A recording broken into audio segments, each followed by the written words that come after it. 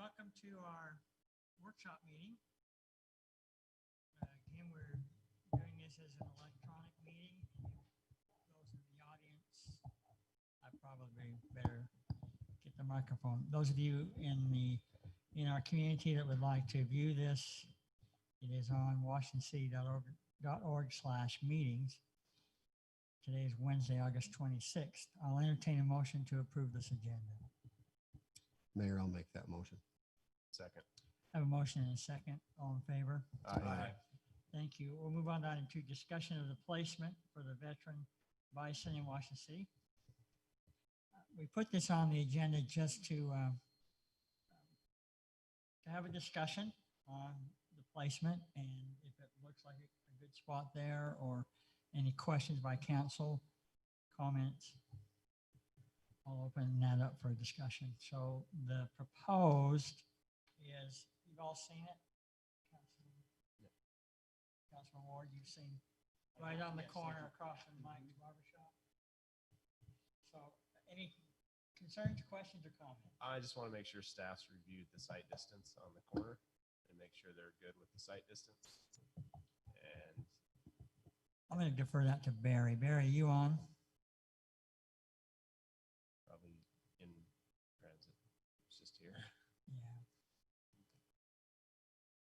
I know that has been walked, and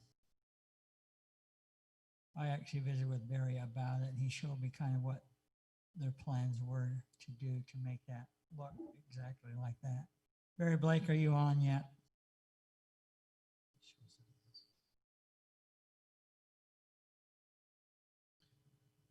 If he's on mute. Barry Blake is on, but he is on mute. He was just down here. He may be trying to get back to his desk or whatever he's watching at.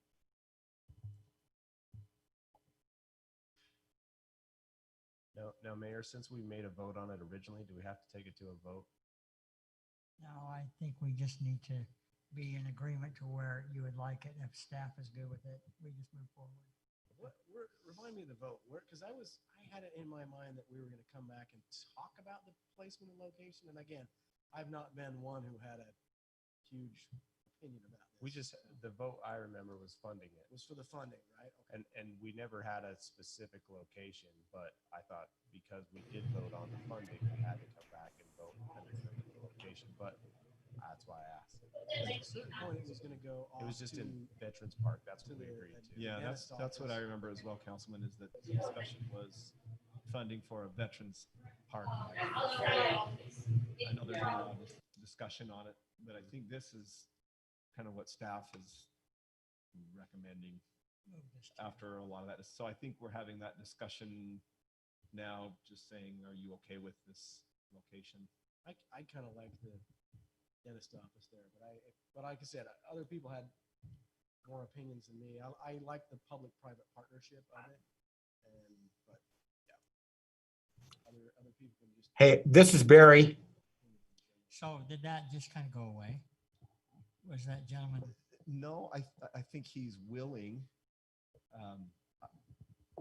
I don't know why, but I seem to have been a little bit of a point of contact on this one. Yeah. So I had spoken with Dr. Brown, and he is interested in that. But as I've had opportunity to speak to each of you, as I've had a chance to speak to staff about it, this is kind of the direction that it is now. Mayor and council, this is Barry. There's a real strong opinion to not place it there. Then I think this body's the one to make that known. And if this body is good with that location, I've heard there was another email that came back that wanted to move it back up a little bit under the trees at Veterans because of the shade. But from my understanding, Dixie State, the Yeah, university, frontage down they there. want a little more. Visibility. The one concern that did come back with Dr. Brown, Cotton Creek Dental, which I agree is a great location, visible location. It's just a little tight with the setback there. And this is actually a little bit larger bison. It was cast from a different mold. Not a lot, but enough that it's a challenge to get it in there from the conversations I've had with a few on staff. But again, this is the body that decides and collectively. The one other good point that I had heard with this location was to think about maybe putting a little bit more rock underneath it, like larger sandstone rocks to elevate it, to discourage climbing on it and possible cars not wandering off there. Yeah. I thought it was Council members and Mayor, can you hear me? huge opinion on this. And again, Don't I- too much talk with it. You know, the location, it just needs to be very visible. The one thought that I had was just maybe putting a little, you know, not a barrier, a 6-foot wall with wire at the top, but a little fence, just indicating that it's not free range for people to go out and jump on the bison, but maybe just a little fence to say, you know, to set the property off. But I did go in to talk to Mike Jensen at his barber shop, and he wasn't there, but I spoke to his son. And I kind of just shared the idea. How do you feel about it? Is this something that would be? And you know, Josh is Mike's son, and he was elated. He kind of passed it around a little bit in the barbershop, and they all really liked it. But I figured that he probably ought to kind of have a heads up on it before it went in, and it seemed very positive to me. And I haven't heard anything negative back. Shoot, we could give him the assignment to watch over it. There you go. Well, and to your comment, Councilman Ward, I believe that while Barry had Jackson Land Design do this rendering, which I actually had a lot of fun showing my staff this and asking them if they've seen it because it looks so lifelike. But Barry did specifically mention that in his mind, it would have more boulders and kind of sit up like you explained. That was, so he says this rendition isn't exactly how he envisions it sitting up. And then there's also a placard on a little stand like you see, and the lady that came in for the funding on this, Kelly, she has named this Blazing Freedom, and she's working on a very succinct and sincere phrasing on that, that's something that's appropriate to honor our veterans. I think he also, in just conversation with Barry, as I've kind of reached out to him on that, I think he's also talked about some signage along Telegraph, but not to detract, it would be along Telegraph. So you know how on Sullivan, the signage is a little bit around, it's kind of a low concrete cast sign. I think he has something like that in mind, but he could probably explain better. Are you trying to get a hold of Barry?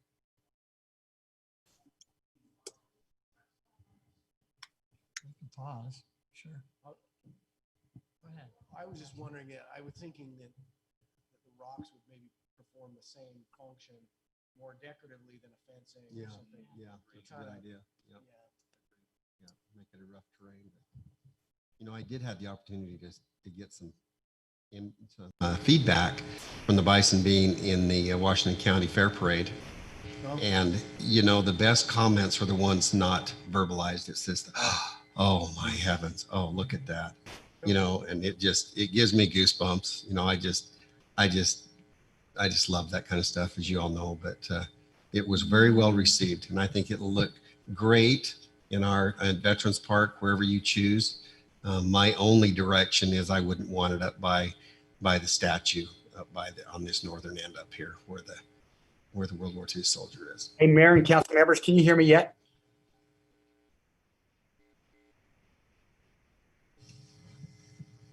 Hello?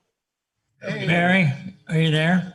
Yeah, I've been talking, but no one's been, I guess I finally got my thing working. I had it off, but anyway, yeah, I can answer any questions you want. I don't know. The question was, or the comment was, how did staff feel about where this bison would be if that location was okay with you folks? I love it there. I think it'll make that corner look nice. That corner is kind of an unsightly corner right now going in the park anyway, and we could make it really dress it up and make it look nice. And that's where I think the bison should go. And as Council Member Staley said, we can take out some of those plants and tie that corner in with some rock there too and a sign and make it really look nice. So Barry, have we checked the sight distance on this corner with that bison? Yep, I had Mike Shaw there, and I also had Drew there. We went through all the site stuff, and I've got approval from those guys. It's exactly where it sits. So What would be the parameters that would govern that? There's- Just for my curiosity on the It's site. just a formula that you look at the sight distance from a car that's like a visual. Is it being able to see around it It's able to see the from the cars corners? Is coming. that right? Depends on your speed of your road and where the yeah, sight- there's so many feet and so many, and Mike can explain. I can't explain. I just know that he looked at everything and said it was good. So Mike might be able to explain that better than me. So probably if you lifted it up on the rocks, you could see through the legs a little better. I expected to get Councilman Coates to cringe at that. Well, you know, I try not to laugh too much at your jokes because I got a whole night of jokes. You wouldn't want to encourage me for sure. Mm. All right, so are we okay with this location? Do we want to move forward? I'm okay with it. If staff's okay with it and they've checked everything, I'm fine with it. Yeah, staff likes it. I'm fine. We'll make it beautiful. All right. Great. Thanks, Barry. Barry, it was suggested that perhaps some of the rock formation could be utilized to make it a barrier to people wanting to jump on it and ride it. Yeah. Hints. Other than they'll just climb up the rocks to get on it. Just keep that in mind. Well, I think it's what I would like to do is maybe put something out in front so that if, something from the street, I don't think they've had any problem anywhere else with any of the bison, but the thing that I would worry about is that maybe a car coming off and hitting it or something. Yeah. Risk too. So I would maybe put something, incorporate that in that landscaping to help that out. Thank you, Barry. Thank you. Okay.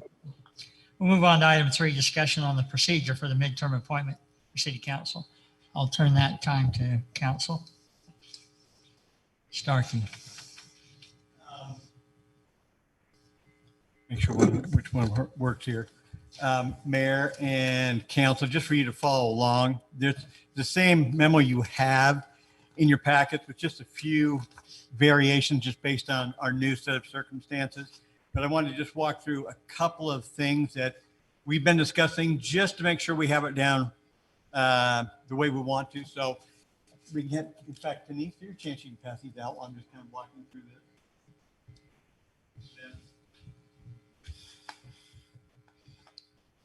She's good.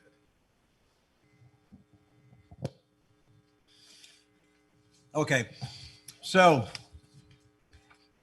again, we've done this before. It hasn't been we haven't done it very often. But just a couple of years ago, we went through the same process. So we're to some extent, You have one? Yeah. We've got one. Yeah, eight. okay. Oh. Well, apparently the copier can't count. Okay, so, and make sure we ask any questions. There's only probably one spot that we have a potential question with how we're thinking about proceeding. But what we want to do is make sure that we all understand the process, that we're all comfortable with it, so that as we have applicants come in, it runs smoothly. We have 12 applicants. They have been seated outside of council chambers, so they're not all in here, and they're appropriately socially distancing outside the council chambers also. And so what will occur is each candidate will be invited in. They'll be given an amount of time in which to make just an initial statement of their own, upon which you as council can ask questions between yourselves that you want to ask of them. I don't think there's any process that you've come up with specifically how to run that. We probably ought to decide on a general amount of time for the opening statement, just so everybody's on board. Denise, our city recorder, has graciously volunteered to be the strong arm censor for anything that goes past whatever time limit you set. So do we want to say 5 minutes as an initial statement time, or? So talking about, sorry. are we separating round 2 into 2 rounds? We're going to have 2 rounds of double voting. No. No, everyone, so I'll do the quick overview and Yeah, then we'll come please. back to the specifics you. maybe. So the quick overview. So under state law, this is how it proceeds when you're filling a midterm vacancy. That is those who you've given notice to, who've applied and who qualify under state law as a candidate are chosen by the city council. That's done in 2, basically in a primary and then a final election, basically, if you think of it that way. The first round of voting that we have set in as a city in order to narrow it down to the final election of the highest 2 is that all candidates give a presentation, answer any questions, at which time ballots are handed out with every candidate's name on them, with an empty box next to them. Each of you will have 2 votes in which you must vote for 2 of the candidates on that. Those are going to be confidential in terms of the voting itself. Denise, as a recorder, is going to be the only one really handling, counting, and sorting the. Denise, the recorder and the deputy recorder are the only 2 that will be handling those, and as well as counting them also. But once those are handed out, you'll check 2. Each of you will do your candidate. You'll hand them into Denise. She will count, then come and announce. If there are, of the 12 candidates, if 2 of them have highest totals, the 2 highest total count vote receivers move on to the final second round, so the final round of selection, upon which the majority of vote of election selects them. On that final vote, a ballot will be handed out with those 2 names on them. 5 ballots will be handed out. Only 1 vote is assigned to each of the council members. Recorder will then collect them, count them, and announce. If anyone receiving 3 or more would then therefore win that election and would be the appointed interim council member. If somehow there's a tie or not a majority, something's gone wrong with your voting because there's 5 of you. So In the final round. in the final round. Yes, right. Yeah. So in the first round, again, each of you have 2 votes. So it'll be 10 total votes from which the recorder will be counting and determining how many votes per candidate. If only one candidate goes through as the highest vote receiver because we have 2 or more ties, the highest vote selection will still move on to that final round. We would then have to proceed to a second round in the primary election mode with only 11 candidates, from which new ballots would be handed out, for which would be you have 2 votes each, so a total of 10, from which we want to get the highest vote count because that would then be the final candidate in the second or final round. If there's a tie, which there could easily be because we have so many candidates, if there's a tie in that second preliminary round, then a decision we want to make a decision and procedure right now that we hadn't made a decision on before. So what we would do is if we have 2 or more tie on that second round in the preliminary round, because we could have as many as, frankly, 5 could tie in the second round. Everybody could get 2 votes of those 5. The process would go as follows. All of those tying would then be eligible to be that final candidate for the final round. The decision you have to make from a procedural standpoint is whether or not at that stage, when you have a tie between 2 or more of the candidates at that point, whether you then, it goes into a selection by lot under state law. It says selection by lot, which means you can determine how to do that. We've determined that to be, we're going to pick from a box of dominoes, the most dots on the bones. What do you say they're called? Dominoes, chip? What? Tile. Tile. There you go. Tile. We like bones.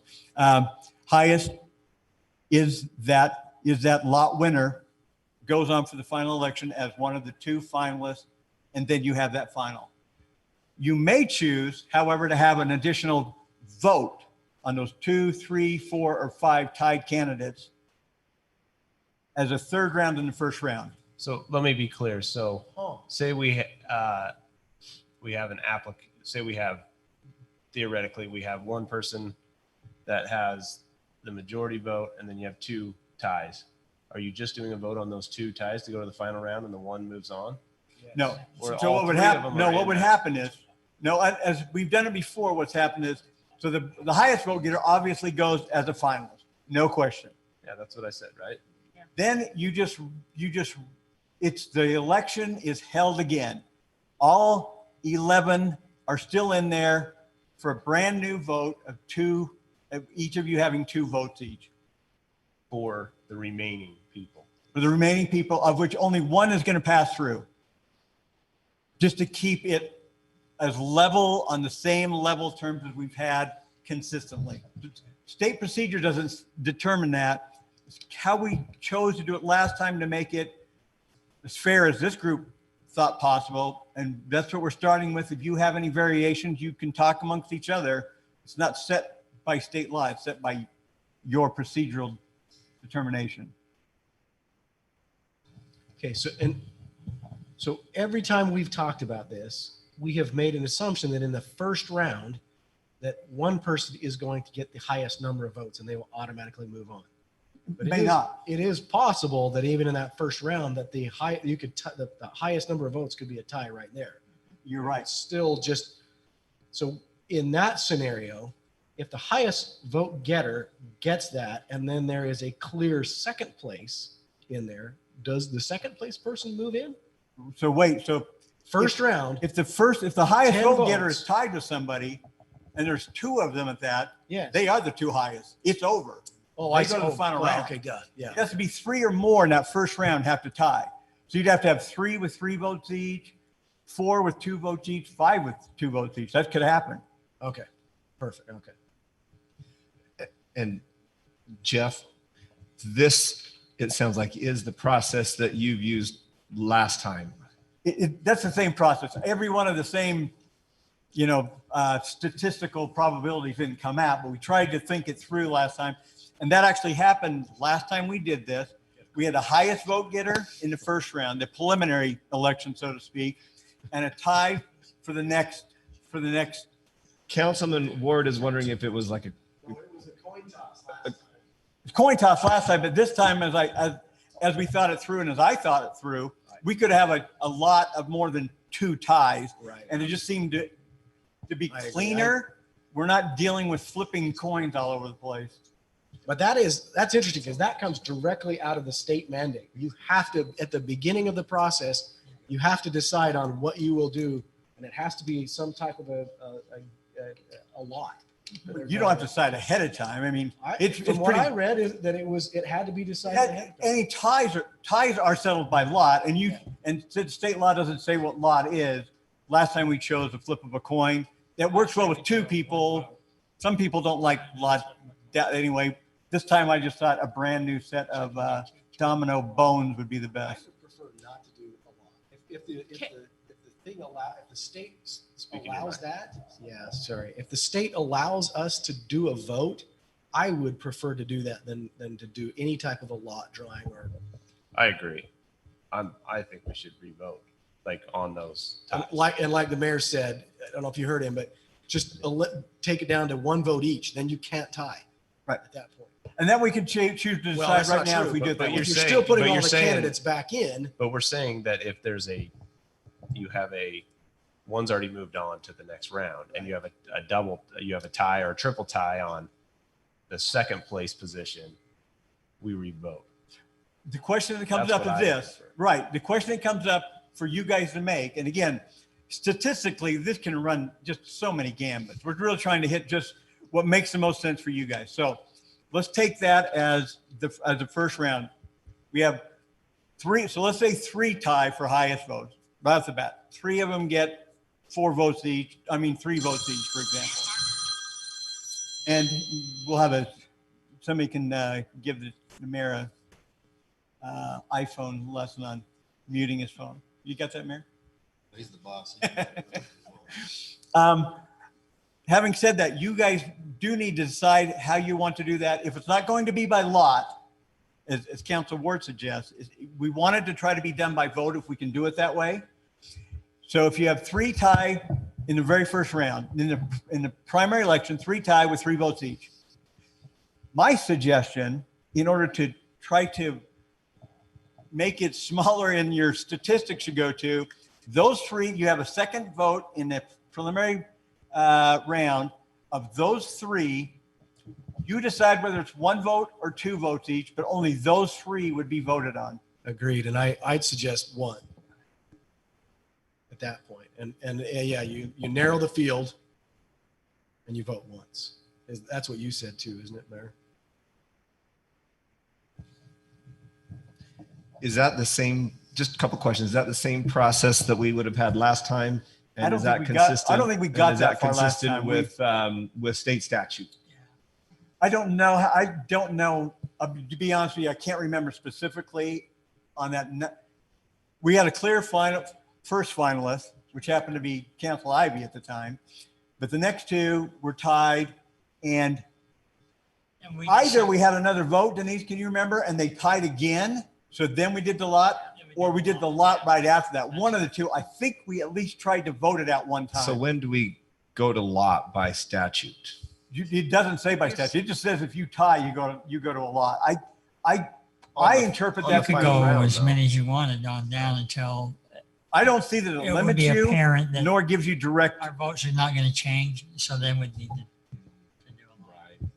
I'll read it to you specifically, Council State, because this is one of those ones where they just changed this in 2017 because Council Previous Starkey, process- Council Starkey, I think we're okay. I think Okay. we go with the first round, 2 votes. And then if there's a number 1 out of that person gets a chance to go to the next round. Then we vote 2 votes. And then we vote, Yeah, but the Wait, question is, who's eligible that second? that second would be the top. So We just the vote top the vote getter would first. go on and possibly the second highest vote. If there's a tie, then we would, for the second place to move on.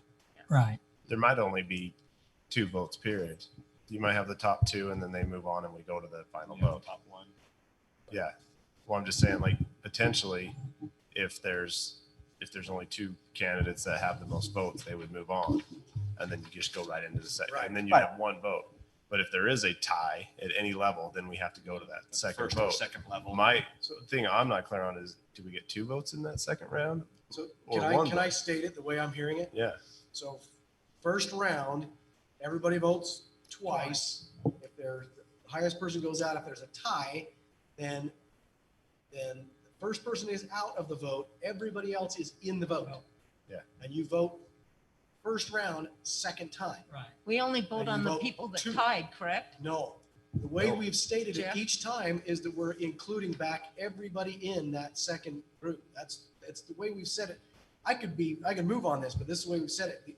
The only time you would go to eliminating them is if there's a tie again at that point. Then you would go to still a first round vote. But you'd be the 3rd time voting in the first round, and you would go to 1 vote, and it would only be Right. only the individuals who tied. That's my suggestion because it seems most consistent with how state law was, not knowing really what they intended. That's my suggestion for that second round of the preliminary round, is that if only 1 moves on, and whether you have 2 people that tie, 3 people that tie, 4 people tie, none that tie, everybody the slate's wiped clean again.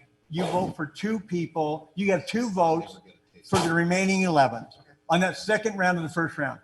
If there's a tie after that, then it's only between those that tied. And then you only get 1 vote at that point. I think I like that. I like the way that you explained that, Councilman and Council, like Mayor. I'm fine with that. I think it makes sense. And Right. if it's consistent with what our process has been as well, then I like that even more. Just, Mayor, Yes. just as clarification, I will not be leaving here to count the votes. I'm going to do them right here. So it's out in the public. Okay. So no peeking, is that what you're saying? So it's, No looking over your shoulder? I don't care if they do. We It's just. it'll be kind of more do. Well, we kind public. of do. It's the same as any election. It'll be out in the open. Okay, thank you. But our recorder will know, so it's not going to be, I mean, the recorder will know just for whatever off reason we'd need to, she will have the assigned, the number one ballot was given to so-and-so, but only she will know that, but it will, there's some type of an accounting process if we needed it. But basically we'll have round one. Then we have provisions for tiebreakers within round one. Yeah. And we discuss those tiebreakers. If it's a first place tie, we discuss that. If it's a second place tie, then the first place one moves on. We vote for two again. And then if it breaks down again, we just vote for one of the remaining. Is Exactly. that clear as mud? Did I state that? Yeah, The way so that in the you did? second round, no matter what happens, the second round voting is just two candidates and one vote per council person. And that's the final round. That's the final election. Was there thought given to how much time? And we've got 12 candidates. Are we thinking 3 to 5 minutes and then some follow-up questions? Can I ask a question before we get to that? Just because this will help me set the time for there. Are we going to do any discussion or questions in the final round? You know, re-ask questions, re-interview, do anything in any of the other rounds? Or are you gonna have us do all of that at the beginning round in the upfront? I'm sorry, I don't want to jump in again, No. but the biggest thing for me is I want to make sure that every single council member is comfortable with vetting to the extent that they can. So if that's the rest of this body's desire would be to be further vetting when it's down to the second round and two candidates, I would support that 100%. Which brings me. I would Mayor, rather to- overdo than under. And that, to me, Mayor, that brings it to the time that we're allotting. I think that we probably at least need to set a time that is a reasonable amount of time for them to share their information. I don't think it needs to be a long time, but if we're going to listen for 5 minutes the first round, do we give them another 3 minutes the second round, or however it is? Or do we just say it's 5 minutes of presentation time or 7 minutes? Or I just would like to have enough time that I feel like that there was more I wanted to hear and didn't have the opportunity to, although I do realize that we have a full agenda tonight Yeah. also. Just my thought. Well, I'm kind of that same way. I would kind of like a little bit of, I wouldn't even mind if we agree on the time, but I would like a little bit of a latitude if there is points that we're needing clarification to say, okay, can I restate that? Can I make sure I understand what you're saying? I don't know if that's the case, but I hate to leave, it's such a rushed process anyways. I hate to leave anything undone. I'm all right with that. 5 minutes and then questions and then the vet on another round? Are you saying 5 minutes that they get to talk and then questions? Yes. Can we say like 3 to 5? So In that's case what- you don't that's have a what long- we've I was- already I told was the sitting- candidates is it's- they get it's 3 to 5 minutes to that's what- present to us. Yeah. I think what we're really discussing on is how much time we have to then ask follow-up questions and converse. I would say probably in that first round, I've kind of typed out 5 or 6 questions that I like, but I wouldn't anticipate me asking more than one of those questions to any candidate. I think we could go on really long and I may ask none to some candidates. I'm thinking maybe 0 to 1 question on follow-up, but I'm flexible. And then also, we may have candidates that are going to use the 5 minutes and we may have some that do not.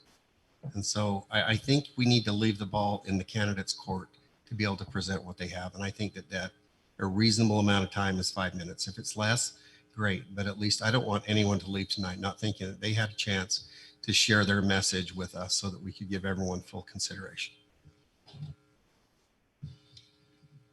All right, clear as mud. Maximum 5, 3 to 5. So Mayor, and just for council's questions about the second one, state law leaves it pretty much up to you because it says after that first round and you have the final two, the two individuals having the highest number of votes shall appear before the municipal legislative body and the body shall vote again. So the mere fact that they appear, I think that's left open to you guys. I mean, you know who they were. I'm not sure if the legislature said appear unless they intended you to be able to read what you need to read out of that, which means maybe you can interview that second vetting if you want. I don't see anything that prevents you from doing it from what state law reads. Have we contacted all the applicants and made sure they're aware that they can come tonight or via Zoom or however we're doing it? Okay, I have emailed all the candidates, asked them to contact me back. 2 of the 13 never contacted me. They never contacted me when I originally sent the notice. So Okay, they submitted their applications via email, but but I emailed them twice and I never got another answer from them. so we'll just, And I don't have a phone number. One phone number is listed in our utilities and it's a disconnected number, so I so couldn't get when hold we of them. come to those names, we'll just, if they're not here, we'll just move on Yeah. and disqualify them at that point. Well, I don't know if they're technically disqualified. They're Oh, still in I the. guess you're right. Still in the poll. Still vote on it. Okay, just making We just clear. don't hear from So them. before you leave the microphone there, can you just talk to me about the provisions for Zoom? Do the candidates, we have made provisions for if they want to call in on Yes, we have. Zoom Yes, to be part of it, to be part of yes, this? we have. And the candidates know that. They are to let me know when they get here because we've set it up in the mayor's office Oh, for them gotcha. to go down there. Okay, They so- are all to come to the city office if they have concerns. We've set up the mayor's office with Zoom so that they can. Be interviewed there. And I guess if somebody had real concerns, they could have contacted you to say, I have to do this from my home or something. Yes. Okay. Did I understand correctly that when we move from this workshop meeting to our regular meeting, the candidates will be outside of this chamber and come in one at a time? From I have them numbered out here. From my understanding, you wanted to talk to them individually and not with each other listening. Okay. So that's why I had set up chairs around the council. Is that how you still want it? Well, I wanted to ask Council Starkey, and I'm kind of enjoying him over my shoulder. It feels like a conscience, but I'm wondering, that's legal, right? I mean, like, But it's a it's public a meeting. public they can open hear it. meeting. So Yeah, if they want to sit I mean, out in the hall technically, and they could watch sit in the YouTube, they hallway can and, see yeah, it, pull us but- up on YouTube. Mhm. Like if they're technically. I don't, yeah. So again, I don't see anything in state law that indicates you don't have the right to determine that. I mean, if the determination is to have them outside of the council chambers as they're being interviewed individually, the point, as I understand it, is for the public to make sure that council isn't during executive sessions discussing how they're going to vote on characteristics and stuff. They want that interview to be done in front of the public themselves. To say that you feel like it's a fair process, that just depending on how their names alphabetically fall, some are benefited by being able to witness the answers of everyone else before they're asked or not. I really think that's a city council call on choosing to do it that way.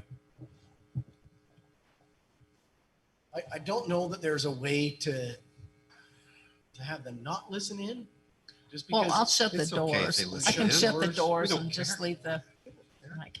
I think, I don't have a big mean, issue if they want to come in here. Or I think they if should want to Whatever you sit there, if guys they want want. to watch it somewhere else. I mean, it's an open meeting. That's a great point. How do you keep someone out of an open meeting? And I get the point. What we were thinking is just always tough being the first guy in the interview, but it's just how it is sometimes. And I just think leave it open and people sit in the seats we have available here. And if there's more than seats we have, they can move out in the hall and keep the doors open. can we make the conference room back here? That's going to be too confining. They're going to be closer than 6 feet together. Because we have a TV and I don't know.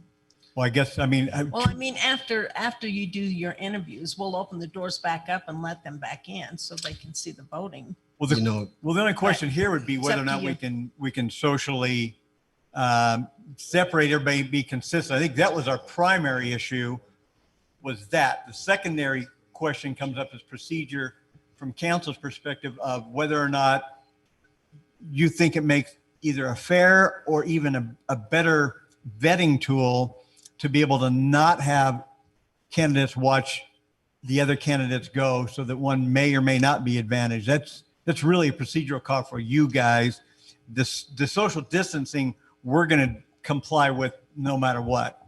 If we're going to have them come in here, it just means that we're going to make sure that we can separate chairs and stuff enough that we can do it. Can we just allow them if they want to come in here, if they're getting close, or if they want to watch it in one of the other? I mean, we're all here. We're all either participating live or electronically. I Yeah, don't we have a don't big- want to close. I'm any guessing we doors can or- adopt that. We can adapt that, can't we, Denise? Between this and the start of the council meeting, I'm sure we can separate for enough to have 12 spots back there. They're 6 feet apart. It'll be close, but we'll Maybe. try. Yeah, we Sure. can do that. Or I can leave the doors open. You can hear out in the, or leave And it certainly closed. one or close more to can, the doors, you can That's a good still hear, idea, even too. if you're sitting. and out we'll there. have Zoom going, at least in the mayor's office, that probably two could sit in also if they want, if they're just there to hear what other candidates had done. We certainly could do it that way. I don't want to I beat think this you to have to death, really but we scramble. can't, we can't shut doors and kind of keep people. We need to be very open in that's fine. everything that we do. And it's even in these interviews, if these gentlemen have the right to be where they want to be. If they want to listen, that's fine. If they want to go seclude and prepare, but I just don't like the idea of closing doors or having anything that says that we're not completely transparent. That's my views. No, that's your guys' call. We'll that we had to set up to be able to do it at all. That was our conservative approach to make sure we could do it if that's what you chose. I think setting up in here we can do. Okay. We'll let the candidates choose how they want to. But you would like us to set it up that way, Council and Yes, Mayor? please. Yes. Okay. Okay. We clear? Everybody clear? Okay, thank you. Move on to item 4, continued discussion, the possibility of a low impact development requirement related to the MS4 stormwater discharge permit. Lester, you there? Mayor and council, I am here once again. Wondering if anybody has come up with any questions that I could be of assistance in providing you some direction on.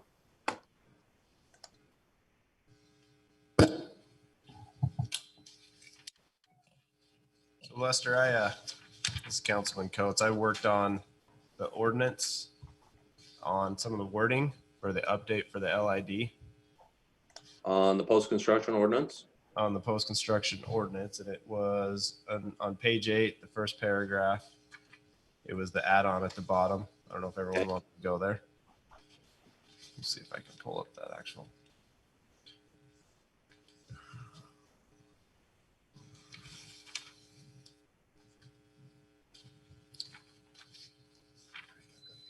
Go ahead.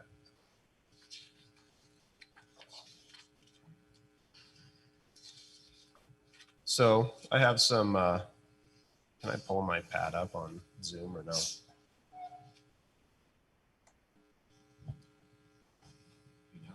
Probably not.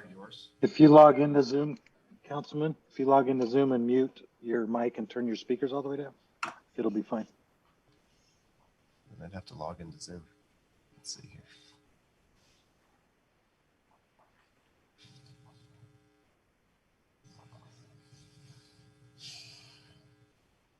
If anyone else has any questions, I work on this. So while he's doing that, I pulled this document out of last week's workshop meeting, and it was actually just a question that I had from last week. We had such a good discussion, we didn't have time for this. But so this is the document, the briefing document yes. out of there, and so but at the bottom that is listing the fiscal impact as negligible. And I wondered if you could kind of help me with that. Well, the fiscal impact of this is going to be pretty negligible. Basically, we're going to have an additional obligation and responsibility to do inspections on these features once every 5 years. Our intent is to kind of keep that as part of our existing stormwater impact fees, or not impact fees, but user fees. We've got the manpower and availability to be able to incorporate that in, because these are going to be staggered. So in the long term, yeah, there will be an impact associated with it. But in the short term, as these are getting started, it's going to be very negligible. We're not going to have anything for 5 years. And then we're going to have whatever facilities come online on a per year basis.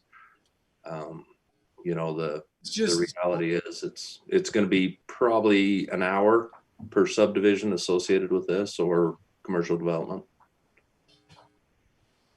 It just seems like there's so many details with this and so many different issues. I could foresee, you know, even time just getting their applications passed taking up more time. I get your point in 5 years, but I guess I don't know how you would estimate how much extra time that would be, but I guess I thought this would be more time consuming, even in the short term, and then especially in the long term. So. Well, there will be time associated with review and stuff like that. You know, we'll have that'll be pretty extensive to begin with, but as everybody gets an understanding of this, it's, you know, the time is going to be by the engineering firms and their level of effort that's put into it. From our perspective, we'll be looking at what they provide us. It'll be a signed, sealed, delivered document that you can find in your manual that stipulates all of the components that we're looking at, the volumes that we need, how they were able to achieve that. It should be a fairly simple review. You know, it'll be difficult getting started, but after they get a hang of it, it should go fairly smoothly. And this is happening on a statewide basis, so even the out of area firms will have similar requirements wherever they're used to doing work. So for example, like how much time have you spent on this already? Already there's been a pretty significant amount of time. I'd almost like to call that out in it here. And I realize it's just a briefing document, but I hate to, it seems extremely burdensome as an unfunded mandate. I hate to reduce it down to negligible, because I just see a lot of effort already put into it and a lot of pain points. So, And again, this is Councilman Ivy.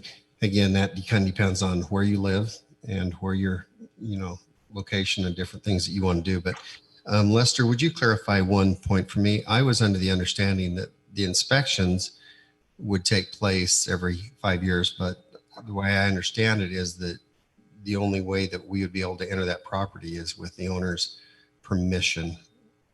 And we get that right up front with when they sign the post-construction management agreement. That permission is granted. So the via permission that document. implied. So the permission's implied in the, okay. I have a The problem. original agreement gives us the authority to enter the property to do that. Yeah, I have a big problem with that. Your developer can't give the property, you can't give the right away to get on the property of somebody else who's selling the property to. I think we need to, I don't think we can just assume we can just walk onto people's property. And that's something that's already in place with post-construction management agreement. And that agreement records prior to the subdivision actually occurring. So it's prior to the plat being recorded. It's an encumbrance that's on the ground at the time that, you know, whoever that individual homeowner may be, that encumbrance is already in place on the ground prior to their purchase. But to be considered to be implied consent, is that transferable to the property owner from the developer? It's a deed In that restriction. case, it comes as a deed restriction that'd be going over in closing documents. Yes, it should be if the title company has done their job. Okay. So that comes to my point, but I can't get this thing to work. I'm in Zoom, but it won't let me share my screen. So unless Steve can tell me the right way to do it.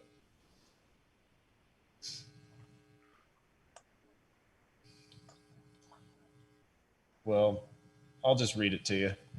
Okay. So my suggestion is, I'm just going to read it. It's where you highlighted it pink.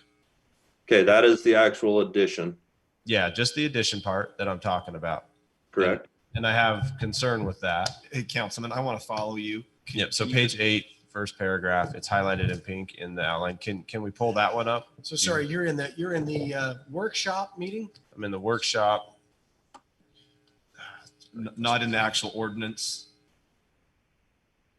that's in our. It would be the item 4, red line, post-construction stormwater ordinance final update. Yeah. So it's item 4, red line. Yeah. From,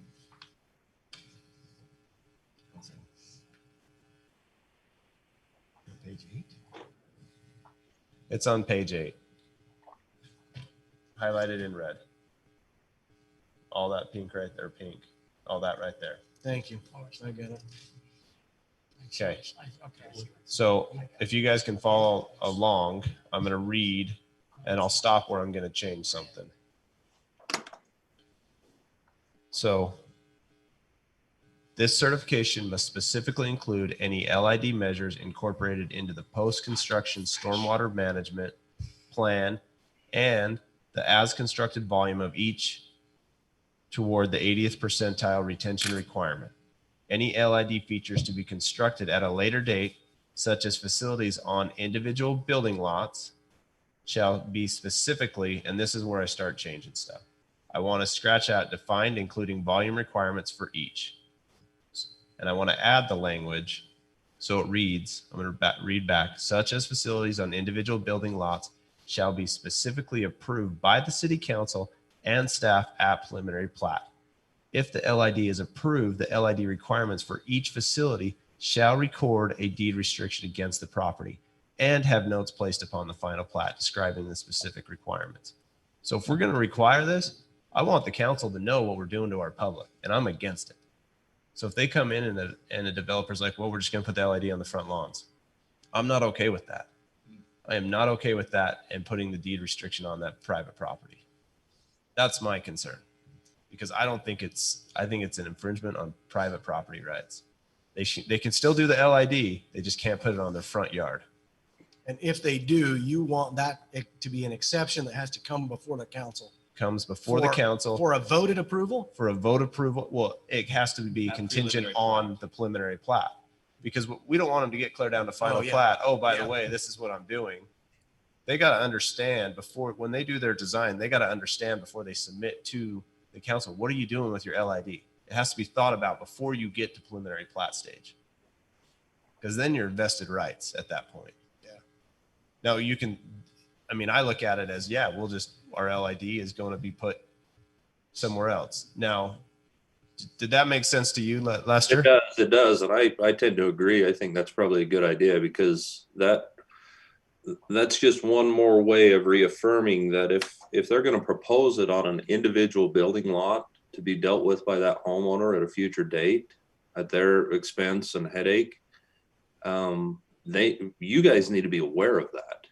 And they need to bring that to your attention and not leave that up to staff to have figured out that, hey, this is what the proposal is. And, we need to be sure and bring this up to council so that they're aware of it. So the other thing I want to make sure that I'm clear about, Lester, is, so we have this impervious disconnect. So we can allow, I'm not talking about that. I'm allowing that they can do an impervious disconnect and understand what's going on.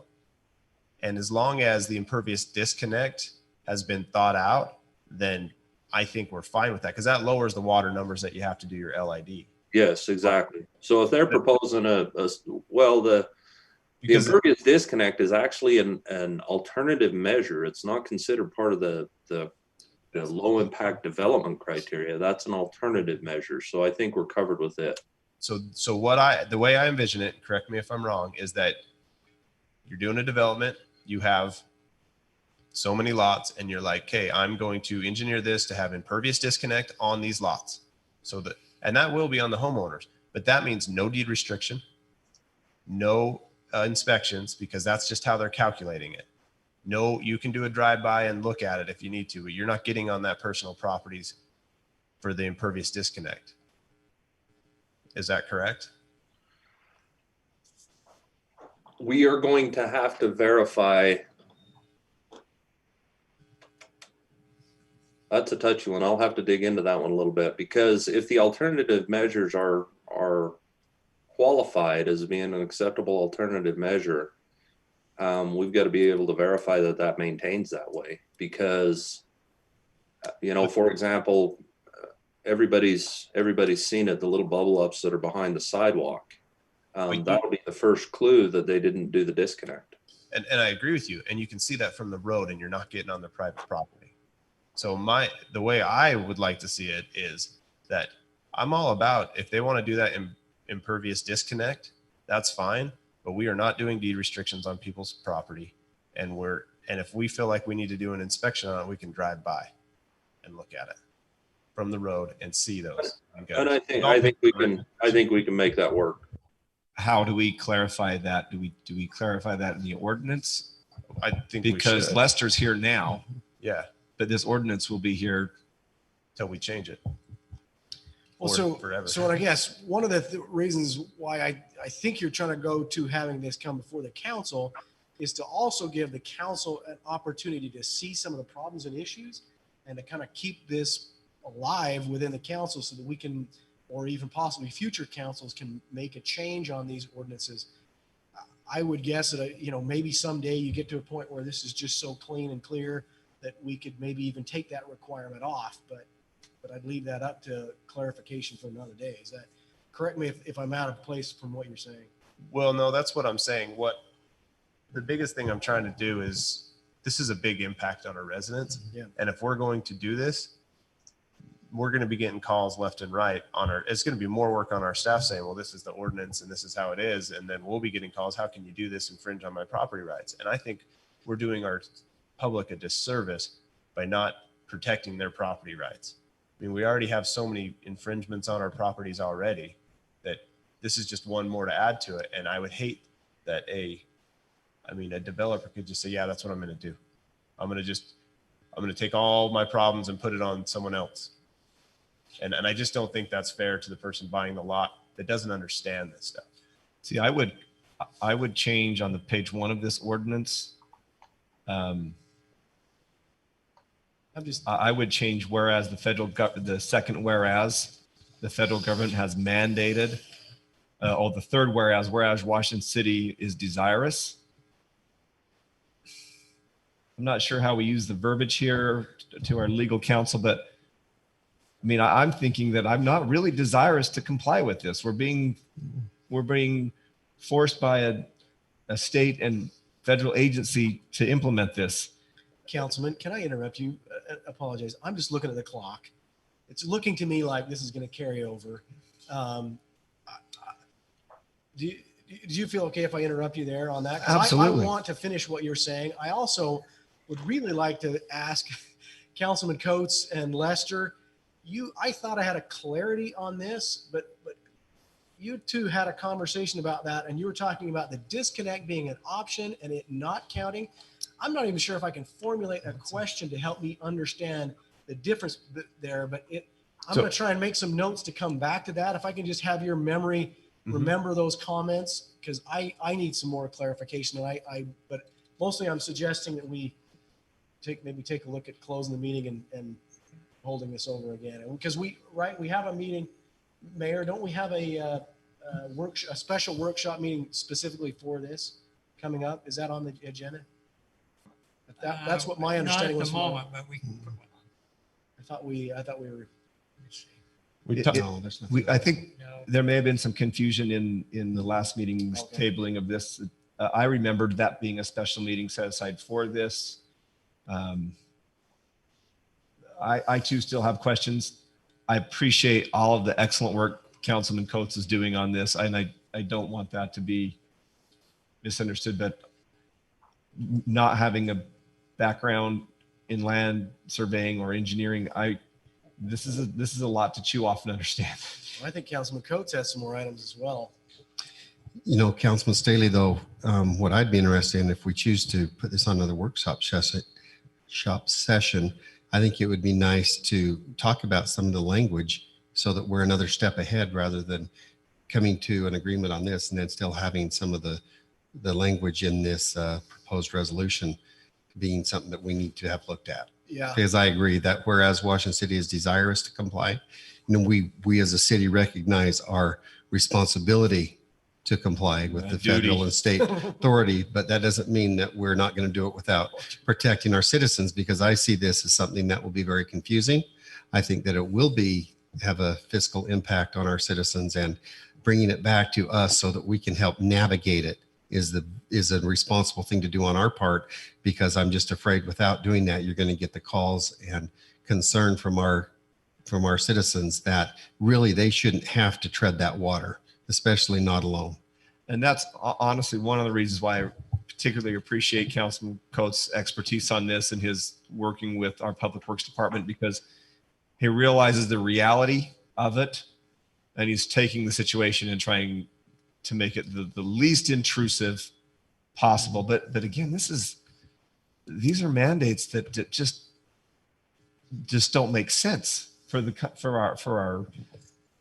our high desert soils. And I mean, I'm wondering what any of these, and I realize it's 80th or 85th percentile, but I'm wondering how any of these would have held up, tree boxes or the gardens, or any of these would have held up with the storm that we had, the monsoon storm 3 or 4 days ago. So you gotta, I mean, this you just gotta makes me laugh. disconnect that though. And we need to get Well, more discussion, but I'm just saying, Yeah. in a flood event like that, doesn't matter. They're not talking about that. They're talking your nuisance water that's coming off your grass from watering too much. They're talking the small rainstorm. They're not talking what we had. That all things are off the table and doesn't matter. That's when detention comes in. They're not talking about it, but our citizens have bought and paid for something to deal with this LID, and that storm likely was going to do damage to what they have put in place. Yes, Yeah, most definitely would. That's There is a potential for real that, too. thought that I had as well. It will just overwhelm the whatever of the number of solutions that none are most likely even going to be practical. Right. So we go to the alternative. Councilman Ward makes a very good point, because my experience, again, I don't want to belabor that, but the two areas of expertise that I do have would indicate that that's very correct. That we have to consider that, because once those are taken out by a major flood event that we had, then there's going to be a cost to put it back in. And a lot of those people won't be able to do it themselves, let alone understand it. And so again, I think that's a good point to discuss before we finalize this. I think that's a good thing to bet.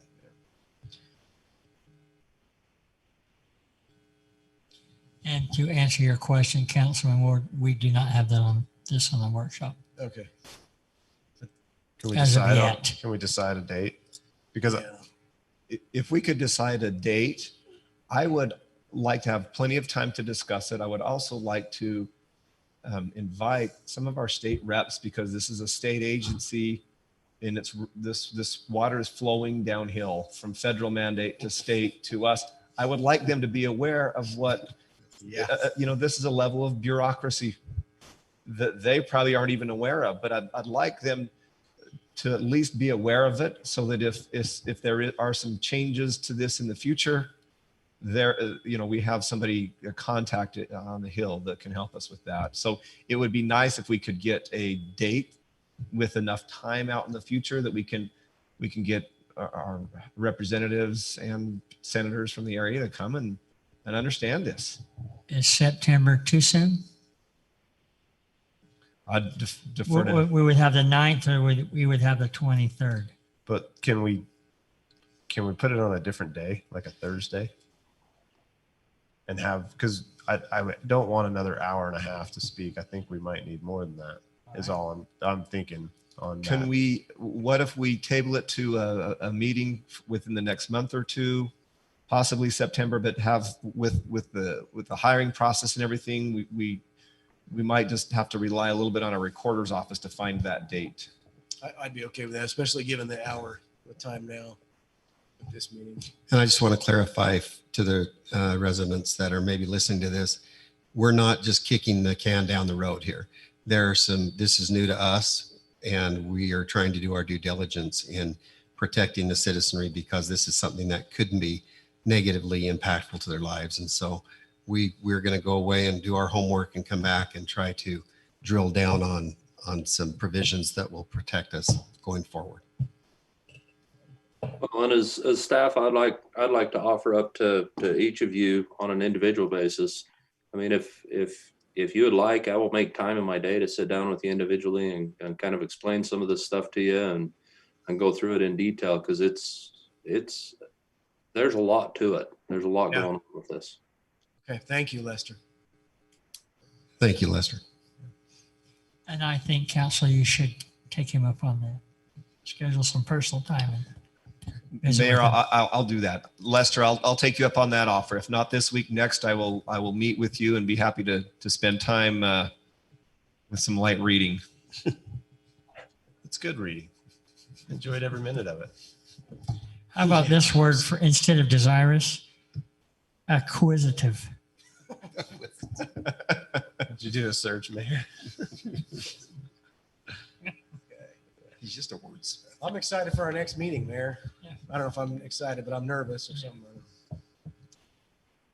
Anything else to discuss on this item, gentlemen? Just make aware that there is potential for fines for not having it in place. Right.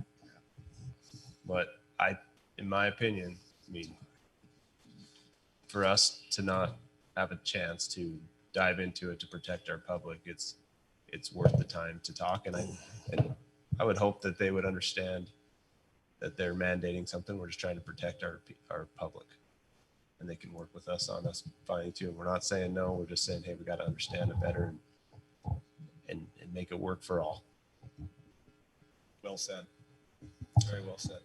Thank you, Councilman Coates. All right, well, I'll entertain a motion to adjourn. So made. Second. All in favor? Aye. All right, see you in 20 minutes.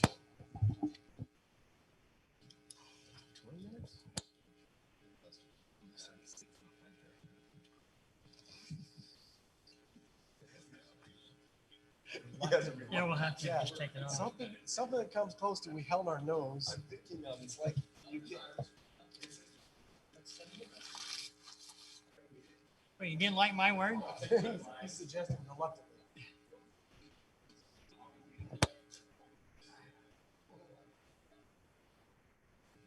You didn't like acquisitive?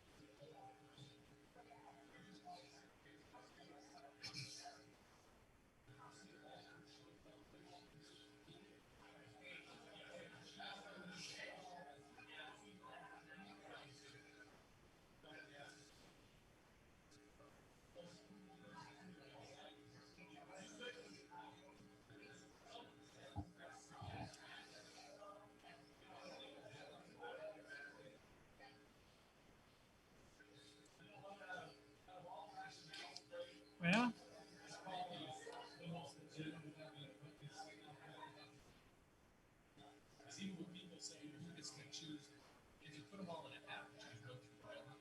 yeah.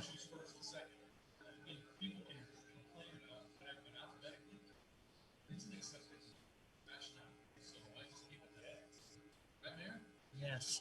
Yes.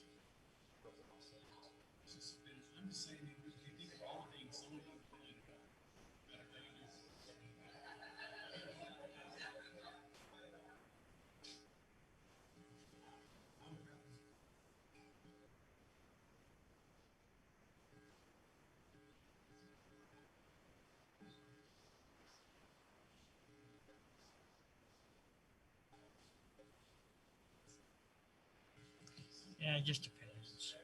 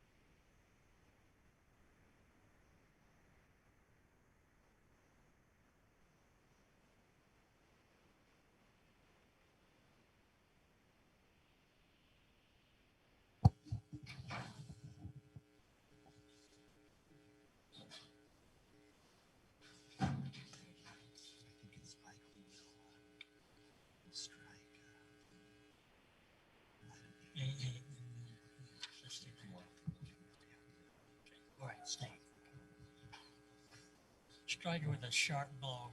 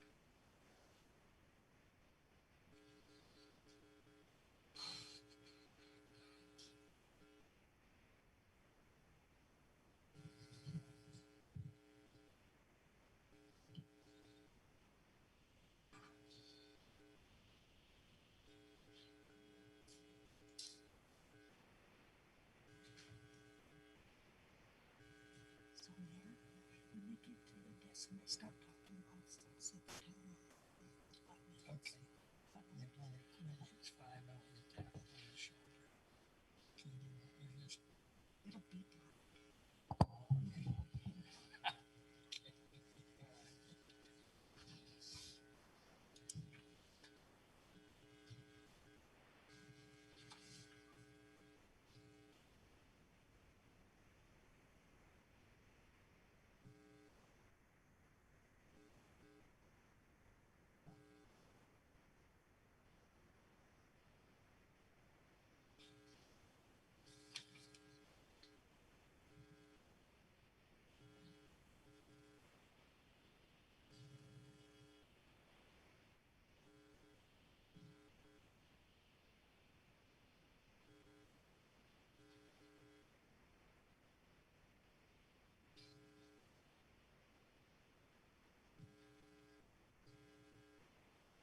Yeah.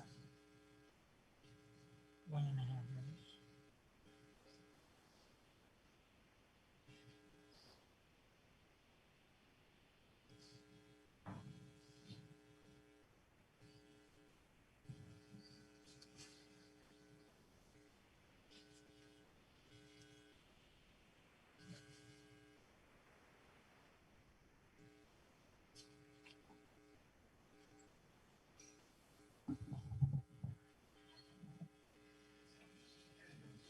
You want-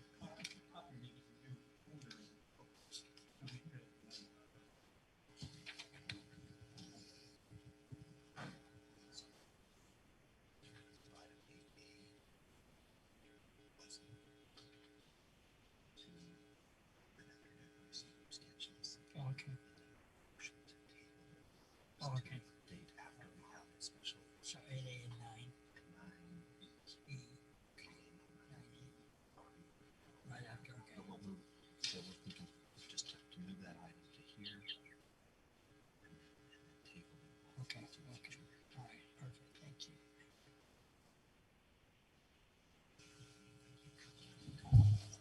All right, welcome to our city council meeting. We appreciate you all coming.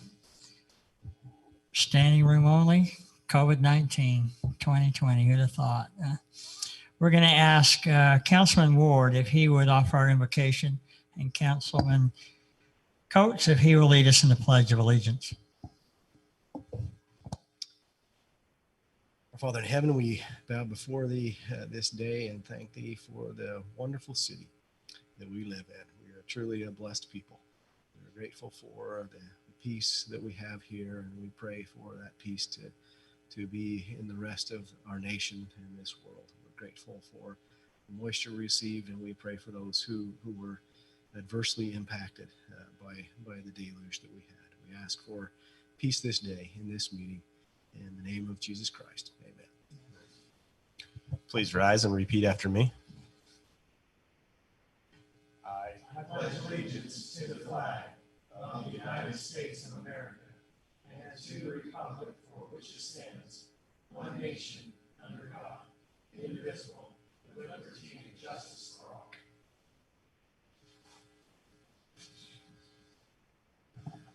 All right, thank you, gentlemen. I appreciate that. We'll move on to item 1, approval of the agenda.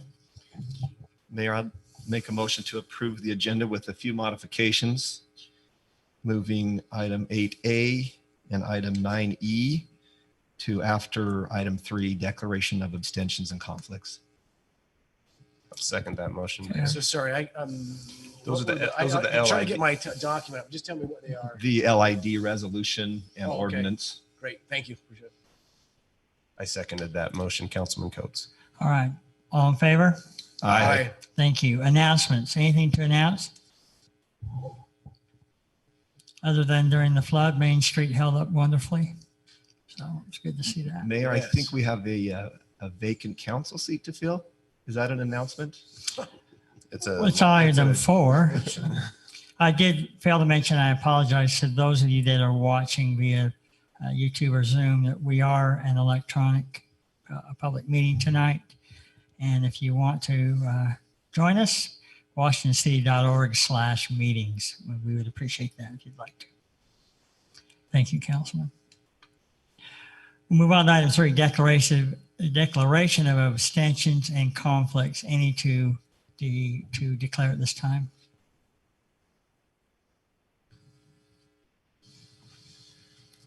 Okay.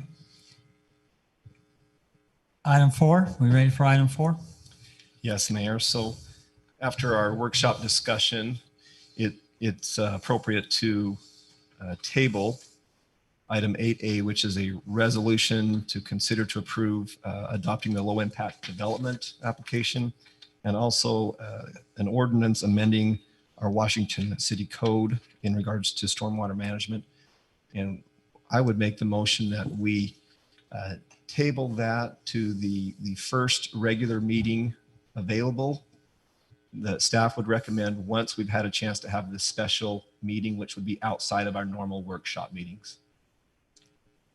So moved. Is there a Second. motion? We have a motion and a second. Go with a roll call. Staley, aye. Warren, aye. Ivy, aye. Coates, aye. All right, we will do that at a later date. Thank you. We'll move on to item 4, midterm appointment. Interviews and consideration to appoint a midterm city council member. So before we get started, we have had a procedure presented to us in our workshop.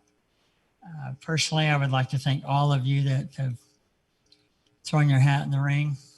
Obviously, not all of you can be on the city council, but we appreciate it very much. I appreciate your desire to serve in this wonderful city of Washington.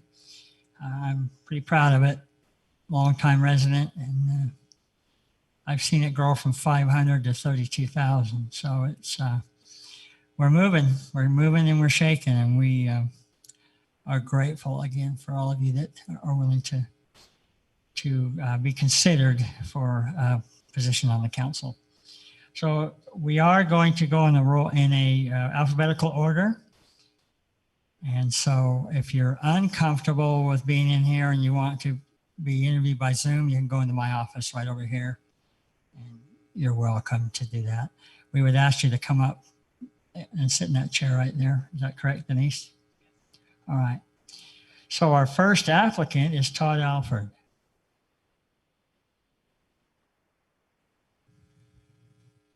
Maybe he was grabbing some in and out. Might be running a little late, but okay. Our next applicant is Katie Bingham.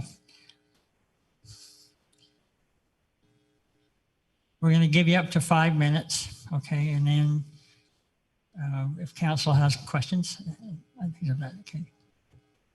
Yeah, turn that. All right. So you just want me to talk and you guys will ask Absolutely. me questions at the end? Yes. Close to it. Okay. Can you hear me now? All right.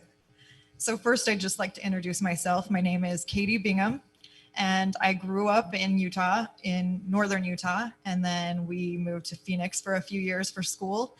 And after Phoenix, we lived in Oregon, and we decided we don't like the snow and we wanted to move back to Utah. So we've been here for 4.5 years. I have 4 daughters, and that keeps me pretty busy. But I think that I have experience for this job. In the last 4 years moving here, I've been an active member of the PTA board. And so I have done different jobs in that. I currently am on the executive committee, so I'm the president, and this is my 2nd year. Doing that job is a lot of meetings that I have to go to and a lot of working with the principal at our school. I also have to make sure that we have insurance and our bylaws are current and we have to follow our bylaws to make procedures. I have to make sure that our fundraising is all done transparently and that we are using our money in the schools that we're the way we're supposed to.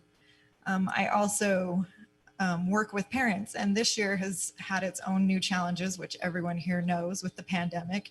And so we have had a huge range of opinions on mask wearing in our schools. And I've seen it like all across the board. Everyone has an opinion.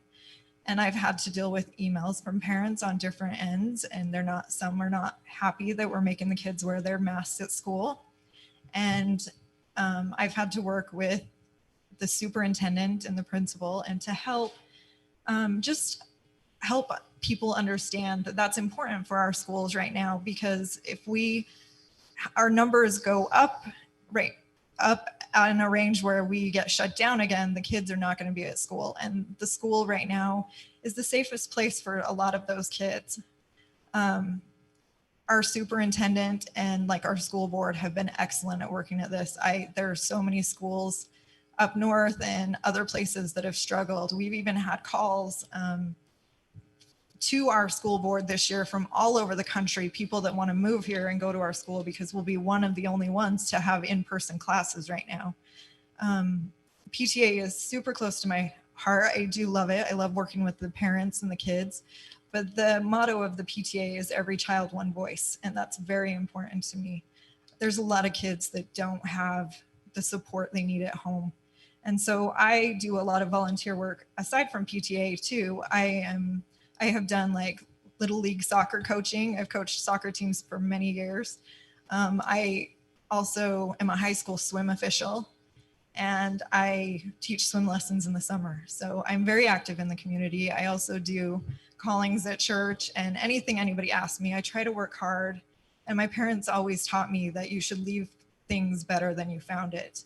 And that would be my goal if I was on city council. Is we already have a great city, and I might not be able to do that because it's already great, but I would love the opportunity to at least try that. And one of my main reasons for wanting to do that is my 4 daughters. We plan to stay here the rest of our lives. And that means that they'll continue to grow up here and that their families will potentially be here too. I mean, I hope, fingers crossed, they stay here, but they might move away. But I would like to leave a legacy for them that they could be proud of, and that our city could keep that. We have a home, like a small town, hometown kind of feel to our city. Even though it's getting bigger and it's grown a lot, we still like the Main Street part of town and the parades we do and the little things that our community has. That's what makes it a home for us. And I would not like to change things. I'm not here to like completely flip things on its head. I'm just here to be a support and to help the community in any way that I possibly could. I am fast at learning things. I've had to use, Excel sheets and Word, and I've had to learn PTA has a new member hub program that it uses for online payments. There's a lot of things that I've had to educate myself on. And if you give me this opportunity, I would be so grateful. And I would love to learn from your experience, because there's a lot of experience in this room that it would be nice to have passed down and to be able to use. And I just look forward to the opportunity. Do you guys have any questions? I do. Katie, what would be one thing you would like to see? To see? That's a tough one, but It is. I probably just more family support we have a lot of families that are lower income living in some of the apartments that we have, and they have a struggle with getting the things they need for their kids at school. And that's another thing that I helped with last year. Our PTA board, when we did our budget last year, I came up with a hero fund. And that was money set aside for any kid that needed a backpack or shoes or anything that we told the teachers about it. So it wasn't just anybody could come and ask for stuff. But if the teacher saw a need, then they could approach us and let us know, and we would get that for the kids. Well, last year at the end of the year, things did not end the way we thought. School was stopped sooner than we had planned. And so we had money left over that we didn't use. So I talked to my board and we voted on it, and we took that money and we paid off every single lunch balance at the end of the school year for our school. And so I really would like to work with helping families and kids. So Thank you very much. no problem. Thank you. That's it. Any questions? I guess the one question I had is just curiosity. Are you the president of the PTA of the school you're over, or like the school board? So I am the PTA president currently of just Horizon Elementary. Horizon, okay. And then I'm also the secretary of the board above the elementary schools in our area. Oh, okay. So I work on both of those. Thank you, Katie. No problem. Thank you. Thanks. Roger Bundy. Mayor and council, thank you for the opportunity to be here this evening. I had the opportunity recently to watch a couple of city council meetings, and I was here, of course, the other night for the discussion on the city manager position. And I see that things are a lot the same from the experiences I've had, but I appreciate all the time that you gentlemen devote to this position of being council members, and I know it takes a lot of your time. For those who don't know me, and I know all of you, but I am approximately 39-year resident of Washington City. All of my kids have grown up here in Washington City, and I love the city. The burning question, I'm sure, for everyone is, why would Roger Bundy want to be a council member? Well, I love the city. I think I have a lot to offer. I'm here, I'm available, and I've had some experience with this position, as you all know. My experience in my profession allows me, or has afforded me, the ability to, I pretty much know every corner of the city, literally and figuratively speaking, and being a professional land surveyor. And so I've had a lot of experience with dealing with planning and zoning through my profession, and also having served on the planning commission here, as most of you know. I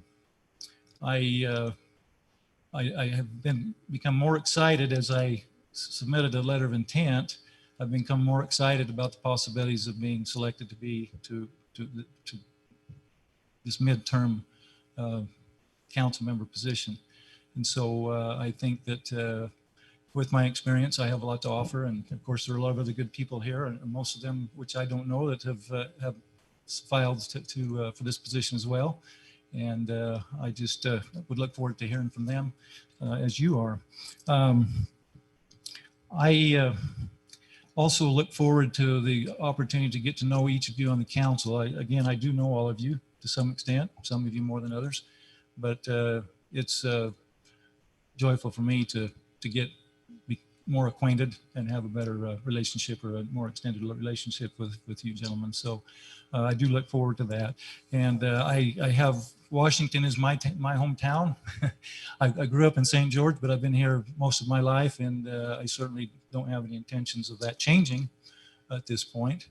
My wife and I do need to move because she has issues with her knees, and we've got to get in a one-level home. But we're certainly thinking Washington's the place to be. And so we just love it here, and I want to be able to serve in the community as I have done in the past, and I just would look forward to it if you gentlemen feel like you could support me in that. So with that, if you have any questions for me, I'm happy to try to answer. You've got a lot to listen, a lot of folks to go through here, so. Okay, thank you. Go ahead. So Roger, it's good to see you. And thank you for all the excellent work you've done over many years here. I wrote down 6 questions that I'm not going to ask you all 6. But I have some that are easy, and I have one that's kind of a tough question. Would you be up for an easy question or the tough question? I'll take any you've got. Okay, I'll go with the tough one then. How would you respond to a developer who approaches the council for a zone change on a large parcel of ground with general plan use designations of low density and medium density, about half and half, and asks for only R110, R18, and R166 straight zoning, assume the surrounding zoning is similar or undeveloped? Well, there are a lot of questions that would need to be asked of that developer and, you know, with respect to that development and how that's going to come about. That is a tough question.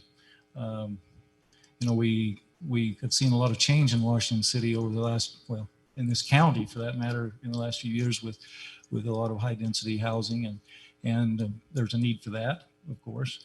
And but I think that the developer would have to go through the process just like anyone else, be heard by this body, the Planning Commission, to filter out any questions or concerns that there would be. It's just that simple. And obviously, I would be one who would not, it would only be before the council that I would have any discussion with a developer. If there was someone that, and I work for developers to a limited degree, and it would just be a council issue. I would not be unilaterally going out and making any decisions or giving any indication of how my vote might be. That's just not the way I work. It would be a council decision. And of course, the Planning Commission and giving their input is very valuable as well. So having been there for a number of years, I know that that's important, and I respect a Planning Commission and all the time and effort that they put in as well. So hopefully that answers. There's not a simple, hard and fast answer for that. Thank you. Appreciate that. Thank you very much. Mr. Bundy, I just have one question for you. The service triangle, so to speak, is time, ability, and desire. Could you speak to each one of those just briefly about how you would fit into that? Well, time-wise, time is pretty significant, but valuable for all of us. I have a small business that takes up a lot of my time, but I work day and night as the need arises. All of my children are gone. I have 12 grandchildren, and I visit them on occasion, but some of them are a long way away, and it's difficult for me to see much of them. But family is very important. But I do have a business, but I could devote the time and would be willing to devote the time that is necessary. And I know what that time element is. So the three triangles of time and ability. I've kind of mentioned my experience over the years as a council member and as one that operates a small business. That with my business, I'm dealing with a lot of citizens of our community and other communities in Washington County and elsewhere that I communicate well with, and I'm able to help them with processes and procedures. That's very important here. Are processes and procedures that the city has. I know a lot of the staff, and I know what the processes are, and so I have a strong point there. Your third one, I'm sorry. Desire. Well, as I've indicated, I love the city, and I do want to serve, and I feel like I have something to offer to fill this position at this time. And so my family situation is a little different than it has been in the past because my children are all gone, and a couple of them have moved out of the area. In fact, 3 of them moved out of the area. So I have the time and the desire to devote to the position. So.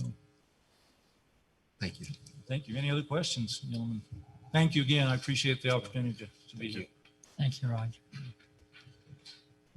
Kendall Clements.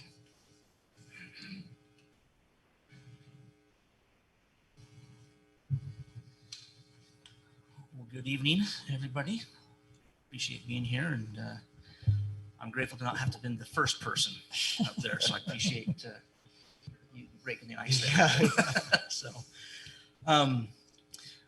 when I moved to the area in 2008, I lived over in St. George, and my first impression was that the entire area was going to be identical. But when I moved to Washington in 4 years ago, there's a notable difference in the city of Washington. It's a different culture, different feel. And sometimes when we're only a foot apart from the next city, you wonder, can there be something different? And there actually is. And so I'm kind of pleased to call Washington my home. And I plan on living here the rest of my life. We bought our little pioneer home just 2 blocks away from here. And I hope it outlasts us on that. But a little bit on my background. I was originally born in Idaho and didn't care for the cold there. And so I moved to Phoenix, and it was a little too warm. And then we moved to here, and it's just right from that perspective. I'm a small business owner. I have a real estate brokerage called Escape Properties. I heavily involved in the real estate side of things, but predominantly in property management. I do both vacation homes and traditional management companies out there. Kendall, Yes, sir. now I remember. Did I evict you? No, no, that you came before this body with vacation rentals. Yes, And yes, I I was did. trying to place how we had met before. So That's- that was that's the there. clue I needed. Thank you for offering that. You betcha. Happy to do that. So that's my professional side there, but I'm also involved in our community from a business development. I've invested in some organizations. There's an organization called Actalytics that owns formerly Corporate Alliance. It's now called Allies. It's a business networking. That's not really the right way to do it, but small business development type function. A little closer, a little closer. Thank you. You betcha. And through that, we're doing software development and trying to develop sustainable jobs development here in the local area. One of our challenges that I think about all the time is growth in employment and cost of living. Our cost of living is very high in our area. And always trying to look at ways that we can draw in more employers, more opportunities that help bring jobs here that help our families. You know, mentioned earlier was low-income families. The best solution there is let them get a better paying job, lift themselves up from the bootstraps. And we need employment to do that. So I think of those things. I think of affordable housing all the time, not just here in Washington, but throughout the whole county. You know, what kind of things can we look at there? And so I have some ideas and desires there to look at. But I love businesses. I want to see Exit 13 grow. I love to see the direction it's going. I've got my opinions of Sitla, but one of those challenges out there. But I think there's some good things taking place in our community. I just like to be part of that. You know, because it impacts families, it impacts people out there. I'm at the stage now in life that my kids are growing. They live here local, but they're grown out of the house. And so my time is such, even though I'm a small business owner, but my time is flexible right now. I don't have after hour commitments, if you will, that are out there. So I have some time to put out there. And I was thinking of, you know, why do I want to be part of city council? And there's a lot of reasons, but years and years and years ago, I went on a field trip. I can't remember what age I was. I'm gonna say sometime in kindergarten, second grade. We went up to Rexburg, Idaho, and they have this cool flood museum up there. It's the only thing that happened to Rexburg that made it famous was a flood back in the 70s. But there's a fire truck in there, and my grandfather's name is tagged to that fire truck. And it was just kind of neat when all the other kids around me said, "Oh, that's your grandpa." And I look back at civic service in our families, and I think there's a time and a place that's appropriate to get engaged in a community. And I feel like I'm at that point in my life that I have time to dedicate to it, and enough experience that I don't think I know everything yet. I certainly don't, but I'm at a point in life that I think I can add to a position of a council out there. Any questions, thoughts? Yes. Kendall, you had mentioned you had some maybe ideas about affordable housing. Affordable Mhm. housing's a big issue here. Maybe I'll just challenge you to maybe give us one idea there. Yeah, and so these are just ideas that I have out there. I don't know if the city's already looked at them or considered them, but we have properties that have the ability to have casitas on a property. If those homeowners, if they are owner occupied, would be able to rent out their casitas, I think it would bring an influx of two benefits. One is a revenue source for a homeowner, but two, more affordable housing. Right now, I have 1-bedroom units that are commanding $1,100 a month in rent, which is astronomical to me.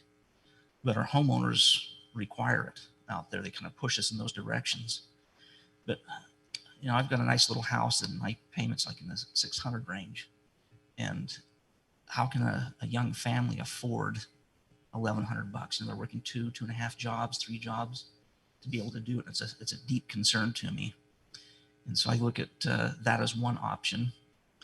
The other is, working with developers to go higher density in certain areas, which I think we've seen, down by Hellhole Trail. I think that project going in is a fantastic thing for our community. I think we've got a couple of those going on around, so I'd like to see those, a few more of those come in as well. Great, thank you. Yep.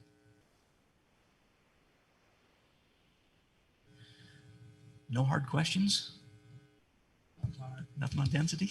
No, just kidding. All right. Any additional questions for Kendall? Not, thank you very much. Thank you. Appreciate it. Quinn Gibson.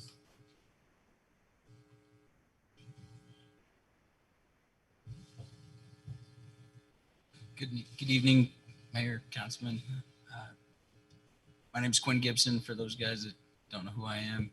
I've lived here in Washington City 27 out of the 30 years I've been alive, and can wait to get back on those 3 years I weren't here. I'm married, I've got 3 kids. It's the 4th generation of Gibsons in Washington City. So our family's been here for a very long time. Washington City's been an inspirational city for me. I mean, I don't think I would have turned out as great as I am without a lot of inspiration here with the city. Even some of you have helped me out big time, which has been great. And since then, I've always wanted to give back to the community. I've been a volunteer firefighter here in Washington City. I was, scout leader, baseball coach for many years. This year we actually went undefeated, which was great. So I've been always trying to give back to the community that's helped me. And as a council member, I think I will bring a lot of things, compassion, responsibility, honesty, common sense, I think is a big thing that things have been lost.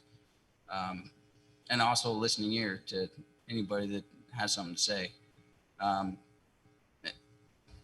Speaking of, honesty and ethics, I actually quit my last job 4 weeks ago because I found the owners and higher management to be very unethical. And I didn't want my name tied to that. So I said, there's other things I can do to get away from this bad experience because I care about who I am. I've also learned, I'm currently working as a shop foreman, and I've learned to adapt and change different things, listening and being practical or impartial from ideas from different employees, different customers on how to make things better, how to change the shop. Hey, let's do it this way, and let's make that change. And I'm always open to new things, which has been great. And I think that's a big thing on anybody is, be open-minded and decisions be made for the best of the community and the city as well. I also hope to show that the younger generations, my generation doesn't care anything about this. They don't care to go vote. I want to show people my age or younger that, hey, you matter. There's nothing worse that makes me angry when I go say, hey, did you guys go vote? And they said, no, my vote doesn't matter. I've never missed a presidential election. I've never missed a local election. I missed one state because I was out of town, but I care about how the local and government is being ran. I'm a huge supporter of the amendments. Same with the Constitution. That stuff cares to me. That's important to my life. I'm excited to see growth in Washington City. I mean, I've seen it grow from where I could dang near hit every house on trick-or-treating to not even being close.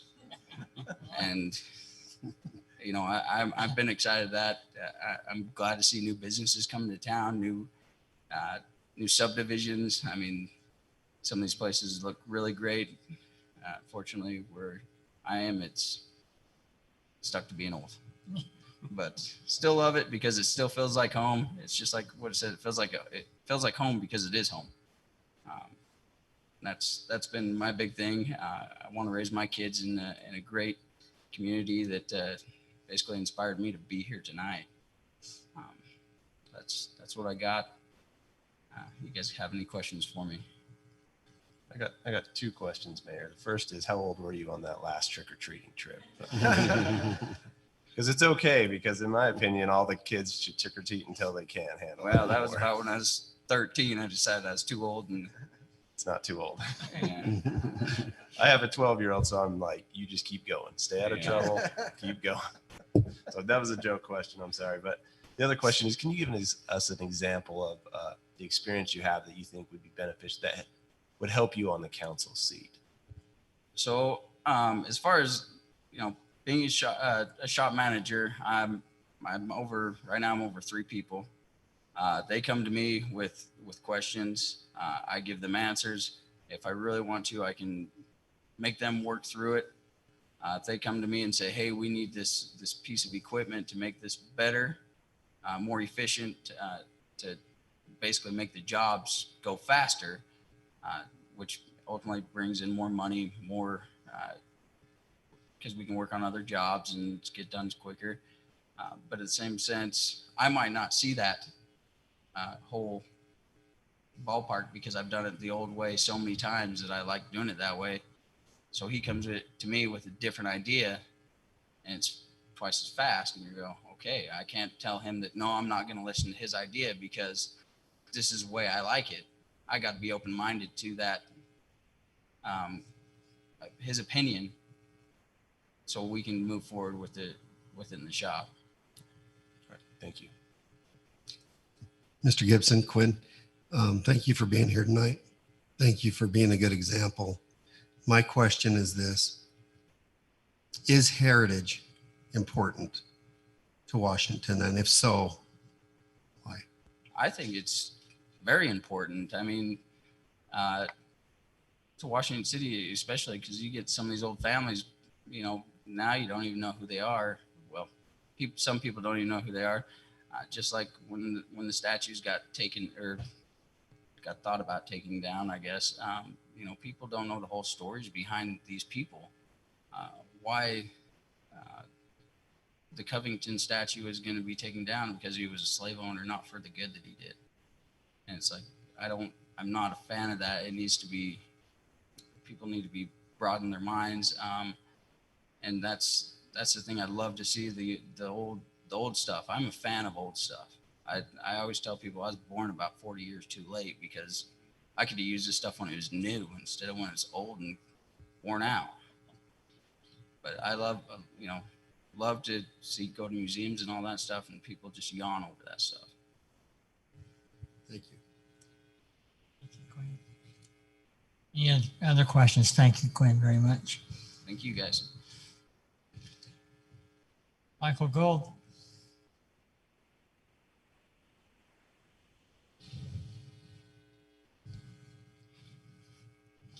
Good evening. I have prepared statements if that's okay. I'm not very good at winging stuff. It gets me in trouble.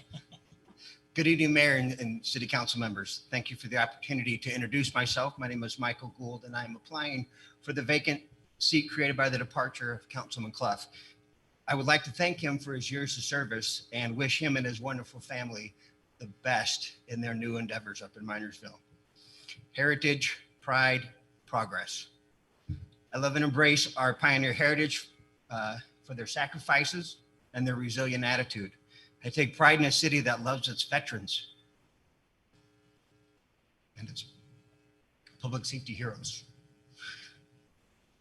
I look forward to our progress as a city in charting a future and a sustainable future for ourselves and certainly those that are going to come behind us. I am honored that 2 of my ancestors helped settle Washington City. Samuel Gould was a founding member of the school board, and his wife, Betsy Ann Gould, was the first LDS Relief Society president and helped construct the building across the street. I hope to continue that family history of service as a member of the Washington City Council. I've been married for 29 years to my wife, Renee. We have 4 adult children, 2 daughters-in-law, and soon to be 2 son-in-laws. and a wonderful grandson. I have my own consulting firm where I do leadership training for public safety agencies, and that allows me the freedom to be able to serve my community. I was blessed to be raised by a dairy farmer father and a school teacher mother. I am number 5 of 7 boys born to this wonderful couple. Now I'm going to get a gazillion texts from them when I get back for being the crybaby, who taught us hard work and service to others. We had daily chores, and every Saturday was spent out in the field helping my dad catch up on his what seemed to be never-ending honeydews. I wasn't always ecstatic about getting up early on Saturday at cow milking time, although we had no cows, and I had been up late before, either at a football game or working an after school job.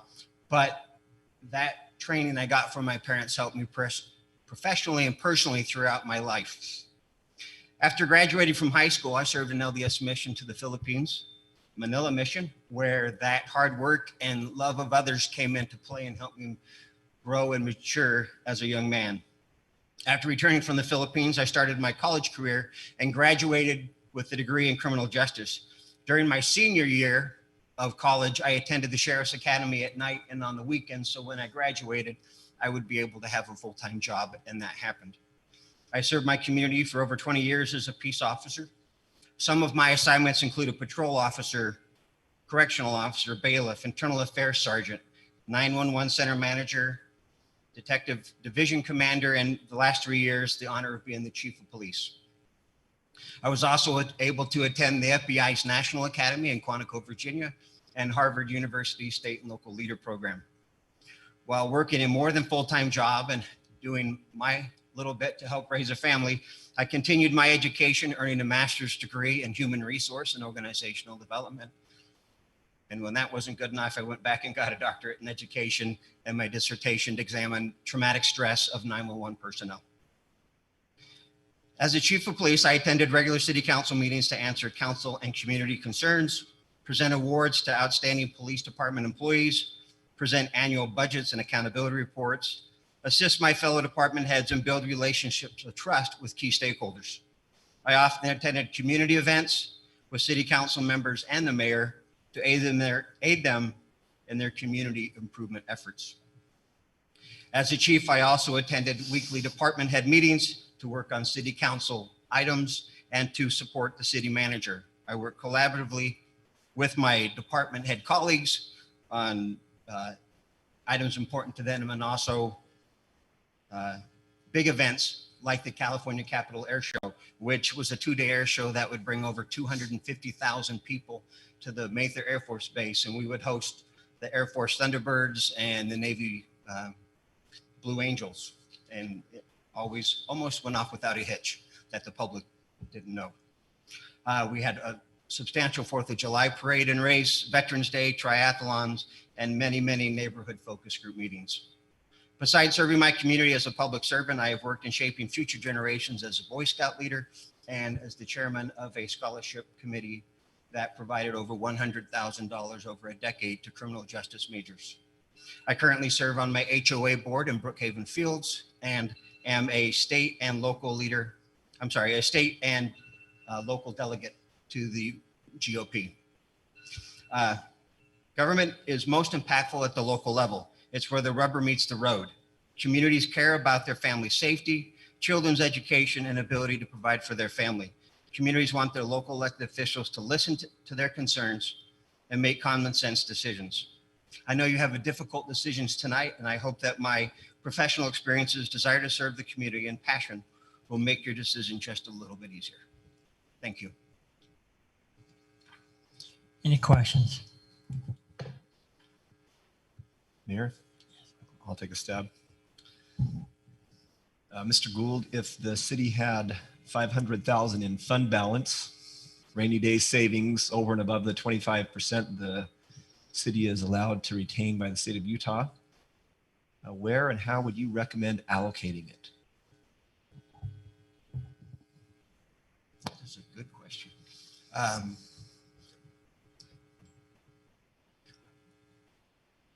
I believe in what Quinn talked about, is our youth. and also Ms. Bingham. We have fantastic youth in this community. I think one of our challenges as a city is keeping our youth in our city after they graduate from high school. Because of what's been talked about with affordable housing and so forth, there's a significant challenge of having our kids stay in our community and be able to afford to live here. So I would like to see efforts to that, whether it's job skills that pay decent, or some efforts to be able to help our youth be able to stay in the area. Thank you very much. Appreciate that. You're welcome. I have one question. Mr. Gould, considering your background in law enforcement and considering the national stage, would you just enlighten us as a city what you could, what your feelings are about that? I mean, there's obvious, but there's also some insight that I'm sure you can provide and help us to understand what you would bring to the city, not only as having that background, but anything else that you may have that you'd like to mention. You bet. So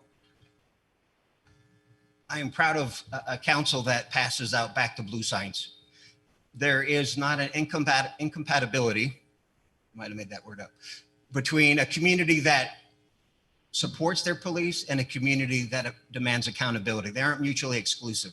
But I also believe very strongly that the amount of support a police department gets is the department that you get.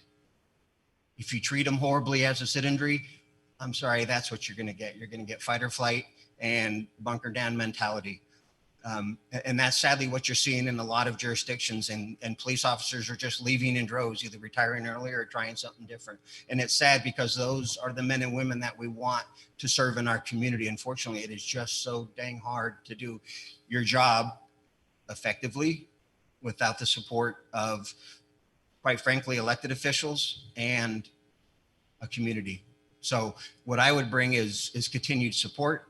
Again, you can support your police and still hold them accountable, and that's what I would do. But holding them accountable also falls back on the citizens. Maybe part of that $500,000 is making sure that they have adequate funds for training. I can tell you, as much as I tried, my training budget when I was a chief just wasn't that big, and people would be very surprised. And so with the small budget, you aren't able to send the officers to the training that you would like. So when people demand de-escalation training and emotional intelligence training and leadership and less lethal, that's got to come from somewhere. So the city needs to often put their money where their mouth is and support them financially. Thank you. Anything else that I actually had a two-part question. That was the first one. The second part was, is there anything else that in your bag of abilities that you'd want to mention? Or well, I do.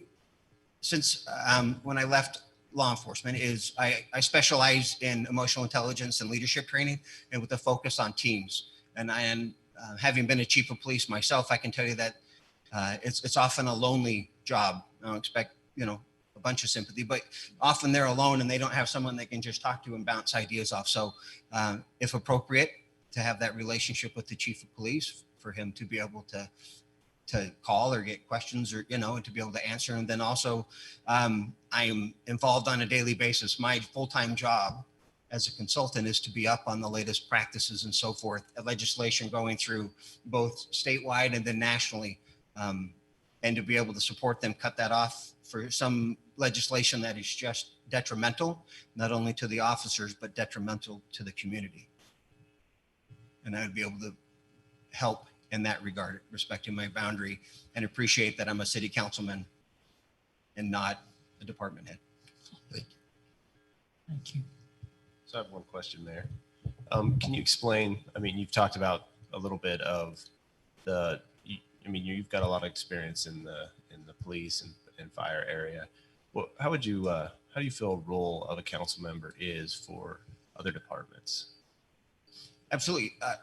So I think a strong city is only as strong as its weakest department. So I would help out economic development if they had something We called it Parks and Recs where I was, so it wasn't leisure services. But if they had an event come up, make sure that either my community policing team was available to go and help them.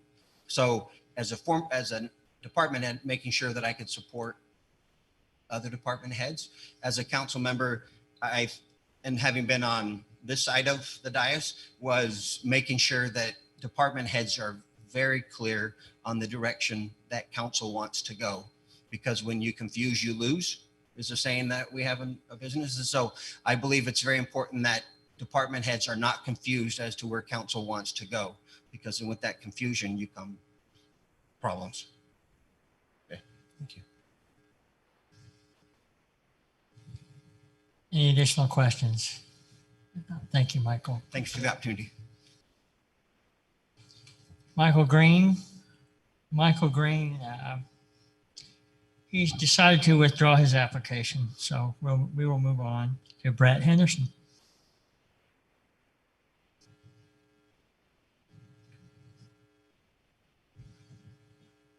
Thank you for this opportunity. I'm glad to be able to be here. My name is Brett Henderson. I live up on Quail Ridge Drive, and my family moved to the Buena Vista area in 1979. We've been up there for 41 years. I live just 3 blocks up from my parents. When we moved to Buena Vista, there were just a few homes, a handful of homes, and the roads were still dirt roads. So we've seen a lot of growth and development in that area, and it's been good growth. We have some good people up there and some good things going on in that area. As a young man, I played Washington City baseball. I swam in the boilers. I went to the Washington City sponsored community dances every Friday night that we used to have in the old school gymnasium.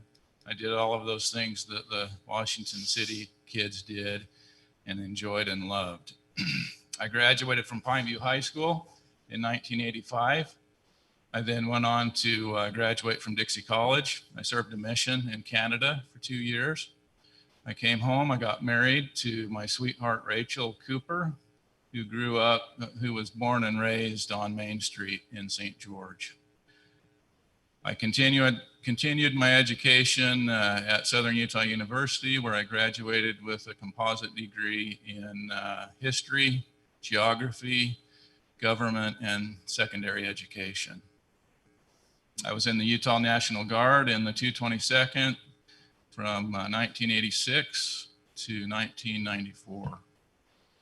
And then I was a school teacher, a history teacher in the Washington County School District for 11 years, from 1993 to 2004. I'm a licensed general contractor. We own a small construction company, Brett Henderson Construction. We build 6 to 8 houses a year. We've been in business for 27 years. We also own a small real estate brokerage, Henderson Real Estate. We have 8 realtors that work there with us. Myself and my wife included. She is the principal broker of our brokerage. We also have a couple of employees as well. Why am I here trying to get on the city council? It's very simple for me. I love Washington City, and I love the people of Washington City. I would love to have an opportunity to serve.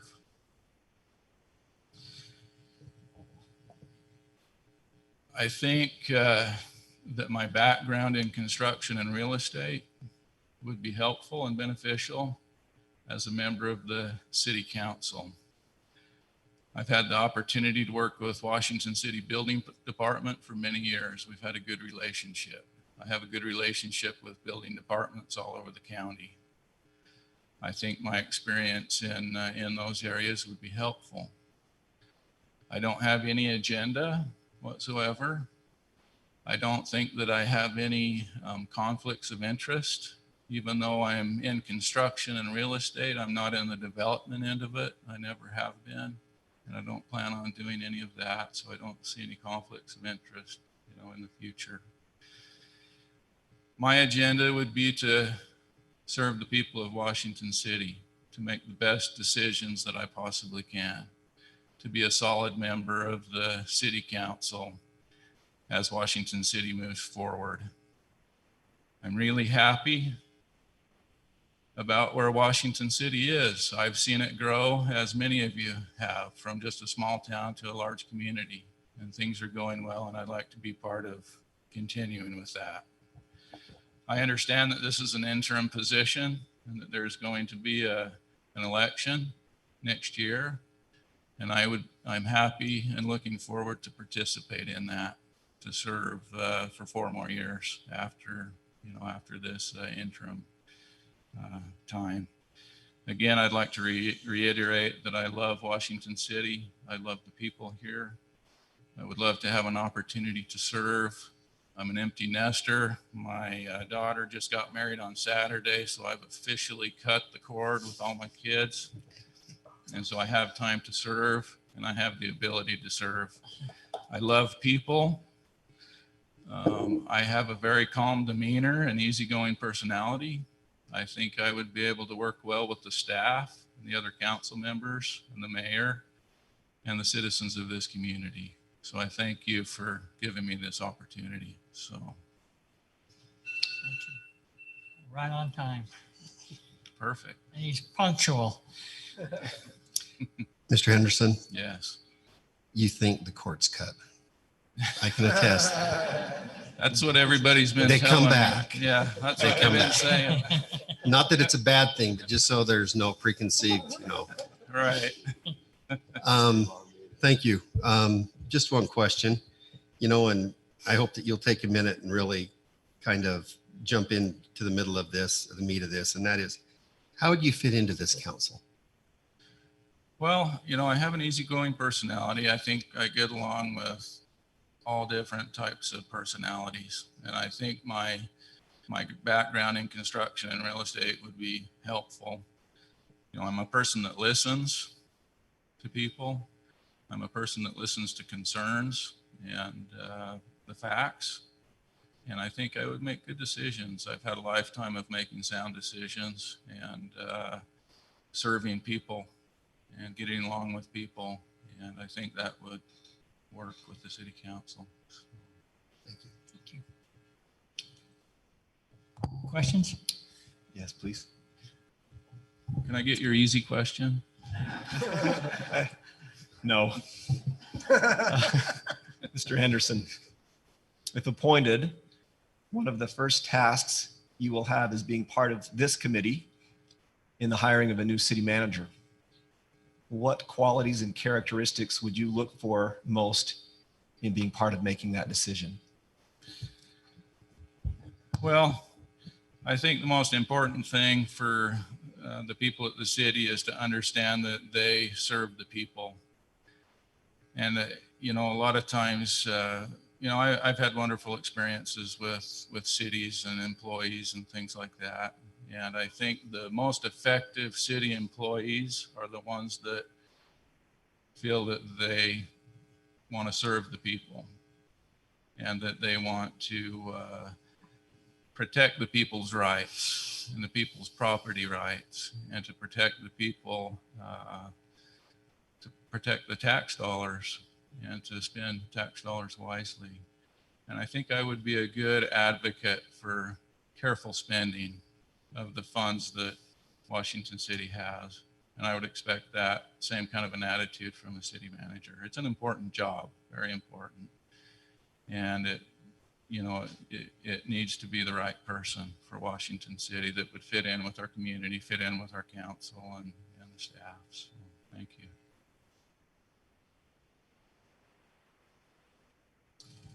Thank you, Brett. Thank you. Appreciate it. Jacob Kitchen.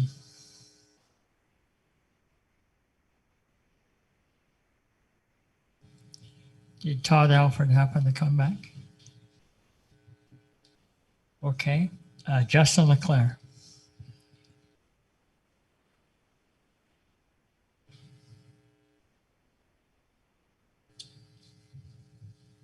Prepared something as well. Hopefully it's long enough. Good evening. First, I'd like to thank all of you for the opportunity to be able to expand further on my qualifications and enthusiasm that I have to make a positive impact in this community. My name is Justin Leclerc, And I believe with the combination of my work history along with my life experience, making me a unique candidate. Approximately 8 years ago, I fell ill. Within 2 years, was unable to work. It is partly these last 6 years of my life experience that I believe allows me a perspective of the situations many fellow residents may currently be facing or might face during the current times with an illness such as COVID-19 circulating. Between having to navigate medical bills, finances, no job, and my health, it has given me a unique and wise perspective on life and the community I wish to live in. While I started working at the young age of 14, I ensured I did my due diligence and went to the state government office to get my worker's permit, as was required. By the age of 19, I started my first government job with the state of Utah. As a 911 dispatcher in Cedar City, it was at this job I learned expansively about the different levels of government and the types of departments and how jurisdictions worked within. I was quickly promoted within the state of Utah and eventually was the state telecommunications technician for 7 of Utah's 29 counties, which included 5 dispatch centers, for which I was responsible for ensuring the equipment they used was functioning at all times.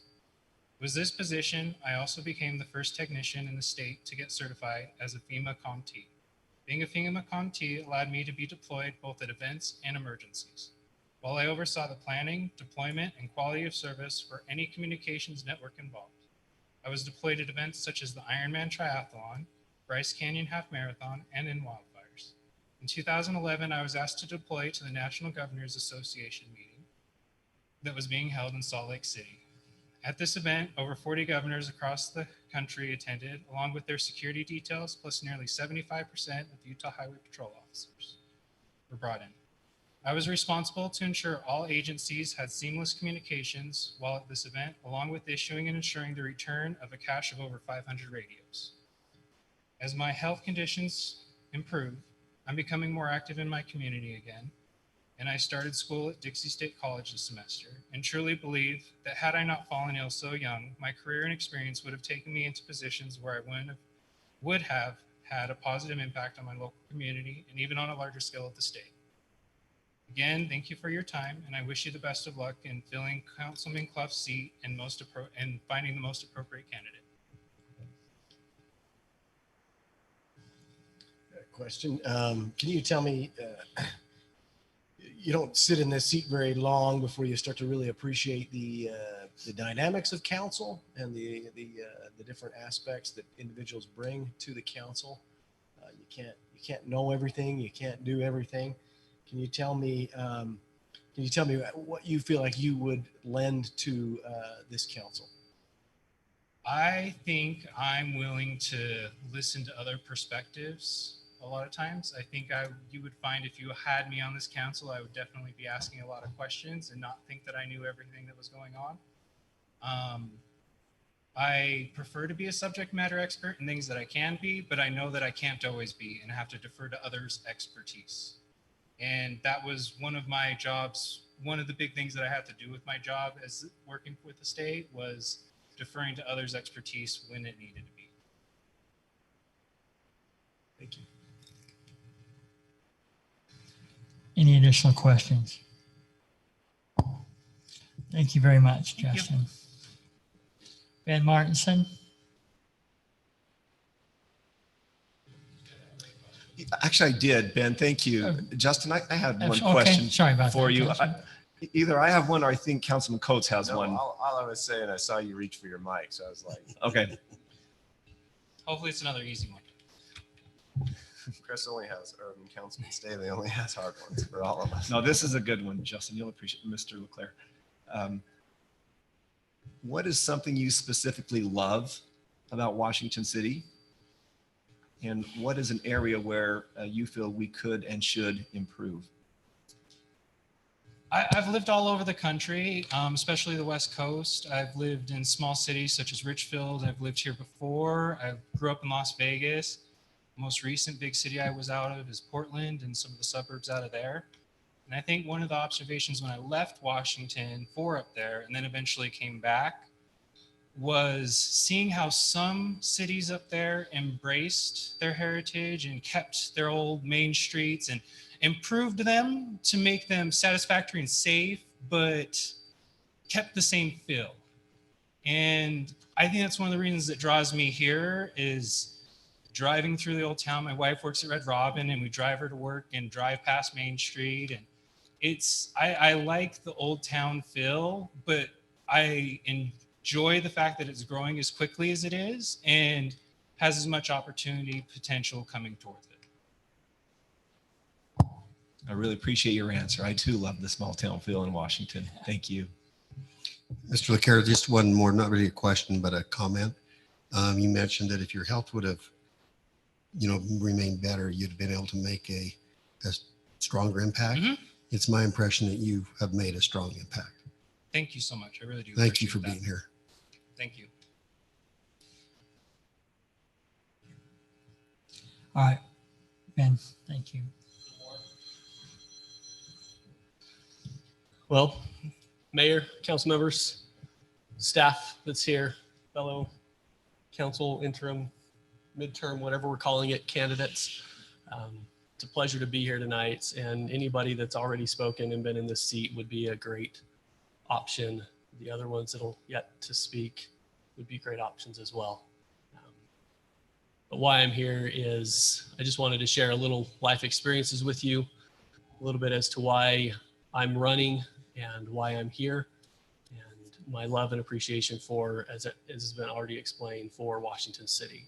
So a little bit about myself. I grew up in small town Mesquite, not too far from here, where I actually took out my first loan, started my first business at 9 years old. It was a lawn mowing business. Fortunately, my mom worked at the credit union there. I was able to take out the loan on the lawnmower, and have just been working ever since. We moved to Washington City back in 2003, so we've been here 17 years. And my wife wants to move to Ivans because all 4 of our kids are now going to Vista, and she's making the sacrifice to drive back and forth twice a day so that we can live here in Washington City. And because my work's really close, I work for a company here called Sun Warrior as their international sales director. So I've traveled all over the world. I've traveled locally. I've traveled here domestically. I've experienced a lot of growth here in Washington City as well. When we first moved in, Green Springs was a 3-way stop at the time, and now we've got a stoplight. There's a lot of other things. Went to school here at Dixie State, finished my master's degree at SUU, had the opportunity to go to Duke to do their international MBA program, but we opted to stay here because we do love Washington City, and I didn't want the $400,000 worth of student loans that were going to accompany that degree. I've served on planning commission up until August of last year. I was on planning commission for 7.5 years. I got appointed right in the middle of Barry Burnett's term. He stepped down, was appointed at that time, and then I served for 2 additional terms. I served with an individual that's also here, Rick Schofield. He was an amazing commissioner, and I love serving with him. Since then, since August, it afforded me a little bit more time to be able to serve. And since then, I've filled a little bit of that time by optioning to serve on the Dixie State Alumni Board. I recently joined the Lions Club. And most recently, I was able to serve in some other community outreach programs. I helped with the 24th of July celebration. I helped with the Washington County Parade. And there's been a couple of other community outreach programs in which I've participated. So I love to serve, love the opportunity to serve in whatever capacity that is. And what I would bring to the council is just my active participation. And the question, the burning question that would always be asked to be answered is, will this decision make Washington City even better than it already is? That's it. Not going to go the full 5 minutes. Mr. Martinson, how can the city become more successful? A part of that is continuing with our economic development, continuing to make the city even more business friendly, to be able to draw potential businesses into the city. And that would just be working hand in hand with the economic development director and going out after businesses, actively seeking after businesses to bring them here to Washington City. That's what I do for my everyday job. So I go out and I prospect, I do sales and sales calls every single day of my life. And so that's one thing where we could improve in Washington City, is by bringing even more businesses here and developing, as has already been mentioned, developing out Exit 13. And I know that effort has been put forth and it will continue to be put forth. So bringing more economic development here into Washington City, so we're not a bedroom community. What would your first line or sentence be to prospective business owners moving here? What would be that first line that you'd just say to set the hook, so to speak? That is a really Let me explain a little bit That's a hard further. question. What I guess what I'm drilling down on, or what I'm asking Wait a for minute, is, Councilman. I asked the hard questions. So your next one's to me is going to be an easy one. sorry, I didn't mean that to be a No, hard one. you're It's just what line would you use to set the hook for people to come here for business? What is the jewel that you see here that would be the advantage for a business to come here? So it's been spoken of, it's a small town feel, but we have access to a lot of great resources. We have Dixie State University that's right here. We've got Tech Ridge that's going in. We've got Dixie ATC. We've got a lot of development that is happening in not just Washington City, but in the surrounding areas in Washington County. And it would be that small town feel. Bring your people here for that small town feel, but you'll be able to find the great resources that you need to grow and develop your business here in Washington City. Excellent. Thank you. Mr. Martinson, how do you feel the best growth for the community that we have besides the businesses? Do you have another aspect that you like to approach on? So it's been talked about a couple of times, and maybe not necessarily in this meeting, but revitalizing and continuing to revitalize downtown. I've had many conversations with a lot of people who feel that we are definitely losing our small town feel because we are developing at such a rapid rate. And having been on planning commission, you see that, you see the developers come in, you see the growth that is happening, and you try to balance that growth with people who want to live here because it is such a great community. And the other thing would be to develop more community outreach programs, to be able to get the citizens involved with the building up of their community, because that's how you continue to build and maintain that small town feel, even when you are growing as rapidly as we are. And helping empower staff to be able to do that and help make those decisions. It's moving in the right direction. I listened to the last city council that was on, and Ben Ray he's already out prospecting to be able to bring those youth mentors in. He's talked with us out at Sun Warrior, and he's moving that ball along. So I think council is already doing a phenomenal job at that. So it would just be continuing to look at the programs that could be available to us and listening to staff and their ideas, because it's what they do every single day, and they've got a lot of good ideas. Thank you. Any additional questions? No hard ones?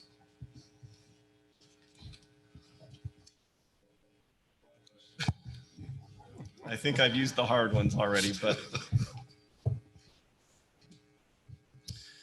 describe your understanding of the proper role of a member of the city council. Proper role of the member of city council. I think you all do a great job. Councilman Clough, Council Member Clough did a great job, and it is listening to the voice of the people, but balancing that with making the decision that is best for Washington City as a whole, and not just Washington City, but making sure that we're working well with our surrounding cities and surrounding communities, because if we're not working well with them, it's for naught. Thank you. Thank you, Ben. Dave Reisner. Forgive me, Dave, if I didn't pronounce that last name right. Is that good? Thank you.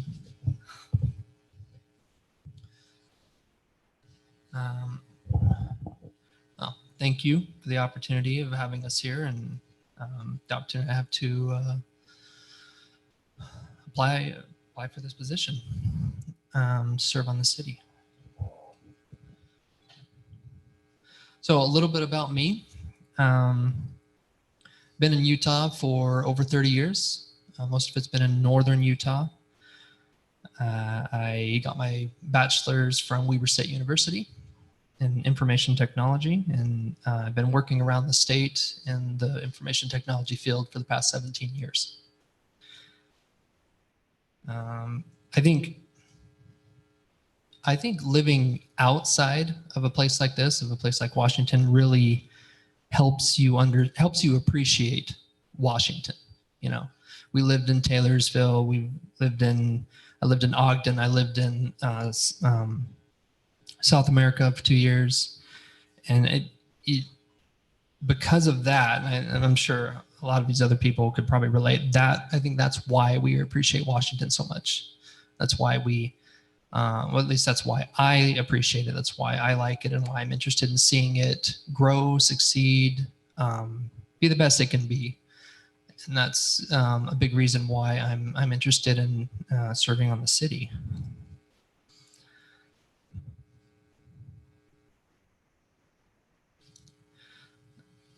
So why I think I might be able to help on the city council.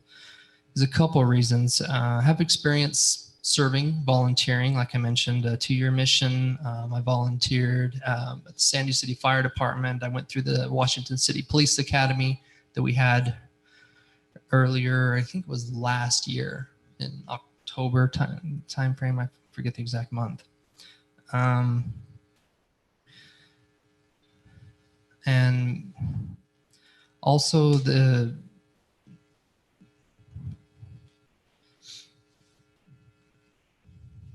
So there's that piece of it, and I'm actually kind of glad that I didn't have to go first, like Ms. Bingham here, but to hear the councilman actually bring up aspects of serving on the city, that's actually been very insightful for me, but it's been very interesting as well.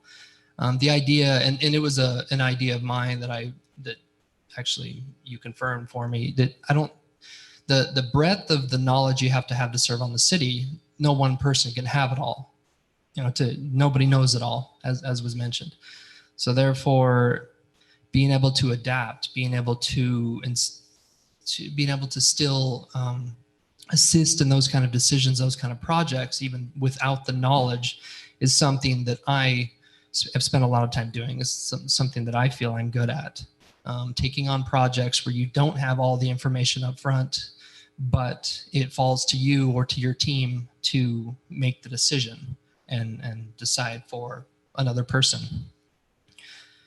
That's what the other gentleman who's served in IT, I'm sure he can relate. It's what a lot of information technology is we're making decisions for our employer, for another department,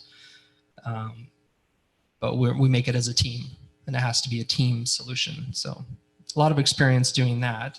So it was good to hear that confirmation of that thought that I had about it.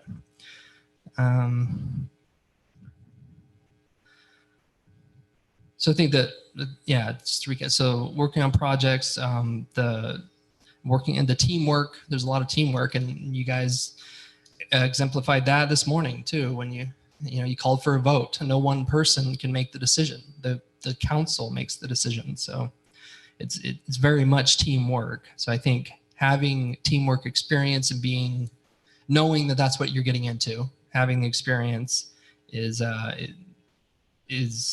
qualifier for this position. I think, and I've done a lot of that, so I think that helps. As far as I wanted to address one of your questions that you brought up, Councilman Ivy, talking about Washington, how to improve it as my introduction, if that's okay. One of the things we've noticed living here, so Washington City has the small town feel, and that tends to be the appeal to a lot of people that live here. But it has to keep moving. It also has to grow. It has to change as the retiree generation moves on and the new generation moves in. So I think there's actually a balance that has to take place in Washington. That's kind of been brought to our attention in a couple ways. I've had people that didn't live here that came and visited here and asked me questions like, well, why don't you put a gas station by Sullivan Park? You know, all the teams that go play there, all the youth could probably benefit quite a bit, not to mention the parents and the gas. And I'm not saying that's a good idea. I'm just saying those are the ideas that have surfaced and just in my time here. And there was also on Washington Dam Road and 20th East, or 2000 East, however you say it here. There's a patch of ground that's commercially zoned, and it was supposed to be a building at some point, a business at some point. But the rumor is, I don't know if it was during your tenure, in any of your tenure in city council or before, but it was shot down by the people who came to the city council and said, we don't want a business there.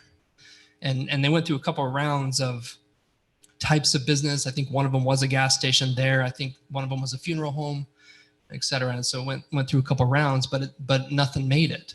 And that was, to me, that was to keep the small town feel going. The people that attended the council meeting is what they decided. So, and being here, I think a funeral home would have made great sense in that spot.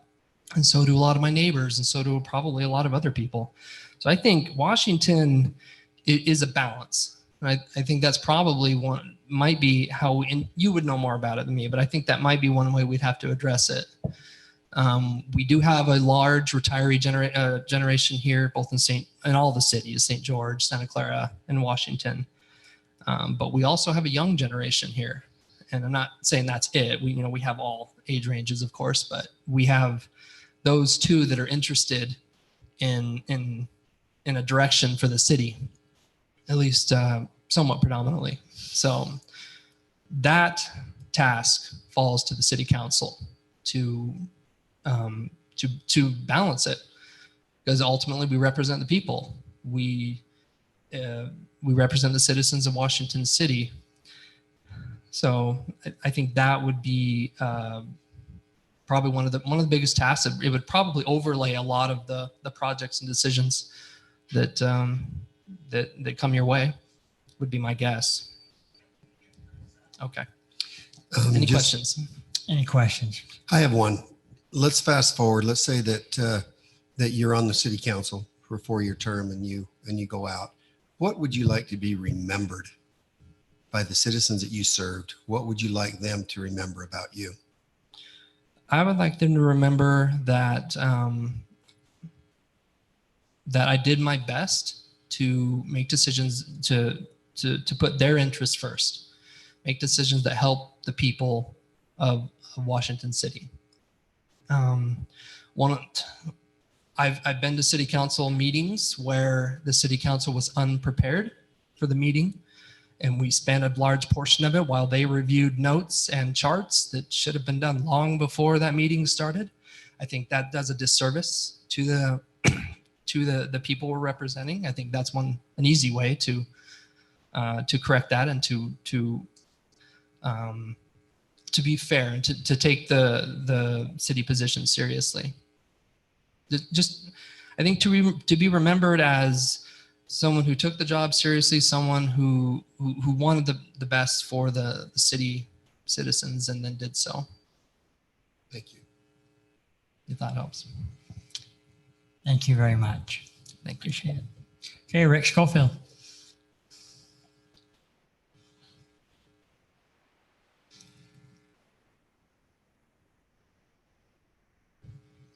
Mayor, City Councilman, it's great to be with you this evening. Before I get started, I have prepared a statement. I think it's a little long. I won't read it all. No, I'm just kidding. I know you get your information digitally, and if you need a hard copy of the information or you didn't get it all, I have a hard copy of it for you if you'd like it.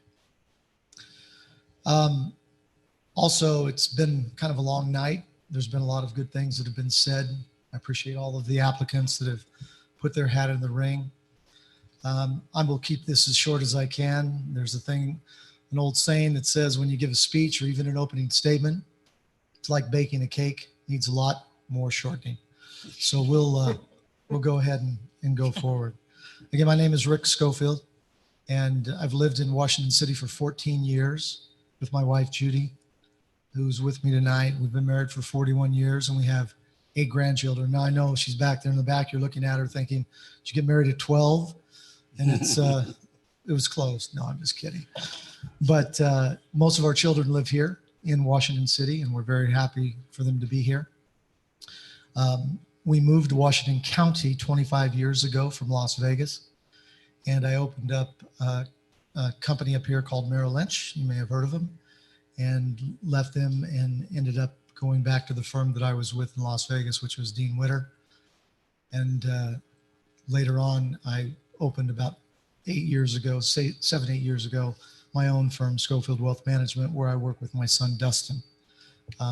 We have enjoyed being here and having our own company here. It's great for me at this time to be able to submit my application to be on the city council because I have a lot of time now. I have a son who runs our business, and so I have a lot of time to spend on this. I know that you probably have all looked through my bio, so I'm not going to go through a lot of that and give you more information about myself because I think you already know, but I'll hit a couple of highlights. Appreciate Ben, the accolade about being on the Planning Commission. It was fun working with him as well. And I served on the Planning Commission here in Washington City for 7 years and was the chairman for almost 4 years. It was a great experience learning about the city and, of course, being involved in the land use issues here in this community. I think for me, for being on the council, I bring a lot of expertise and a lot of background in what I've done over my life. I've been involved in my own business for 35 years. It's a long time to be in my industry, but I enjoy it and I love working with the clients that we have. But I also enjoy giving back. And I've served a lot on many boards and institutions here in this community. Currently, I'm the past chairman of the Washington County School District Foundation, which I continue to serve on that board. There are many other organizations I've been involved with as well. One that I'm proud of as well, other than being on the Planning Commission, because I enjoyed that probably the most, is being involved and being a member of the Bloomington Community Council. And the time that I was on the Bloomington Community Council, our claim to fame, I guess, would be the Walmart that's in Bloomington. And we take great pride in what we did there and how we brought them there. I'm somewhat of a closet developer / investor. I've been involved in this for many years, mostly in Las Vegas. So I know a lot about those types of things that come up before city councils. The other thing is probably the biggest thing that I see with regards to Washington City. It's great that you have the opportunity here to utilize. I mean, Washington City is dedicated to being the city of choice. That's part of your motto, your mission statement. And I think in doing that and revitalizing downtown, I agree with Ben. Now with Main Street being done, the freeway off-ramp is going to be built there. It is what it is, but now you have to take advantage of it. And with all of that traffic dumping off into Washington City and Main Street and Telegraph, there's a lot of opportunity there. I think I can bring a lot to the table there in economic development, as well as what's happening out at Exit 13, involvement with many people in not only this community, but outside this community, the auto mall that you're bringing in and the associations that I have with people that own dealerships throughout the West. And also out at the airport, you've got some really exciting things that are happening out there. Matter of fact, one of the individuals that's looking to come to Washington City, he and I, we share the same corporate attorney. So I know Trevor, and I just think there's great opportunity for me to be a benefit to the council. And the last thing that I would tell you is that, you're going to give me that last thing? No, Yes. I went a little longer than I thought. I have a lot of time, as I said, and I would devote that to being the best council member I can be, but also trying to make you be the best councilman you can be and helping the mayor continue to be a great leader for the community. and be the best mayor that he can be. That's our job, and to represent the citizens of this community. I think I have that ability, and I would enjoy the opportunity to be on the city council. I appreciate your time. Thank you. I have a question, Rick. Sure. What would be your first priority? You know, on the council? I think the first priority is going to be to do, to hire a city manager that is going to be someone that we can all work with, and someone that we can develop a relationship with, not only with that city manager who's going to be representing the folks who work for the city. I mean, there's 230 approximately employees in the city. You have a budget of $76 million, close to that. So you've got a lot of things that are going on that you're going to need a city manager that's going to be top notch. We're growing here. We have an opportunity here to really grow in a very good way, a very smart way. And I think that's an important issue. As far as looking down the road, what I would really like to be involved with and work on is economic development. That is something I think I could bring a lot of experience and expertise to the council and to the city for. I think that's an important issue. When I was on the planning commission, obviously land use is a big thing that we deal with. And I've worked a lot with the developers here in Washington County, in Washington City and Washington County for that matter, because they work all over. But I am a big believer of getting and sitting down with developers and working out those compromises that we need to do, not letting them coming in here and just blatantly say, hey, this is what we're going to do, and just rubber stamp and say, okay, we need to be knowledgeable about it.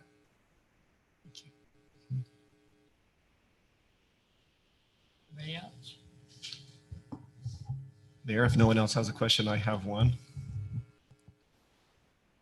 Mr. Schofield, please explain a situation where you disagreed with someone, yet were able to work together effectively. Well,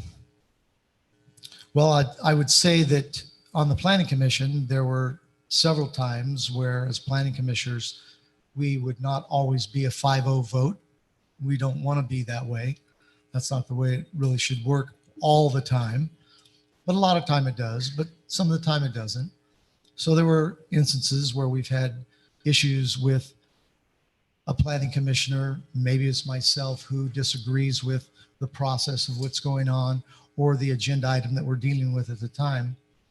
And I think, Councilman Staley, that the important thing is to be able to have a perspective from where they're coming from.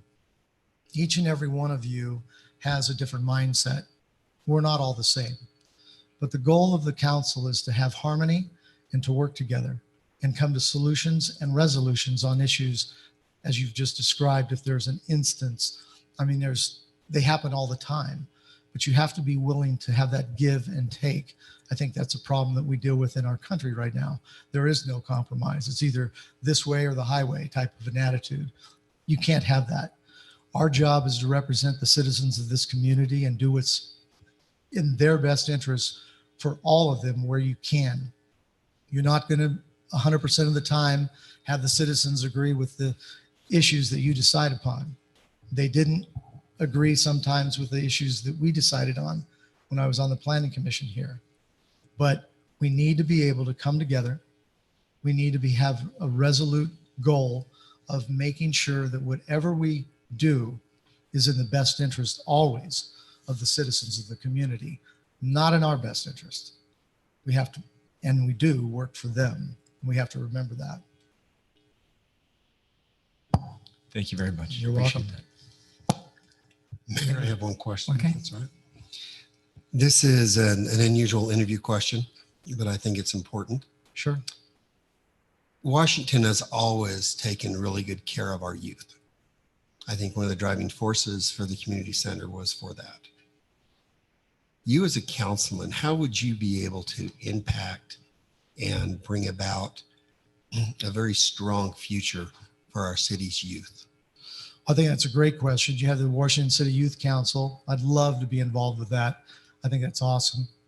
Well, you can't because I am. My daughter, And I love it too. My daughter was involved with that and she loved it. I've been involved in youth causes my entire life.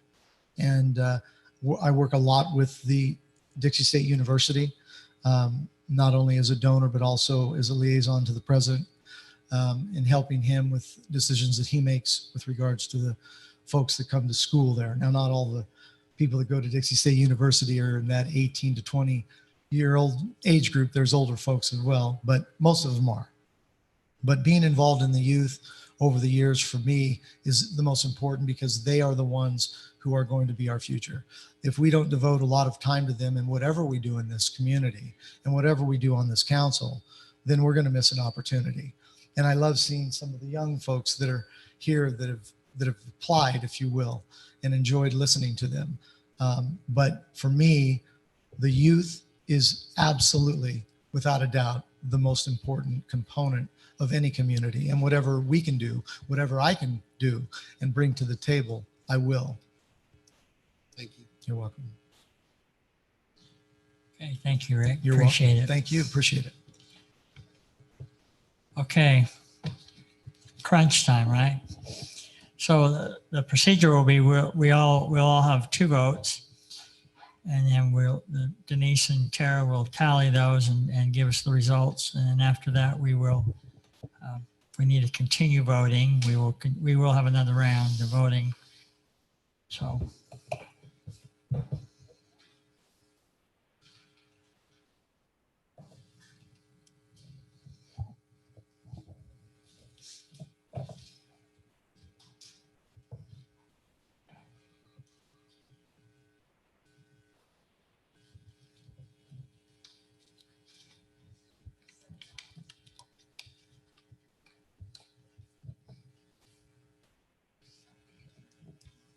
Don't give me 2.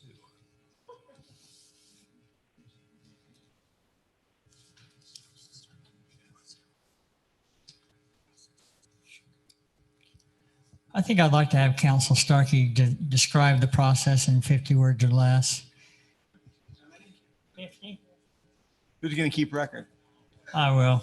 Okay. So just for the audience and certainly for the candidates who've applied for this vacancy, this is a process that occurs in the state of Utah probably more frequently than you would know. It most recently happened in our community just a few years ago when Council Member Thad Sagmiller took the position of our Justice Court judge, and so therefore resigned his remaining term, and the same selection process was handled.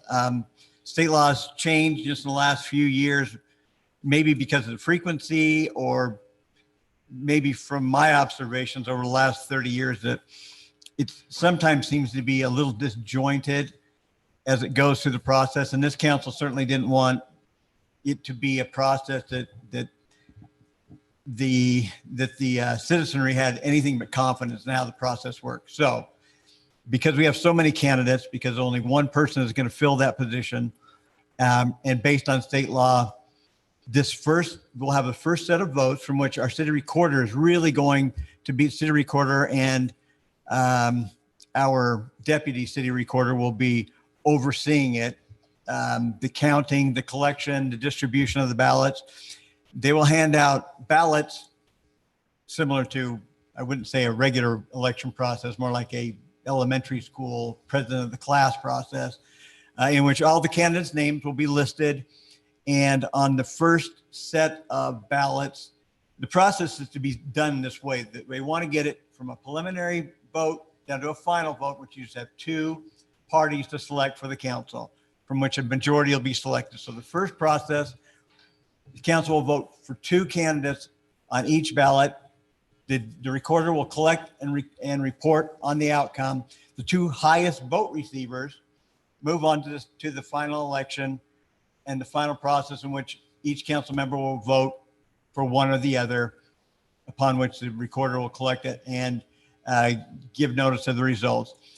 We have a process for ties, because you can well imagine there's possible 10 votes in the first preliminary votes, 10 votes, there could be ties. In case of ties, we have a process that automatically results in second and third ballots on the first preliminary vote, so that it's a consistent and at least understandable process. If perchance we get to that point where there's a tie, and it has to be by state law actually says if there's a tie at some point, then the vacancy is filled by lot, which simply means you choose a process that you just by random choice select the winner. And this council has chosen to do that in a process in which candidates who have tied, so just in case we get to that point, you actually get to see it taken all the way to the end. Each candidate who was tied for that final process will pick a dominoes tile. The highest domino dots on that becomes a new council member. We're hoping it doesn't get to that point, however. I thought we had just decided we were going to do a vote Just to do that as a vote. by eliminating the second vote. We'll take it down if we get to the point where it no longer goes, where you no longer can break that tie.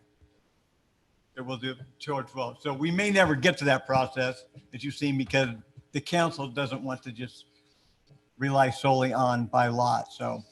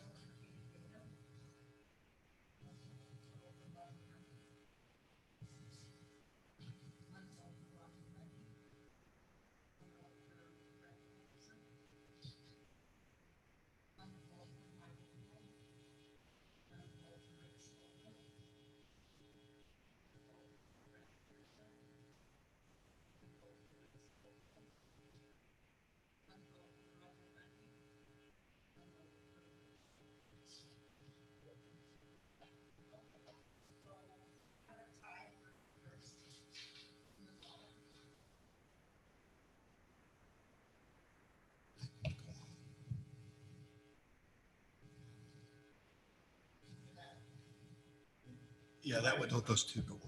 You might just want to sit in front of the microphone, give the result, the total count results. Oh my gosh, it's stuck. Okay, so we have Katie Bingham, 1 vote, Roger Bundy, 3, Michael Gold, 1, Brent Henderson, 2, and Rick Schofield, 3. So we have a tie for first to go on. So who are they again? I didn't keep track of them. We have tie for first, second, for For third. first is a tie with Roger Bundy and Rick Schofield. Those two. For the most votes. Yes. Those two go. And second, next after that is 2 votes. For Brett Henderson, correct. So we have 2. So we have 2 in the highest votes. Yes. Okay. So that means it moves on to the second and final. So the final vote will be between Roger Bundy and Rick Schofield. So it's just between those two right now, correct? Yes. So this one was a vote for two, so we don't need this one.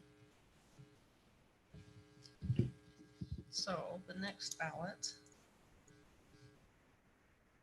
Ballot 3.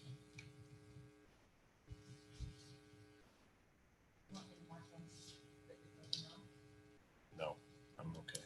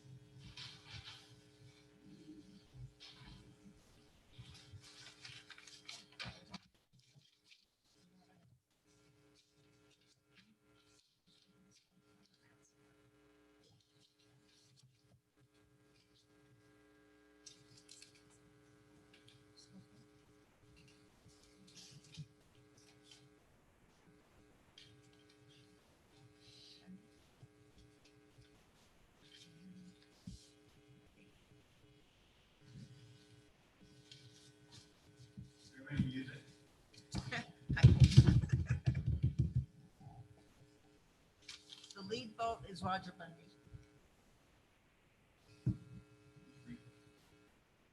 You can tell the vote total. Yeah, 3-2. Roger Bundy. Congratulations, Roger.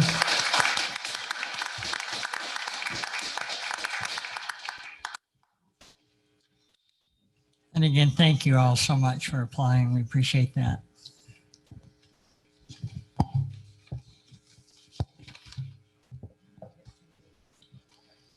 I appreciate everybody's getting back to me on all your information and everything you've done. You are a wonderful group of candidates. Thank you very much. Mayor, would you like to take just a little bit of break just for people to reassemble? Yeah, we'll take a break.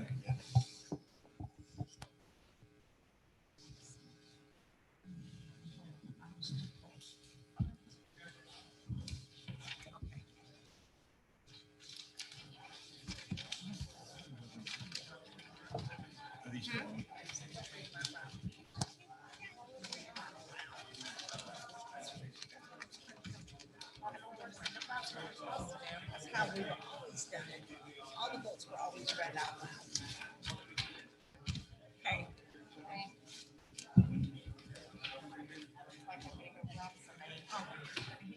Well, my glasses keep falling off. Then my light falls off. Huh? When he got placed down, have we sworn, did he come? No, right there? no, we can first in the next meeting. Okay, so you still get to have to swear, because I mean, I think that ought to be done with family or that. Yeah, But the they didn't- first. But they didn't take part in all that one after that? They No. didn't take part in it? No, because he's not aware of any information. He Yeah, hasn't that's what I was had wondering. any. I just Yeah. want to make sure we did it the same way. Yeah. Yeah, no, So no. we didn't do it till the next meeting. That was. So this time we went through all the process, every scenario by statistical, and it came out to be tied through. Yeah, it was. Absolutely. We're doing it at the beginning of our next.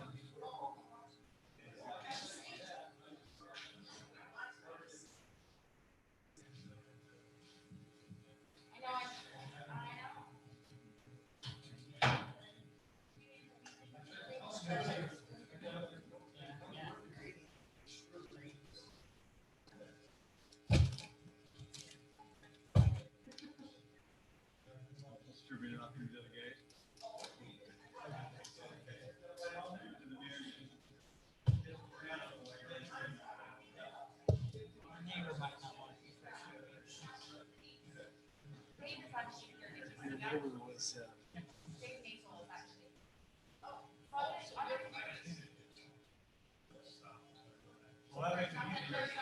You might want to come in now. We haven't understood the problem. How you doing? Have you filed any of that?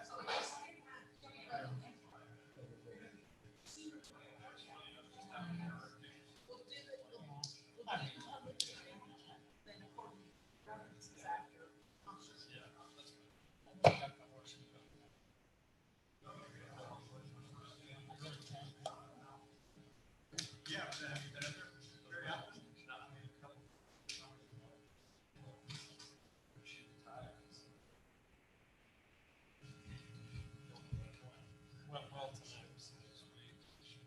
Okay, this is super fast.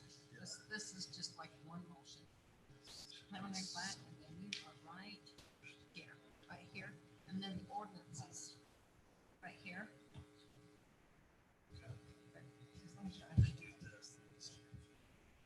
Pretty much as soon as you put that motion back, then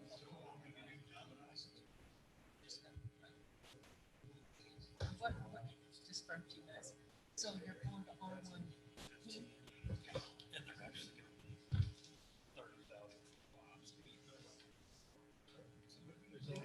You're welcome.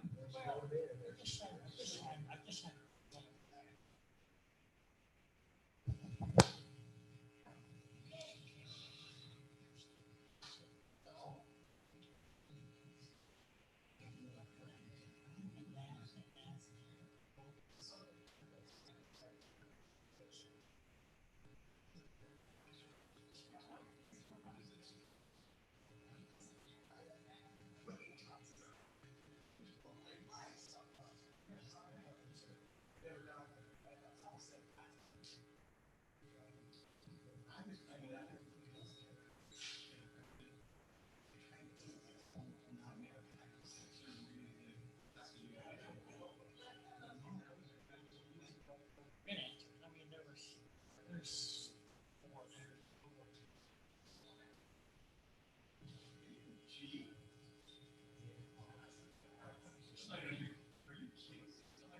Yeah, that's not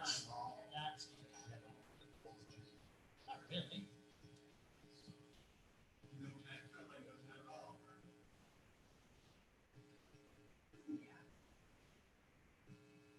We've eliminated A, and 9D.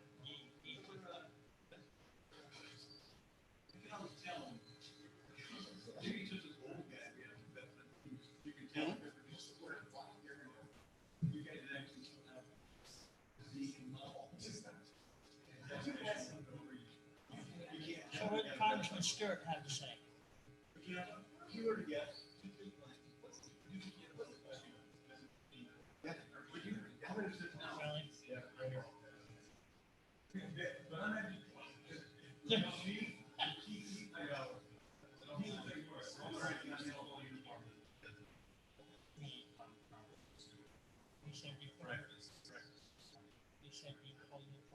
No, just because.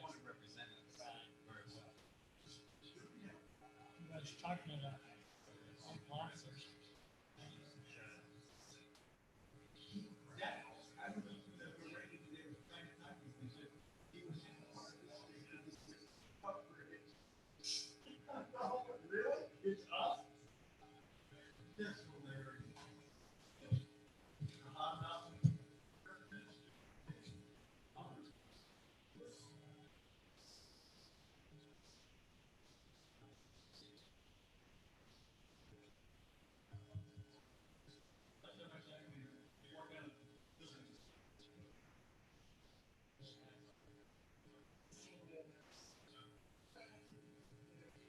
Yeah, he did. It was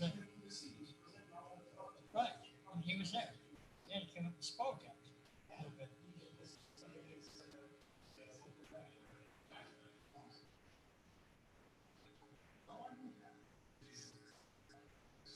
Last year.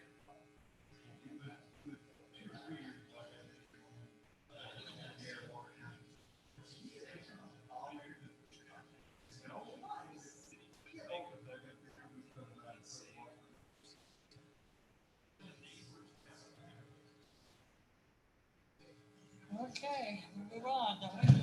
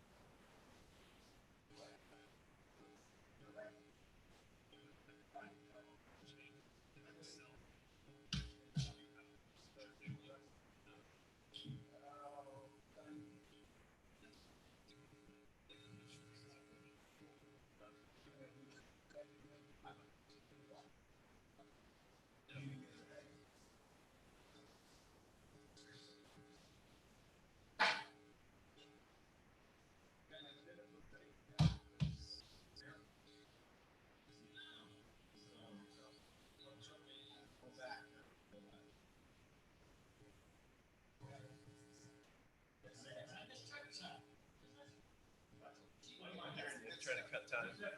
Yeah, no, I just know.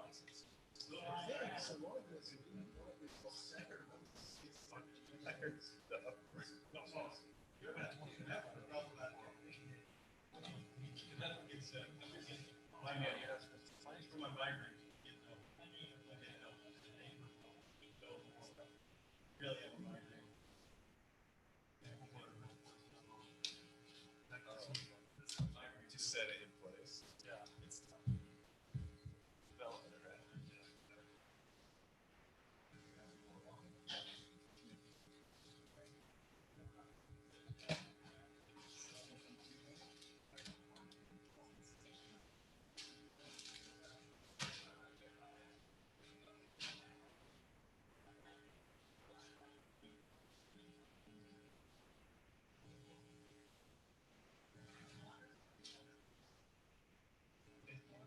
Really appreciate it.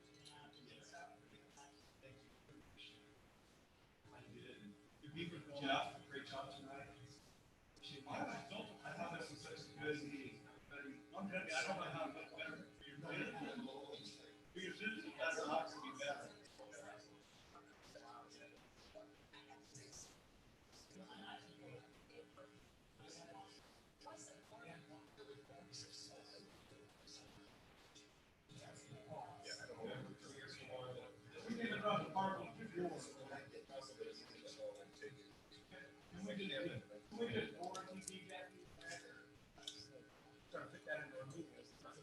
No, I'm sorry. I should have said this is a random weird text.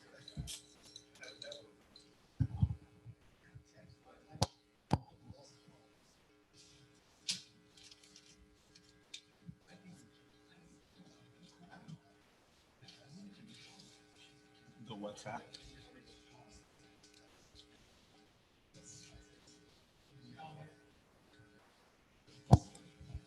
Okay, thank you for letting us have the break. Welcome back.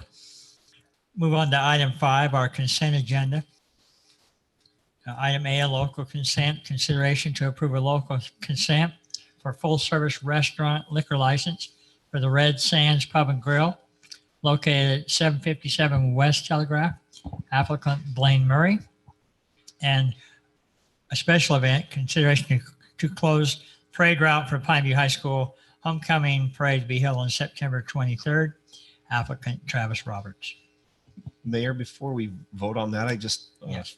for the record, want to point out that the state statute allows for liquor licenses, and this particular liquor license is for a full-service restaurant with a liquor license. And so with that, they are, if I understand correctly, this is my understanding, that allows them to have up to 30% of their sales be alcoholic beverages, while 70% needs to stay as a restaurant. So this is primarily a restaurant, and the state allocates from my understanding, the state allows a certain number and types of liquor licenses based on population.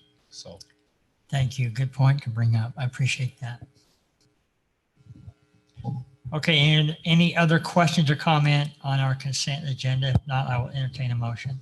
Mayor, I'll make a motion to approve the consent agenda for the consideration to approve the local consent for the full service restaurant liquor license for the Red Sands Pub and Grill and the special event for the Pineview High School Homecoming Parade on September 23rd.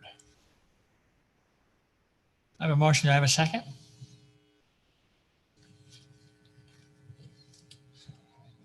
Mayor, I will be happy to second that. All right, thank you. I have a motion and a second. We'll do a roll call vote. Coates, aye. Ivy, aye. Ward, aye. Staley, aye. Thank you very much, gentlemen. Item 6, preliminary plat. Consideration to approve the preliminary plat for Red Waters POD 2 located approximately 2800 East Country Way. Applicant Mellon LLC.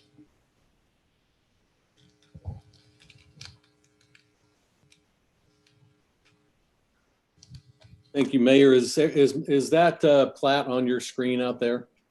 Yes. Small, but it's there.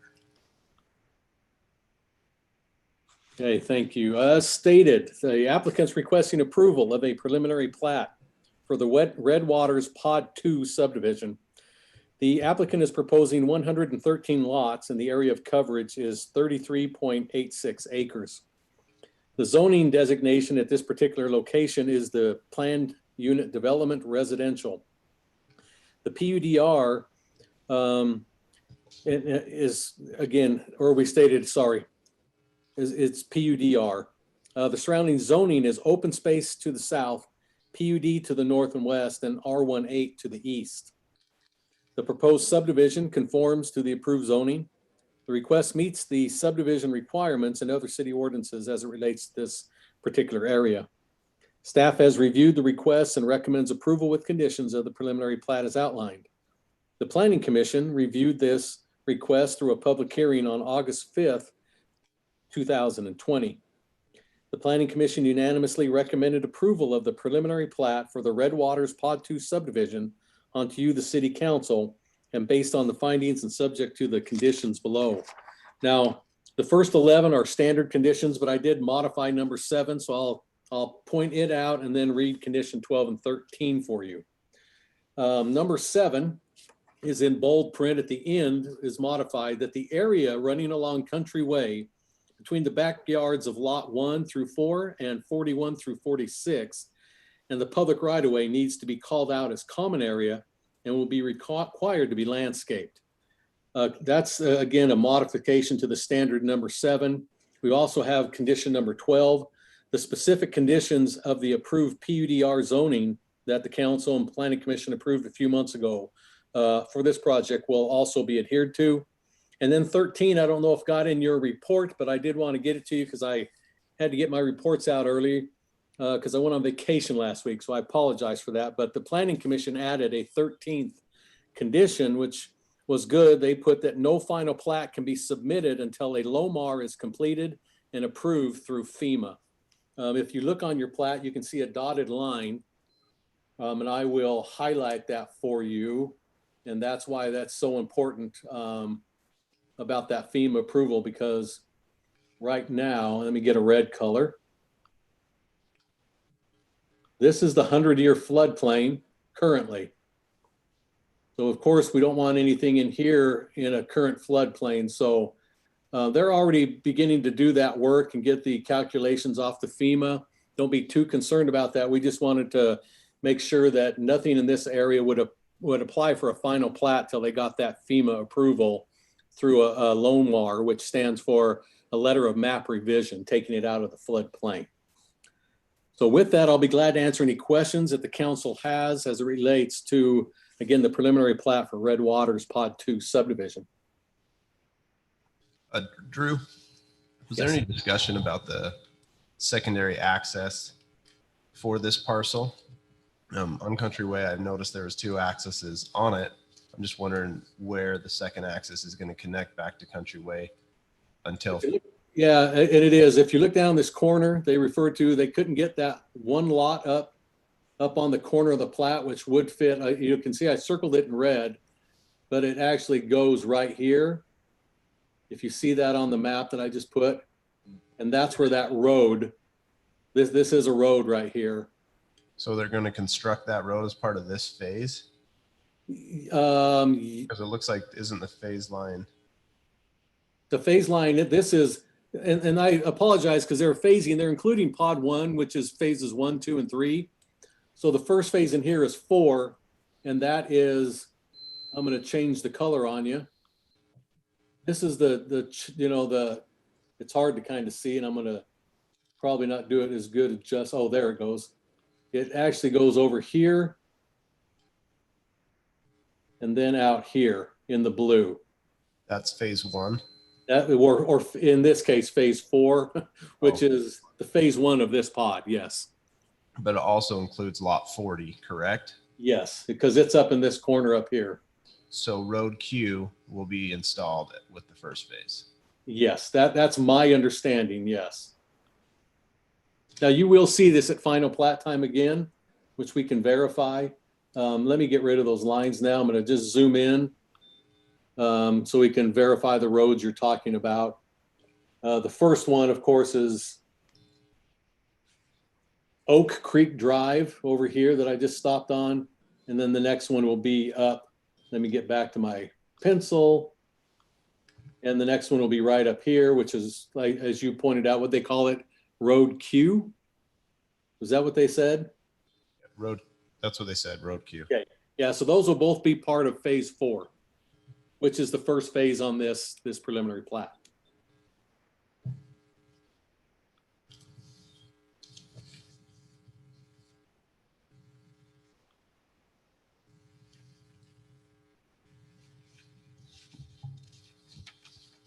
Anything else I can help you with?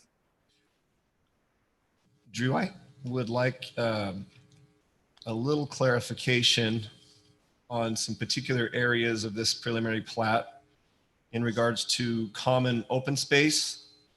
Okay.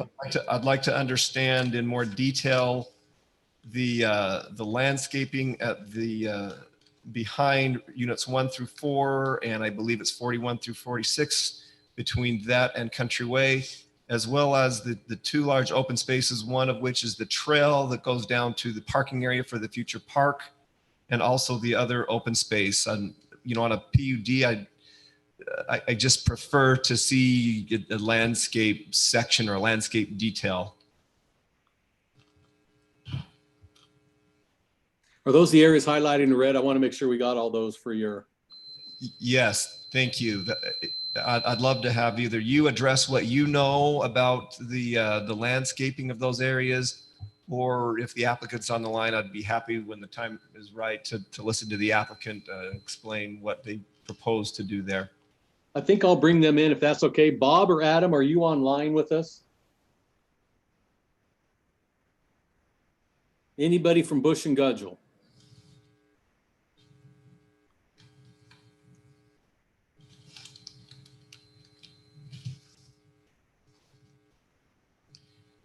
Okay, I don't think they're here. Okay, the other question that I had for them, and maybe they're coming, the other question I had for them is in regards to, I understand this is, across the street from pod 1, this is pod 2. They're calling it phases 4 through 6.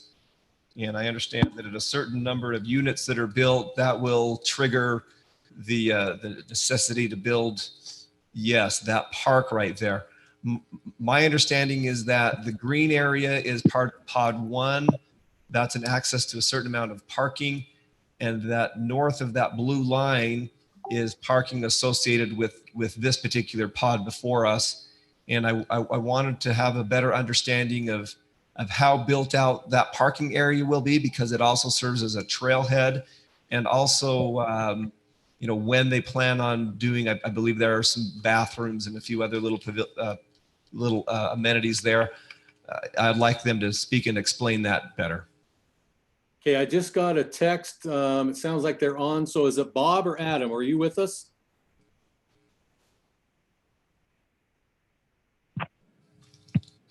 Okay. It's Reed. Can you hear me? Yeah, who's with us? This is Reed. Okay, we'll take you then, Reed. Did you get the question, Reed? I got half of it because I was working to get us unmuted. Okay, Councilman Staley, could you go ahead and repeat that? I just got the note that they were having tech issues. So Councilman, could you repeat your concern there to get an answer from them? That would be great. Yeah, so my question is into specific details of the open space, how that will be landscaped, and also the area between Country Way and the backs of the homes along there. That's my first question as far as the detailed landscape plans. My other question is in regards to the phasing of the parking for the park with pods 1 and 2, and also any other amenities that would be built as part of this initial phase before we hit the 266 units in future pods, or however many it is. Well, I will address the park first. I believe that this park was phased into about 3 phases. The first phase was a trail system, and I believe and I think Drew can probably answer this as well as I can. I believe they wanted the bathrooms in phase 1, and then phase 2 was kind of the detention basin, and then phase 3 is the pickleball courts and finishing kind of that kind of stuff up. So it's all broken into 3 phases and brought in at the end of each phase. So what triggers those phases? How many units? Pod 1, pod 2, and pod 3. But there's phases inside the pods. So is there a? It's at the end of each pod, one of the phases is complete. So that's what you're now, Reed. I'm not following what he's explaining. I'd like the council to understand what triggers the parking lot and the park and the other amenities. Okay, so And Reed, if I understand, oh, sorry, go ahead. no, you go on. I'll follow up. I believe, because pod 1 has 3 phases in it, and I believe at the end of the last building permit in the pod 1, you're supposed to have phase 1 of the park done. And then it's the same thing at the end of the pod 2, the 3 phases in pod 2, the second phase of the park comes on, and then pod 3 is the same thing as the end of all the phases in pod 3. When the last unit is sold, the remainder of the park will be completed. I'm going to just jump in real quick. I'm going to differ a little bit on that, because the first two you talked about, I don't think the previous council's approval dialed in that far, but I will state that there is, because it's on your plan right here, when you hit unit 266, the park will be done. It's not at the end of pod 3, it's at 266 units. As I said, half of the project built out, the park will have to be completed. Fully completed? That's what it says right here. I'm going to try to zoom in on here. So how many total units do we have, Drew? Well, they've been approved for 532. 532? So that's halfway. Right? What's that backlash?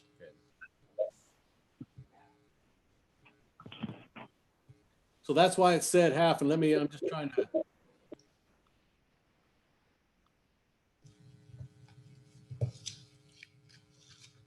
So as you see up here where it says phase 3, complete park and pond completed at 50% of the total units in the project. So Reed, that's what I wanted to point out to you. You probably didn't have a chance to see that. I know you've come on in the middle of this project with your company there, but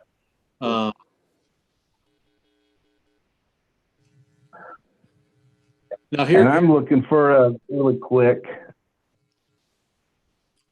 So. Yeah, I found a memo. You are correct. I was completely mistaken. I apologize for that. Yeah, there's a memo here from the city. Phase 1 parking lot and trail be completed at the end of phase 1, pod 1, pod phase 2, the bathrooms be completed with phase 2 of the pod 1, phase 3 completed with the park pond of 50% of the total project. That's a memo from the city. Yep, I got it right here. Okay. So how many units do we have completed today that are final platted? Any or close? There's not, We have phase one of pod one, but there's no units in it, right? Nothing built. not built, no, nothing built. Hold.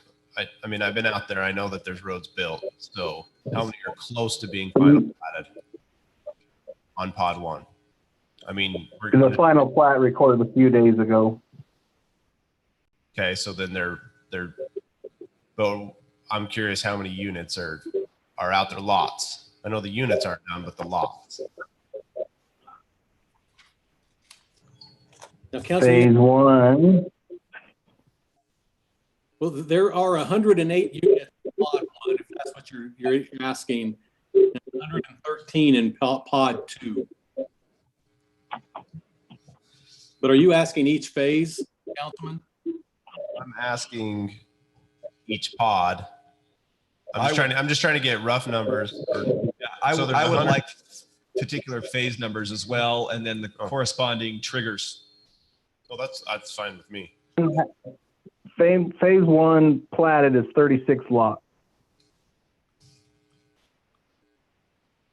And what is the specific trigger at 36 lots? That the green area is to be completed. If you look on your screen right now. Can you scroll down, Drew? Oh, sorry, is that? No, the other way. Yeah. So we can see the green area. Oh, I'm trying to let you read this and then we'll go down to there. Because if I go out too far, then it's hard to see. Can you read it, Drew? Yeah, so the green area, I'm just showing you. Let's read it and then we'll scroll down. Phase one parking lot and trail down to river to be completed with phase one of pod one. So that's the green area here. Does that help you? Does that ingress egress off Countryway already exist? I'm trying to remember. Or is that to be built still? Councilman Coates, is that road in right there? Is that cut The in? access Country? is a built. Because Okay. Countryway's finished out to the end of pods 1 and 2 basically, but the access, is that cut in? It's cut in. They didn't, when I was out there, they haven't poured the radiuses, but they've poured the drive approach for it. Or they put in the crosswalks that are in there for both sides. Okay.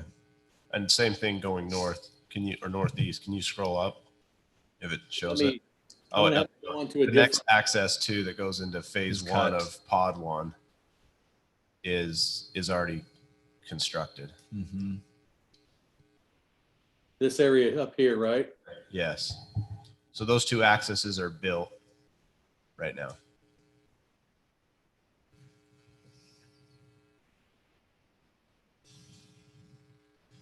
So 36 lots, what does that mean? Is 36 lots, if as soon as they're built, as soon as they have final plat? I mean, what's the 36 lot that triggers them to build the parking structure and the trail down to tie into our trail system?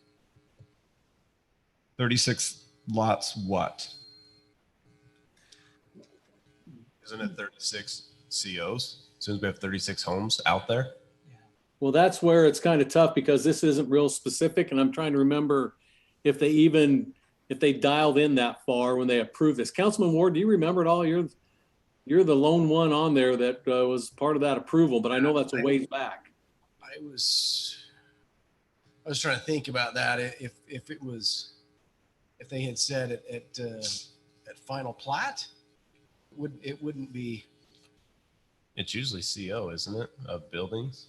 It usually is. That's what our trigger is. The challenge with that is, you have 30 lots out there and then there's, with homes built and there's 6 that aren't, then we're sitting there for who knows how long without a parking lot and trailhead. So that's a concern that I have, is to have more clear and definite. I don't want to be waiting on these amenities that we talked about extensively a few meetings ago, over waiting for COs that may not come for years and years. I mean,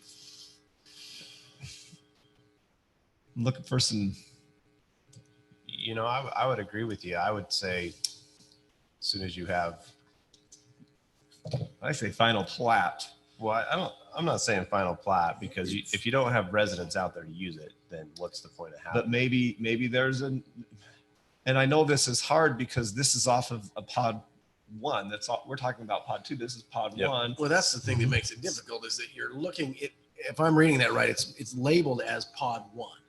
So really what you want is the 36 home occupied. It doesn't matter what pod they're in, if they're just in that, if they're in Yeah, that even pod. if there's 36 COs in all of pod 1, I would say pod 1, pod 2, pod whatever. You got it. or anywhere. What happens if in pod 2, those sell better? I'm not saying they will, but what if, I mean, they're similar products. So I would assume pod 1 would go just as fast as pod 2. But if you had pod 2 go and you got 30 lots there and you have 30 lots in the other one, but they're not required to do that, but then you are required to build the blue section because in pod 2 you have more units. Yeah, what was it? So I think they Actually, tied not- it to phase 2. Yeah, Councilman, if I may, because I don't want to get too far off on pod 2. Those 2 triggers are out of pod 1. They're out of pod 1's phase 1 and pod 1 phase 2 is how that's written. So don't, even though we're on the preliminary plat of pod 2, but these triggers are pod 1. They're both phase 1 and phase 2 of pod 1 that the green and the blue are responsible for. And then pod 2 is not really talked about. It just said that phase 3 or the completion of the park is that needs to be done at 50% of the total units. So we know that trigger, that's 266 units. But this other one is based on phase 1 and phase 2 of pod 1. So this parking area and this park is all part of a kind of a master planned area with multiple pods. Would we be able to tie further conditions? I mean, the thing that's interesting is this parking lot and this park is across the street from pod 1, but adjacent to pod 2. Do we have the ability to add additional triggers for these to the preliminary plat of pod 2? Yeah, the previous council just usually did not do this as far as attaching builds out to pods. It was almost always attached to, my recollection, it would just number of houses That's what I was gonna say. in the area. Number of 'Cause that's when you get it. So either we just missed it and we just weren't clear with the language. I think the good thing, Councilman, is because that prior council was very thorough on a lot of things, and I appreciated that. But I think on this one, we may have an opportunity to work with the developer to clarify and address some of these concerns as they bring this Yeah. second pod for preliminary plat. So Councilman Staley, is what you're saying then is that you don't want there to be residents out there and not have these amenities completed. So is there not an easier way to drill down on that, to verify that we address that directly rather than pods and phases? We just, how many homes are completed in in that development, and that triggers it. I mean, this is all too confusing, pods and phases, because we're not as familiar with it as others are. But I do understand what your concerns are, and I agree. Well, I think that this council, along with Drew, staff, and working with the developer, I think we can find maybe some more clear triggers that don't risk us having these left undone. And look, it's a reputable applicant, but I just don't want to risk it. I'd rather have it tied up and know that, hey, this is coming quickly. It's coming along with, because obviously developers want to be able to use the proceeds of the home sales to be able to fund the amenities, but let's make it a little more. So Councilman Staley, I like the direction you're going. Is there a number in your mind? I'll tell you my number and then you can go off that. Actually, I would defer to you for a number on this, So on the details. I would hold to the 36 lots that they've already proposed, but be open to any pod within that master plan community. Yeah. So 36 lots, period. As soon as you hit that, One, two, or three, or four, whatever pod. whatever pod through the development, and you're not allowed to get CO number 37 without it completed. So you have to be planning ahead if you're doing well on your home sales, so that home 37, the parking lot and trailhead at least is ready to go. And then how many, Drew, can you tell us how many lots were in the phase 2 of pod 1? Because that was the other trigger point for the restroom and the parking lot addition. Reed, have you got the number of units in your phase? Because I don't have your phases on here, unfortunately. Do you have? We haven't broke them out. Into phases yet, but they're running about 33 to 37, kind of right in that realm is what people want to be taken down. Kind of maybe lend a little bit of clarity. I think we're on the right track. I did some quick calculations using the numbers of how many units we have to have the completed subdivision, and with the amount of money that we have appropriated for the park that I've discussed with Barry, it looks like it's about $5,500 to $6,000 a unit. And so kind of that is how I really think that we ought to go down that road is, and I like the numbers, but I think we got to be careful with how we're going to do this, because we do need the lot sales to pay for the park. And we don't want to get too far ahead of being able to keep some of those costs in place. So I think if we can discuss that way, I think that's completely appropriate. I think we already have discussed that way. Let me just follow through with me. They're only talking about 36 for the trailhead. And if the council wants to be generous and give them another 36 to have the bathrooms and the 4 other parking stalls, that's all you're worried about, because it's the 266 you've always been tied to for the complete park to be done. And I think we're already there. Does that make sense? Yes. I don't think we need to change that. I think we're fine if the council wants to stay with the 36 and the 36. At least they'll end up with the trailhead and the bathrooms. Right. But Drew, what I'm hung up on is that we're tying this to phases, or so it seems to me, that we're tying this to 36 COs of phase 1. And to me, that's not the best measure to trigger that. I particularly like what Councilman Coates is recommending, is that when we have 36 COs throughout any of the 4 pods, or however many pods there are, that's the trigger, not tied to 36. I mean, because that would require all 36 lots of phase 1 pod to be built out before they do this. And I want this, and maybe they were already planning on coming along, but I want to have some teeth in this, in our agreements. Well, that's what I kind of meant, Councilman. I'm sorry. I was just trying to get numbers out of their phases. I agreed with what Councilman Coates said, is that it's 36 units, whether it's in pod 1 or 2, 30, and then 36 more between the 2 pods. It doesn't matter what phase they're in, just that at 36 units in this whole project and 72 units in the whole project, and then 266 throughout the whole project. Those are your 3 triggers. I think we're all on the same page there. What is can you go back down and zoom in on phase 3 and what the amenities are for phase 3? It's the rest of the park, basically. Okay, so 36, and then 266 total. For all this other are we talking COs? Yes. So 266 is that full build out of No, pod 1 and pod 2? That's full build out of pod 1, 2, and then 40 something units in pod 3, but they could start pod 3 in a couple months from now. So again, I like how you're going on just unit counts instead of phases or pod, completions. Let's keep it at unit counts. It's straight and it's easy. How do we address that then on a potential preliminary approval for this pod 2? Well, you where really they already have some agreements with the pod 1 approval.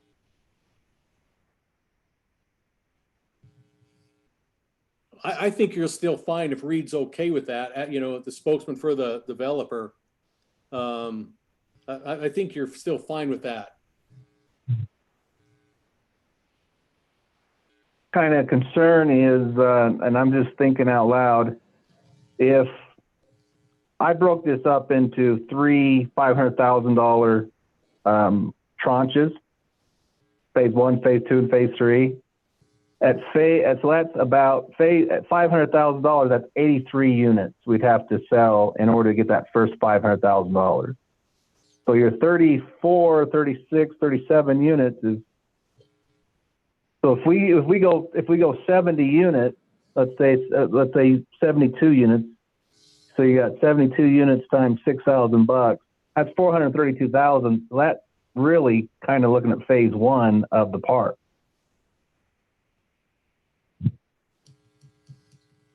I'm not sure I'm Does that following. make sense?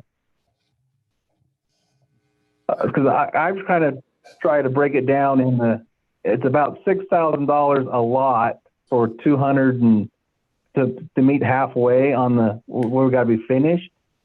And so if we even did it, and I like the idea of lot count, but I'm wondering if we can't get this, like phase one of the park needs to be done at 75 units. Phase two needs to be done at another 75 units. And phase three is done at the remainder of the units. But that's not following your agreed thing on this map though, Reed. You're really far off on that. I mean, I know where you're going with that, but So when I go back to your map here and you look at these guys up here. Okay, these two things right here, that doesn't afford you that. So I'm going to say this because sometimes you have to invest into your community, and sometimes there's more dollars up front. I understand where you're coming from on, hey, we want the houses to pay for the park as it comes, but also sometimes you got to invest in the community before you get it, and the return is slower. I understand how it goes. I think we've been fair with saying, hey, at 36 units, you're going to have just the parking lot done. At phase two, what Drew proposed was an additional 36 lots that you would have just a little bit more and a restroom. I'm nervous about not having a restroom at phase one already, but that was the kind of the deal that was brought before, and I'll hold to that. The only concern I have is that it just goes across both pods. Yeah, we're not changing the numbers. We're just clarifying the area that it's occupancy and it's open in the area. It's just so that there's not any. I can get the owner to do that. I think that they would do that. That's a condition of approval. I think we can make that work. Well, I appreciate that, Reed. Because now that the city has invested in that trail connection, so I think we're anxious to see the trail head. And I think that really improves your community as well, because you can access that trail and get all the way down to Sullivan Park, all the way up to Canyon Park. In fact, you can go all the way down to Sun River if you want to. So I think it would be a great investment in the attractiveness of your community. And I tend to think that we ought to add those conditions to this Pod 2 preliminary plat. And I would agree.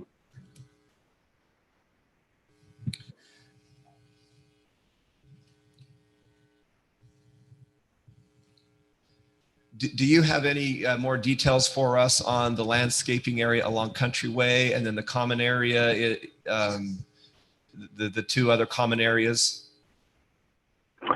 I have not seen a landscaping plan for that. I do know that they have been working on it and kind of working through some things, but I have not seen a full-blown landscaping plan. I know that there's going to be very similar to what we're doing in phase one, which is trees and plants. But I haven't seen a full-blown landscaping plan for that. Can I ask a question to the council? Typically, we've been quite particular with landscape plans, but I think in light of them working with us on some of these other amenities, what are your thoughts about letting them work directly with staff for approval on the landscape plan for those areas? I brought this up at the open public hearing. I'm a little bit uncomfortable. I'm used to seeing the PUDs come in and be more of a discussion with the council. So I don't know what the elevations of these look like. I don't know what the driveways look like. I think we've verbally discuss some of those things. I mean, some of this, the reason we give some of the density here and is because it's in a PUD and we compromise on that, but that also comes before the council. So I agree with, well, I'm not sure what your point is, but I'm glad you brought up My point is landscaping. the landscaping, but all of those things together, to me, are what's part of a PUD. So when the city council gives that kind of density for an area, I just get nervous. I've gotten used to seeing that participation. Reed, are you still there? This is Councilman Ivy. Yeah, I've dug up our preliminary landscape plan. I could email it, and there, yeah, it's right there. And that's the one that we've been working off of. Let me finish my thought there, Reed. You've got Countryway right there. Those are great people out there that have endured a lot of construction traffic in their brief history. So I'm going to take this a little different direction for just a second and say, if you could encourage everyone, make them mindful and helpful to, keeping the dust and noise down. I know you guys are a great company. You would already consider that, but I'd consider it a favor just to go take an extra effort and make sure that those good residents out there are comfortable. I will send out the email first thing in the morning. Thank you. Drew, I'm assuming that all the landscaping along Countryway is maintained by the HOA, correct? Yes. And council, I just found their landscape plan of the PUD. It's on your screen right now. So Councilman Slade, you were asking about grass, I think, to me earlier, and the green is designated as grass. It's called out as local source turf sod. What's the yellow circles? The yellow circles are a tree, and looks like it is a Raywood. Raywood ash. Yes. Yeah, there you go. So these are pad lots, and the driveway setbacks, what, 20 feet? Minimum, yes. And then 10-foot setback behind the house on their privacy yard. Correct. And then a mix of what, common and limited common area? Yes. And so this kind of shows you what their landscape rough plan is. And so this is what we will be expecting to see.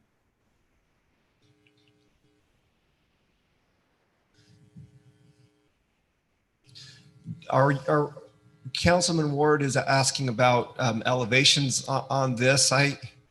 They weren't required because of because they are individual homes. And so the way our ordinance is written, they weren't required to do that because they are individual padded lots. The elevations are required on the multifamily. Like Mustang Valley? Yes, because they were, fourplexes or duplexes. Then we start looking at their elevations. But we didn't put that in the single family, on these individual lots as a requirement for PUD approval.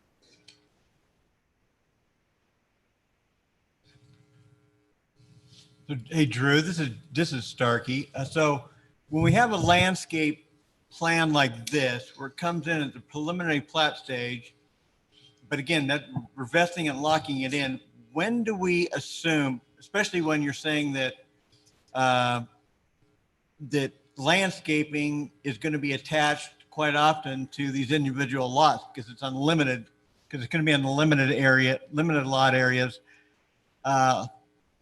When do those need to be in? Do we have a timing on those or anything? Well, let me just go, I'll show you what I have. And I use this again, this is standard. Let me find, am I in the right meeting? I don't know why that kicked me where it did.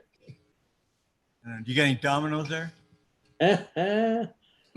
This right meeting or not? sorry, oh, I know why. Hold on, because I needed that. Yeah, let me go in here and into, and you can read it. And then if you want to make it more, here's at number 7, because I referred to it earlier. This has kind of been a standard note we've used for years and years. A final landscape plan and fencing plan should be submitted for review and approval prior to the submittal of the final plat. Landscaping and fencing shall be installed prior to the occupancy of the buildings that will be constructed along the landscaped and fenced areas. So they have to bring that in on us so we can take a specific, because sometimes at this point, we're trying not to have them invest so much money to hire a landscape architect and then they get denied their PUD. So we give them, you know, kind of like that rough thing of what you see, I showed you earlier, and then they have to bring in a specific plan drawn out by their landscapes going in to staff is kind of the general way we do that. So do we need to make or modify any of these conditions to make sure that the landscape plan matches what you showed us earlier, or is that just understood as part of the minutes? And Can we just make a condition that they bring it back at final plat? That is a condition, isn't it? That's what it seems like already. So we should just see the landscaping plan at final plat, and we can look at it then. And I mean, that's when the lots are sellable. So yeah, if that's what the council wants to do, and yeah, I think that's probably okay to do. I'm right there, approved prior to submittal plat submittal. So yeah, that's fine. I couldn't understand that. That right there in that condition, it says prior to final plat submittal. So we got to get that landscaping in before we submit for final plat. And I think we're asking to see it as a council. Typically, staff reviews that, but on this specific case, is that what I'm understanding you're asking for, Councilman Staley? So we've gone both ways, and I was just wondering how comfortable staff would be with just allowing, or how comfortable council would be with allowing staff to approve that, or if we want them to bring that back again. Well, so I'm going to ask Councilman Ward, was there a lot of, I mean, I don't have heartburn in staff looking at that because, I mean, I don't either. I mean, I think it's a condition that it needs to be looked at by staff, and I think staff would look at it knowing that we're interested, take a double look at this and make sure it's, because what I'm seeing here seems adequate to me for a preliminary landscaping plan. Yeah, I just don't think I have a great sense of what this project's going to come off like is in this area here. But so I want to, when you're done, I have another subject that I would need Drew to keep this map up. So after the landscaping item. Okay, number 7 says a final landscape plan and fencing plan shall be submitted for review for approval prior to submittal for final plat. So doesn't that pretty much cover it? Does that cover your concerns, Councilman? Yeah, I think so. And just now seeing this, I'm in fact, I'm not even that particular. I just want them to do what they think is going to make it attractive, and I know they will. But on a PUD particularly, I'd like to see that they have a plan.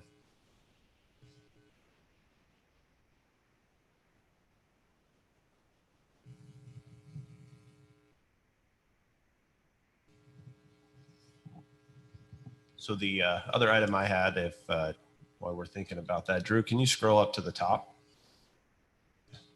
So lot 44, 43, 42, 41, and 40, Country Way is not paved past that point right now. So Country Way needs to be improved up to that secondary access as part of those lots. Yeah, because it ends right here roughly. Yeah, roughly. Can you see what phase that is by chance? It's phase 1. Or like phase 4 of this pod. Yeah. So that would have to be improved as part of the final plat with this, because if we're going to bring those lots on, we gotta improve that road that backs them. Full width? No, just the half on the. I don't know, maybe because there's no development on the other side because there's no hill. It's a hill, right? Right. That's so probably right there. I mean, typically it looks like this other second axis is right there. That I can kind of see it. That goes to the north. And if there was more development on that side, we'd probably just say, the requirement of half plus the 6 feet of additional asphalt, but we probably have to do full width because of there's no development right there. Well, plus they own both sides of the road. Yeah, but even if they own both and they were developing one side versus the other, but I think my only concern is that it's not paved and then it just gets pushed down, pushed off and pushed off. So I think it needs to be addressed along lot 40 to 46 has to be full, paved road. I would ask staff, maybe Mr. Shaw can say what he would want to require on something like that. We'd require it to be paved.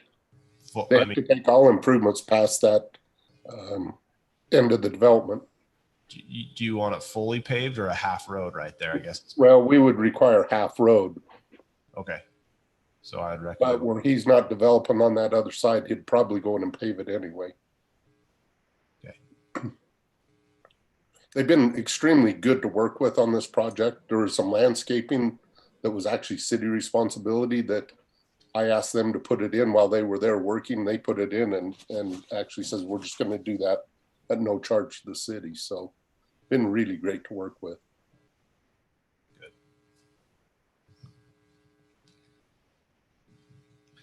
Mike, this is Councilman Ivy, just educate me maybe.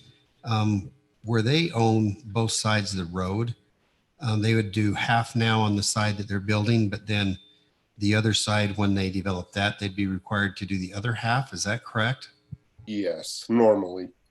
So pod 1 is listed on their vicinity map as, it looks like it's north of the of Countryway. And the south side is listed as the site location. So, okay, just wanted to make sure I understood that eventually though, this development will pay for both sides of their road. Yeah, when they did pod 1, they actually built the full road width. Yeah. Up to that second access in pod 1.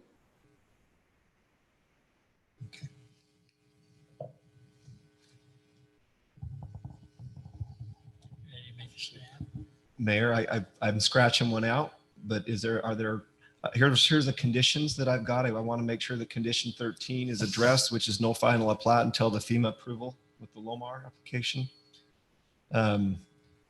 My notes show that we were talking about, since this is a kind of a master plan PUDR with, I believe, 4 pods, that we would ask that initial parking and trail was designated, I think, in green, be completed at 36 units. That the 36 units in the entire development. In the entire development, yes. Across the 4 pods. Is there four or five, Drew? Can you scroll down to that other? There's 5, but I'll scroll for you. Yeah. Give you the whole project. It was the other way. South. Let me go down. Sorry to make you dizzy, but here you go. So, yeah. Okay, that's right. Then the other, and when we're saying units, are we saying COs? Yes. And we're using that term interchangeably. Then the next note I had is about 72 units within the 5 pods. That next section, the blue section of bathroom and parking is done. Which includes parking in the restroom. Yes, the restroom and the parking, bathroom and parking.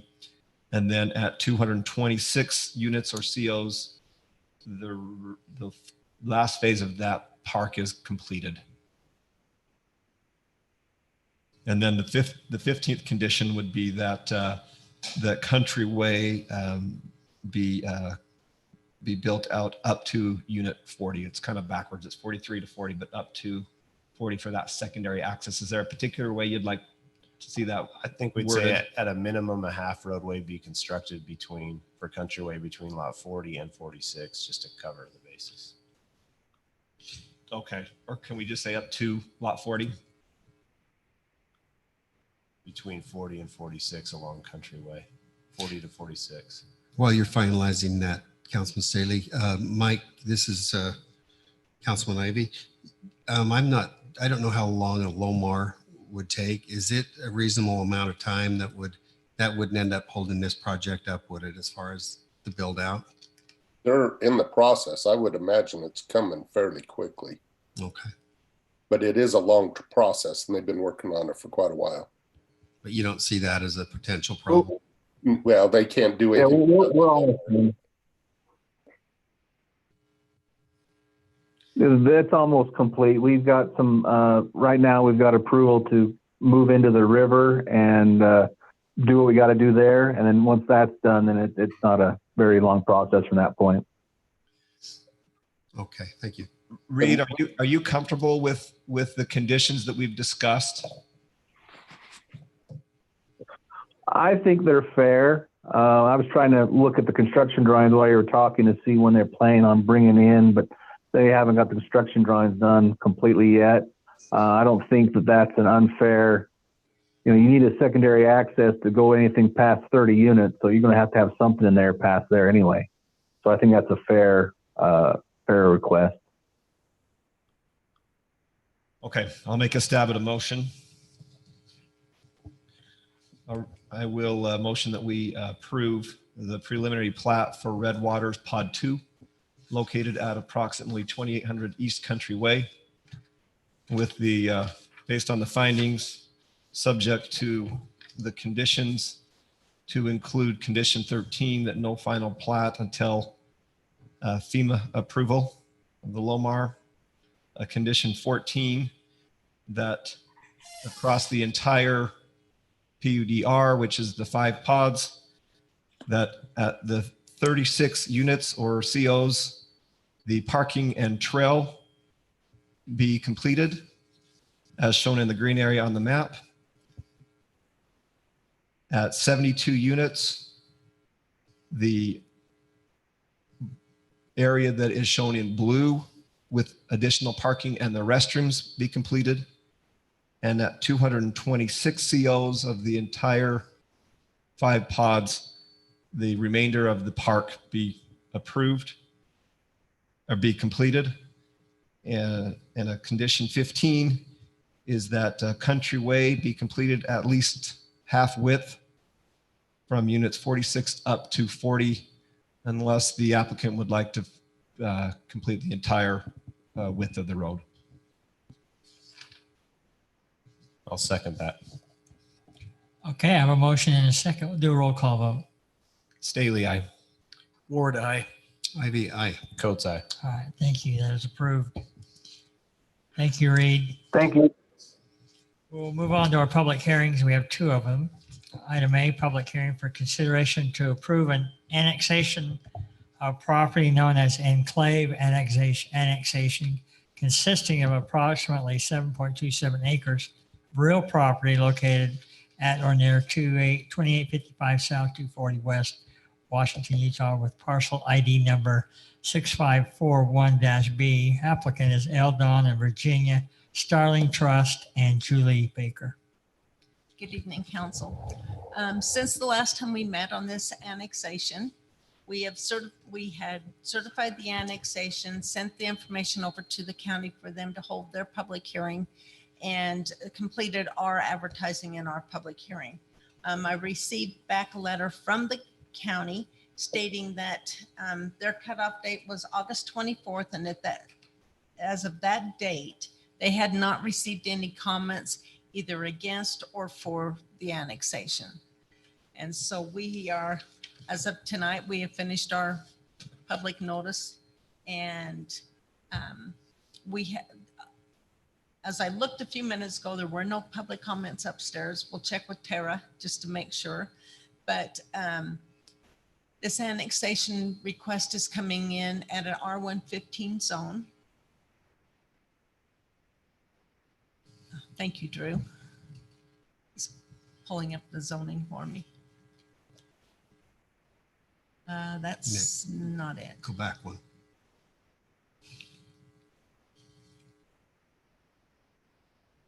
There we go.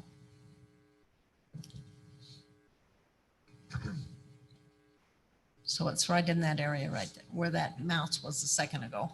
Right, yeah, right there.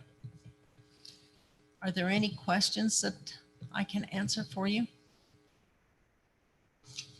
They actually have the property for the development to the west of this lot. So that, and it's also an R115. So it's just going to be a nice transition. Is this an old map that says RA1? No. It's, you know where the, Well, Drew's marking it up. Is that I'm just wondering if it was a recent change. I pulled it off our zoning maps. I was just curious because it says RA1. There's big lots right there. It's, okay. I believe isn't there only one home on there, Drew?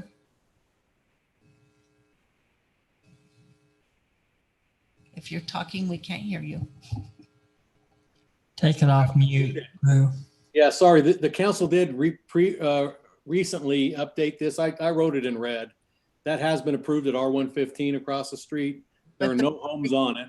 The property to the east is the one he's talking about. No, I was too. talking to the west. To the west. Oh, Yeah. yeah, it's R115. Okay.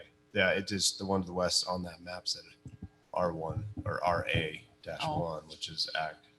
So I just want to clarify because you mentioned It probably okay. changed just shortly thereafter.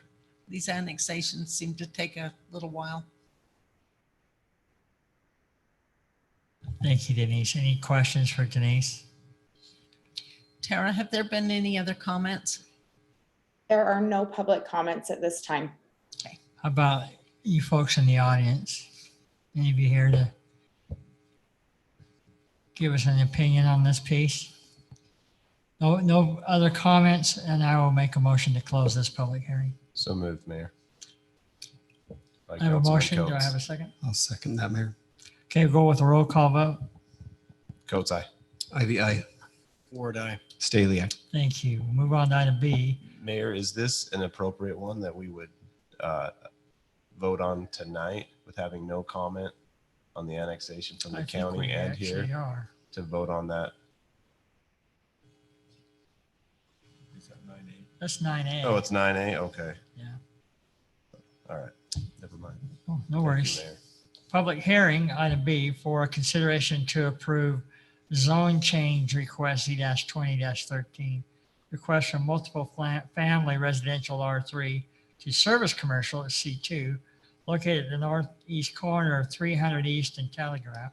Applicant Brandon and Teresa Wood.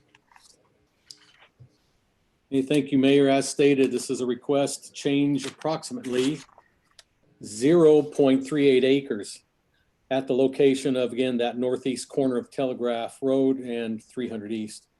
The request, as stated, is from the R3 to the proposed community commercial C2 zoning designation. The C2 request is for the purpose of developing this 0.38 acre parcel into a commercial project. And the applicants are wishing to call it, even though it doesn't matter to the zone change, but Woods Drink Shop.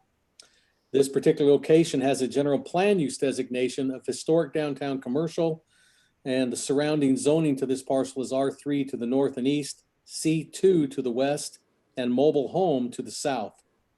Staff's only concern with the proposed zone change is being able to meet access management requirements as per the city standards.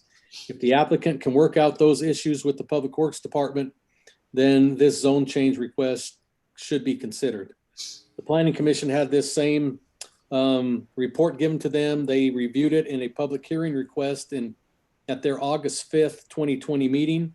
The Planning Commission unanimously recommended approval of Z-20-13 for the zone change request from multiple family residential R3 to the proposed community commercial C2 zoning district onto you, the city council. And that's based on the following conditions, subject or to the following findings, subject to the conditions. We normally don't put conditions on, but I just felt that, again, and the applicant is fully aware of this, that the access on and off of this property to the city streets will be the something that needs to be, again, addressed at great detail. So with that, I'll be glad to answer any questions the council might have. If they don't mind, I'm going to bring up the city map. It's easier to look at this. And so give me a chance to zoom out, and then I'll answer any questions you might have. Okay, while you're zoning out, Mr. Ellerman, I couldn't hear what you said when you mentioned what type business this is intended to be. Well, they want to make it a drink shop. They're calling it, this is their intent, is to put the Woods Drink Shop. And I said, not that it matters, in the zoning, because it's C2, any commercial would be allowed in there. But that's their intent, is to make it a drink shop. And just, I do need to point out, because the subdivision map wasn't updated by the county, it's actually both these white boxes is the parcel, not just the one. So that helps their access plan then, I guess. Yes. So we'll have the public comment. I don't know. I've got some concerns, but just being able to get stacking. I mean, I'm a frequent driver for a person who uses those drink shops. and punch card guy. I'm not the punch card guy. I'm the credit card, here you go guy. But those, I've sat in some big lines on those. And unless there's a big stacking distance, I am just super concerned about this intersection. Do not want cars on the Telegraph or 300. This is one of our busiest intersections and we struggle with access management. And to put that type of business here, I'm very concerned without having 15 to 20 stacking car distance, because I've seen all those drink places on a Saturday afternoon. I've been 15 cars back. Now they relatively move fast, but they keep stay at coming. 15. They keep coming. Yeah. And the one that we frequent is I think it's a Swig or Fit, I don't know, by Smith's. And we're backed way into Smith's parking lot lots of times. And so it makes me very concerned about this congested corner that we have to put a type of business like that. And I know that's not what we're talking about today. We're talking about zoning. But I think as part of our zoning, sometimes this would come back as a conditional use, and we don't see that conditional use. It would be interesting to know what distance back from that corner they would need for the ingress egress. And I would also be interested to know who the adjacent property owner is to the east and if they've communicated at all with them, because 0.38 acres is okay size, but I get it. My daughter works at this. It's Mount St. Helens Restaurant, isn't it? Well, Just to the east? That's St. Helens. Oh, that's St. Helens. Okay. So we have an there's open two properties, Yeah. I think rental properties, one maybe a duplex and one just single family. So my recommendation is that we get with staff. I mean, staff, I think you'd have to tell me. It sounds like Drew's a little concerned and other departments are concerned, and that's why the condition was brought up. But I'm hesitant moving forward on anything without this cleared up on staff and our minds. So we haven't opened this up to public comment. Can I just ask Mike to maybe just help us understand what are some of the options that you would accept for this location? So we've actually had the plan submitted to us for their conditional use permit, the layout of what they have on the site. Okay. We definitely have some issues with that. We're trying to work that out with the developer and their consultant. Internally, we've talked about the stacking. I think we're going to see more of these drink places coming to our city. We're very concerned about the stacking, and just internally, we've talked about 20 cars stacking, but we're actually going to probably go out and do some counts on our own on existing drink places, get an idea of what they're seeing at their stores that are here locally. So Craig, you could double time that and do some counts for him too. Just once a day on Saturday. Councilman. Thank you, Drew. Or Mike. Sorry, Mike. So is that something we should, as it makes me think about more and more of these type of businesses, and it's not just this business either. I look at what's a Chinese place, the Panda Garden Panda Express. Panda Express, because of COVID, it all of a sudden has pushed more people into their drive-throughs as well. Do we need to look at our drive-through requirements based on kind of the situation we're dealing with as businesses get older? But it's tough because every business isn't the same on drive-through. Are we talking then that the access to this is off 300 and not Telegraph? I think either of them, right? I'm just looking at what they're drawing here, I and didn't see that. I'm trying to. I just initially thought Telegraph for some reason, just because 300 is so narrow. It's just gonna be I was They just are, on their drawings, they're showing a single access on 300. We're we're requiring that to be a right in, right out. We would more than likely require an island on the road to not allow left-hand turning movements, where it's so close to that intersection. 300 East is really narrow at that intersection on that leg. It's just that it's a big concern to us with the amount of traffic the drink shops see, that it's going to be an issue for us. Well, and that, Mike, this Councilman Ivy, that also is a kind of a busy corner for our school kids coming down from the elementary school also. Yes, it's very busy with school kids. But the concern I see is if we have an access on 300, that could wrap all the way around Telegraph, and then all of a sudden we get a light to go green and the cars are backing up on 300 and we can't even get our traffic through. Yeah, blocking the intersection. Blocking the whole. So with this, on staff level, if we can't come to a resolution that we are comfortable with, and maybe Council Starkey can jump in on this, but we would not recommend approval for the conditional use permit. And I think their next option, if we weren't approving, would have to go to council. Well, I think a conditional use permit, Mike, correct me if I'm wrong, that just goes to the planning commission. And I was curious and again, I have no problem with straight zoning, and I don't think C2 is inappropriate here, but I was kind of curious why this didn't come forward with the PUD, just given the uniqueness of it. And frankly, because of some interest that maybe we haven't been as clear on, is just, what is the historic downtown commercial look for, Telegraph? So, the conditional use permit, we wouldn't necessarily see it again if we grant the zoning. You probably would see it if staff denied it on our end. I think then their resolution of that would be, they would have to go to council for an approval. Well, they'd have to appeal it. Appeal it, correct. In those cases, cities also appeal their planning commission's decisions on conditional use permits. That's how they get appealed to city council sometimes. Either way, either the applicant, depending on the decision, or an interested party, which could be any number of people, I suspect, who will be interested, given its location there in 300 and our kids the kids that go from down there. It's just going to draw a lot of interest. I mean, for the same reasons it's probably a great place for a drink shop, are the same reasons there's going to be folks that are going to be concerned about it. And we've run into problems with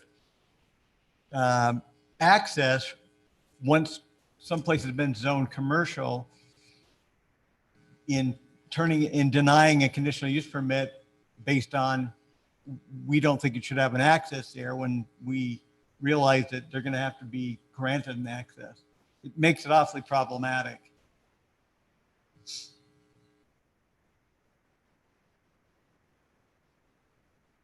And Drew, you might even want to just mention what some of the other, so once this, if this is zone C2, so let's say the drink place doesn't go in, maybe a drink shop is the most potentially problematic kind of a commercial use there. But what's kind of the breadth on the commercial uses that could have conditional use permits applied for there, Drew? Well, anything would have to do a conditional use permit just because it's on Telegraph. I mean, that's, our zoning in all of our commercial districts is over 5,000 square feet, or you're located on Telegraph, Buena Vista, or the Parkway, requires a conditional use permit. So any business going in here, whether it's a shoe shop or this drink shop, would have to get a CUP. No, and I was thinking more in terms of what kind of uses would that be, not whether it had to get a conditional use permit. Just about any kind of retail you can imagine, almost imagine what could go in a C2 for all, all intents. Now, based on size, it'd have to meet setbacks. It's not going to be big box, but almost any kind of a retail that you could imagine could go in there, meeting setbacks and parking requirements. Drew, would you have the same concern about this same piece of property if it were like let's say like a hamburger restaurant or something like that? Is it backing is the main concern or? Yeah, but I would look at this. I mean, if an In-N-Out wanted to go on here, you're in the same, again, it's just a food joint, but an In-N-Out, if you look at they're one of the worst ones in probably the county because everybody goes to In-N-Out. They're backed up all the way through, Best Buy sometimes. Them and Chick-fil-A. Chick-fil-A is the other one that gets. Chick-fil-A is another one that backs up through that. Yeah, it's a great one, Councilman. Certain ones tend to be that now. I guess you could try to do what they do in England. As I serve my mission, you hash out the road here and there is no stopping here there or you get a ticket. I don't know if you can post signs that say no stopping. But other than that, you'd have to have a cop there walking the beat, right? The tickets. You just have them make the food so it's not very good, the drinks so they're not very good, and then if it's crowded, people just leave. Would it? I'm wondering if it would make sense to have the public hearing, if there's any public comment, and then see if there's some other discussion that we ought to have based on that. And your applicant, I think, hopefully is on. Steve, is the applicant with us? I'm on for this one too. Okay. Can we see if there's public comment first? Yeah. Them too, Council. So, Drew, yes. we're going to see if we have any public comment at this time, and then we will talk to the applicant. Perfect, Mayor. Oh, if there's any, Denise, Tara, were there any, or anybody here in the audience? We had one public comment, Mayor. Okay. Could From you read Barry- that? Sorry, are you there? Yes. Okay. From Barry Brixby. I'm the property owner east of the northeast corner of 300 East Telegraph. I'm in support of the zone change. And that was the only one we had. Okay. East of so he'd be the duplex there? Yeah, probably. I believe it's through the let me see if he put his address. 341 East? Yes.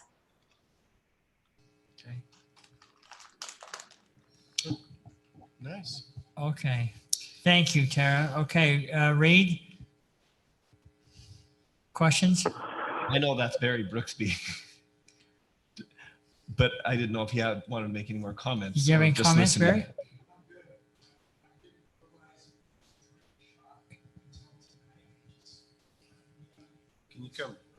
Can you come speak up to the mic? Sorry. So we're just recorded and we make minutes. Yeah. Thank you.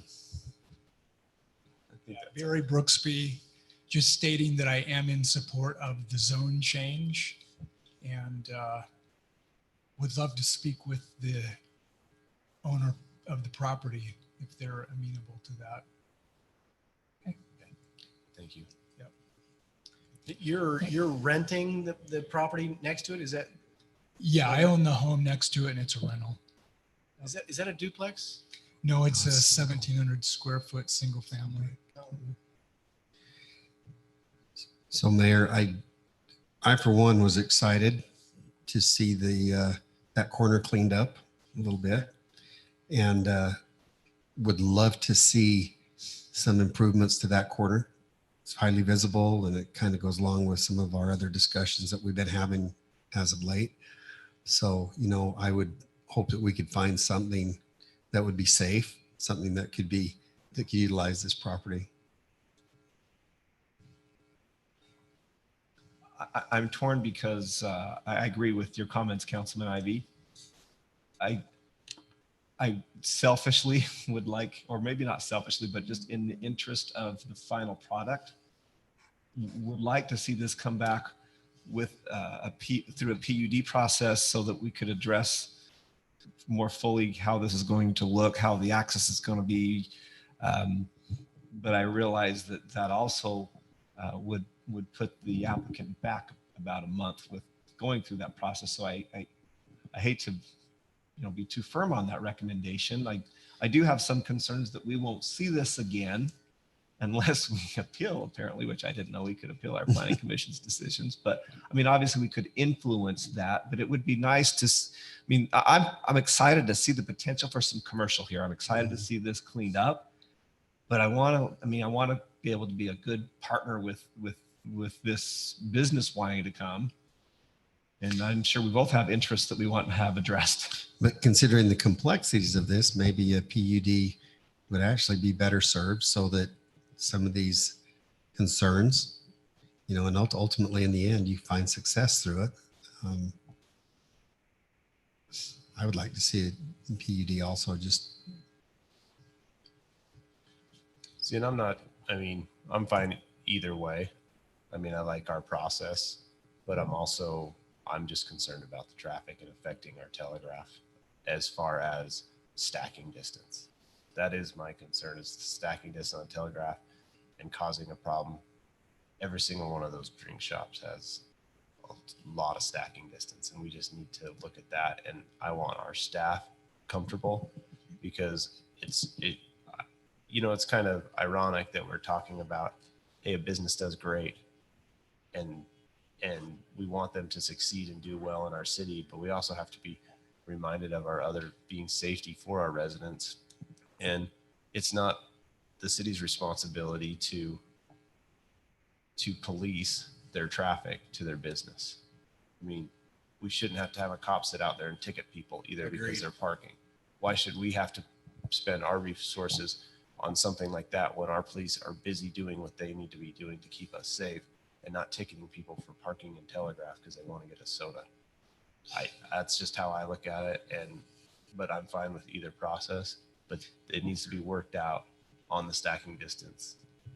what I'm wondering is if the owner of this was to add another piece of property and created a bigger distance from the corner and a bigger volume for cars to stack or whatever, then that could create a different dynamic too, that maybe can be considered by the owner. And that's only if the other property owner wants to sell. So Yeah, that's correct. Can I ask a question? Sure. Where the red arrows are, there's a rectangle in the middle. Is that where the proposed building is going to be built essentially?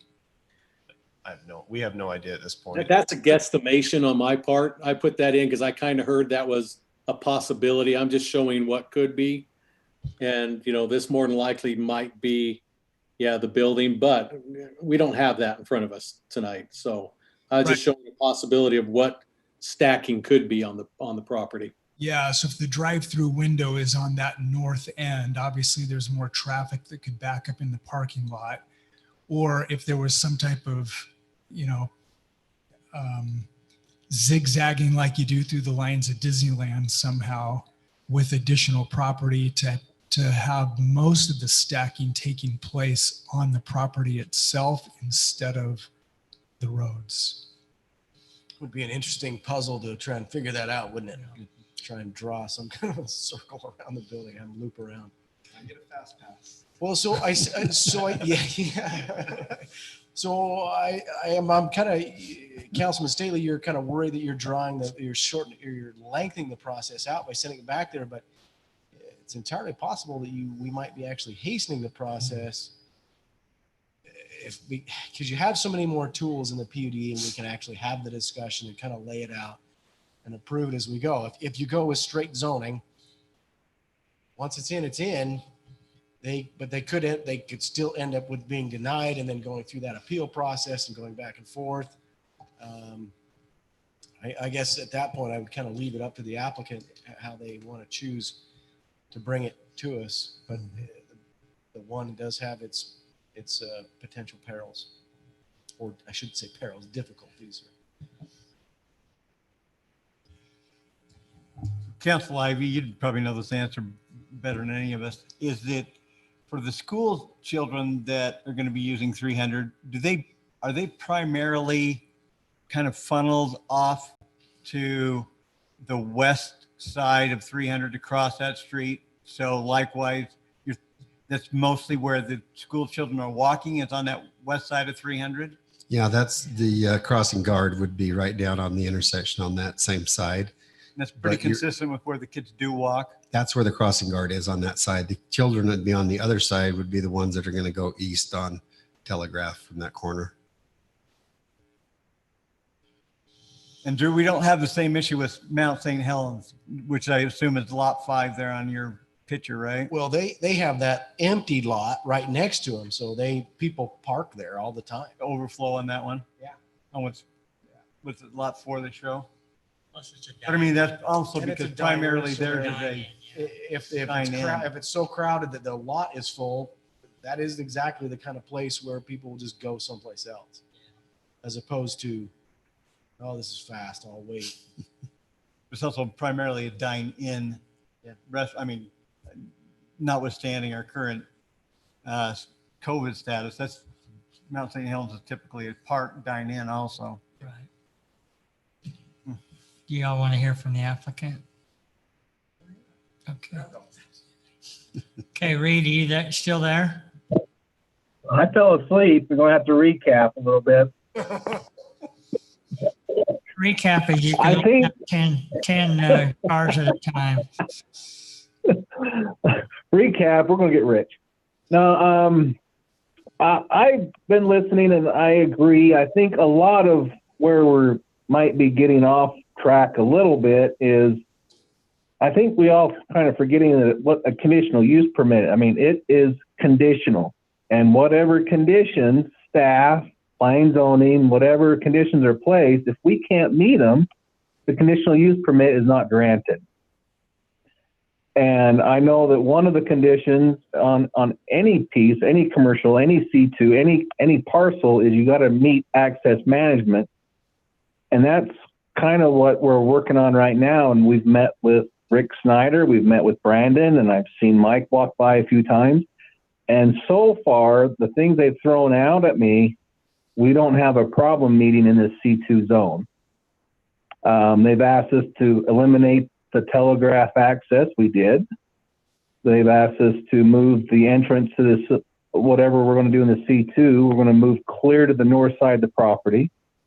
One of Brandon's and Rick's actually recommendations was we actually were allowed to get another almost 4 cars in stacking, and that's truck stacking. So I think that we're getting a little bit off topic is this a good C2 location? I mean, that's obvious by what you got all the way around it. It's a great location. It's center of town. Any commercial use on this property will be benefiting the whole area, create jobs, creates revenue for the city, create kind of what we want. I mean, everybody knows that commercial pays the bills and residential sucks the money back out. And so this is a great area for C2, and we need to meet all of the guidelines and rules for access management. We've got to meet all of the existing ordinances and any other conditions that are put on this property. And if some C2 use is eliminated during that conditional use, then it's eliminated. And I know the owner plans on complying with the conditional use, and I know they're looking forward to working here. They've put basically their whole retirement in to buy in the property, so they're committed. They want to make this work, and we think that that's kind of where the owner stands. And I think we've worked well with the city, and I think I'll answer any other questions you might have.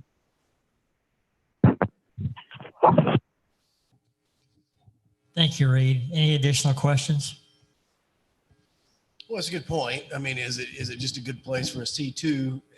Councilman Staley's point is valid as well. I mean, anytime you're putting in straight zoning, you're rolling the dice a little bit for it to just look nice enough to fit in with what you want. The PUD gives you just a little more options to be a part of that. So. Thank you, Councilman Ward. Any additional comments?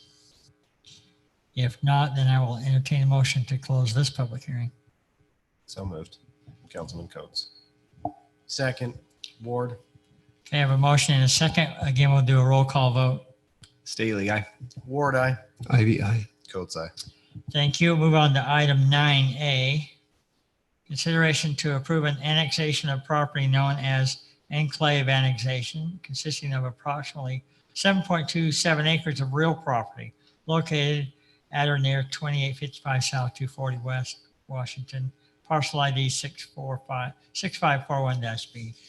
Applicant Eldon, Virginia Starling Trust, and Julie Baker.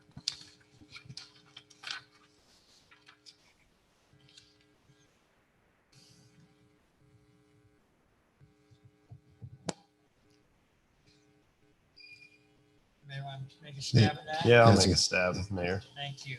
I'll make a motion, we approve the annexation for the property known as Enclave annexation, consisting of approximately 7.27 acres of real property located at 2855 South, 240 West, Washington, Utah. I'll second the motion. Thank you. I have a motion and a second. Roll call vote. Coates, aye. Ivy, aye. Ward, aye. Staley, aye. Thank you. That's approved. Item B, consideration. Mayor, Yes, this is Denise. I just want to clarify that the zoning is included in that ordinance. Do you approve the zoning? Mayor, I'll make the, amend my motion that it was zoned as an R115. Thank you. all right. It's been amended. I'll Staley second. Okay, we'll go roll call vote again. Staley, aye. Ward, aye. Ivy, aye. Coates, aye. Go home, will you? Thanks. Okay, thank you for that clarification, Denise. Item B, consideration to approve an ordinance granting zone change request E-2011, request from residential agricultural 2 acre to residential agricultural 1 acre, approximately 2670 East Washington Dam Road, applicant Michael Labrum. Thank you, Mayor. I'll just keep this quick. This is one of our 2-week holdovers. It's now completed, ready for council action. Again, to remind you, the Planning Commission unanimously recommended approval of Z-2011 for that zone change from RA2 to the RA1, which is residential agricultural 1 acre minimum. Hey, Drew, just real quick. I know this ought to be a fast item, but it's pretty hilly right there. And you know, is there access, and will they be able to get the lots in there that they're wanting with the 1 acre minimum lots? Yeah, it sounds like you've driven by the project, and they plan on this area over here where, you know, there is kind of a road that it would be the access, you know, if they end up with 2 or 3, you know, but there is enough that if they come in through here to have, you know, I don't know if they'll get 3, but for sure 2, because they're building a home up here right now, as you see. Mm-hmm. There still might be 2 acres down here, enough for, we'll let that, you know, they'll bring in a subdivision, you know, request, and we'll see how that pans out. But It'll it's be a challenge with the elevations there. It will. And they've got to give up some roadway out here to the city Yes. as part of that. So we'll see what they propose. They may only be planning on doing 2 lots. But it'll come back to you as a subdivision. So Drew, are they having to improve Washington Dam Road on that segment with their subdivision with that? I'm going to defer that to Mr. Mike Shaw.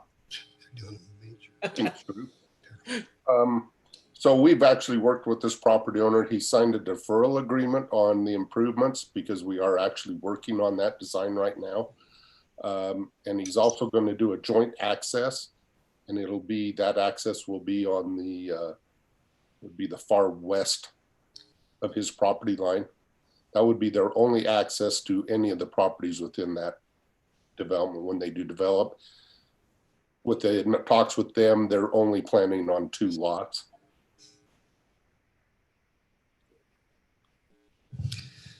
Mayor, if there's no other discussion, I've also drove out and looked at this, and I think I don't have a problem with it. Motion to approve an ordinance granting zone change request Z-20-11, a request from residential agricultural 2 acre lots to residential agricultural 1 acre lots located at approximately 2670 East Washington Dam Road, and the applicant is Michael Labrum.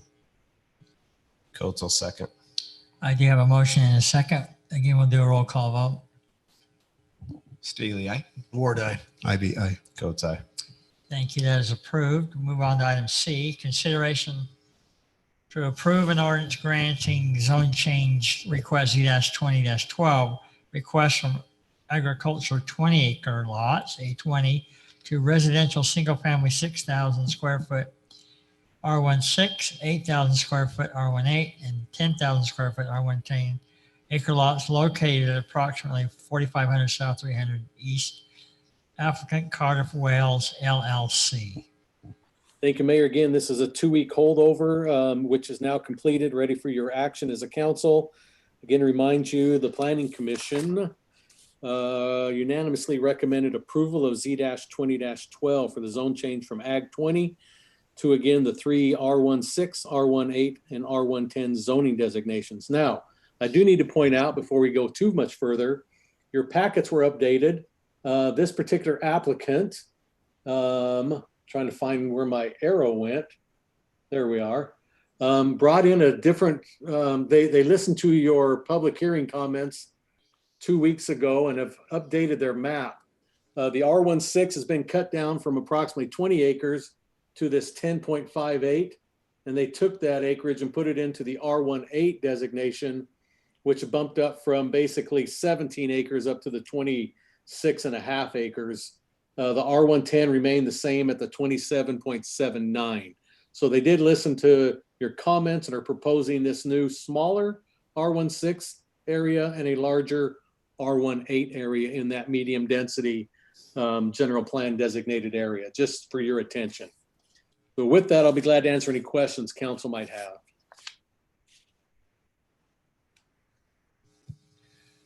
I appreciate that they listened to us, but I think they might not have heard all of us, because my discussion during the general plan was that it would be R18 and R110. No R16 was ever discussed, and that's my feelings on it. Well, it's funny, Councilman, that you made that comment, because mine is exactly the same. Is that I, one thing that always glares at me when I've looked at this is that there's no R112. I do realize that there's some lots that meet that size, but there's no listed here. And I do appreciate their efforts, but I'm still going to stand by what I've said, and that, I'm trying to not be a broken record, but I don't think that we're doing a lot of service to our future residents by allowing R16. I just don't see that as something that's beneficial to our community.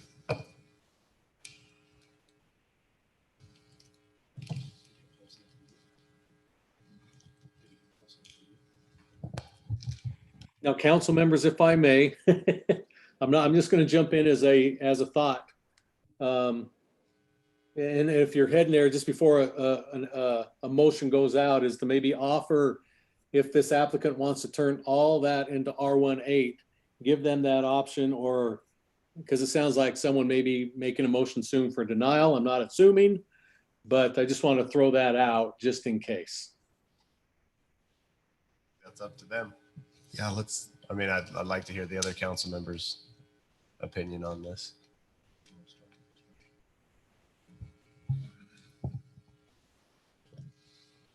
I don't love R16, but I think in certain cases R16 is okay. For me particularly, you have the low density land use designation. It's R110 and R112, and they put the entire low density designation as R110. So there's not balance on that end to me. If there were balance on that end, then I could probably handle a mix of R18 and R16 on the medium density. I know that's not exactly how both of you see it, but I could live with some R16 in a medium density, if in this particular case there was some R112 in the low density, but there's not. So I would prefer this applicant to bring it back with a more balanced approach. Whether that's, if they max the medium density at R18 and leave the other R10, that to me finds balance. But if they want some R16, for me, it would need some R12 too, because we're dealing with about 60 acres of land here. This is a big piece of property. So it just needs some balance to me with what we granted in that general plan amendment recently. I don't think it's bad. I think they're on the right track, but it needs to be balanced. But I hear exactly what you're saying, that you don't think the R16 is appropriate there. I appreciate that too. Councilman Ward, the applicant is online. If you have a question for them, it's Reed's their representative. So I drew the short straw on this, didn't I?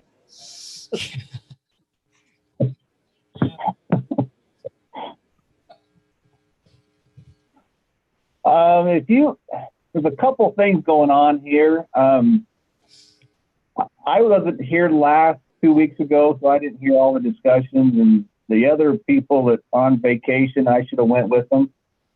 Looking at this from purely a land planning, and Drew can jump in and call me crazy.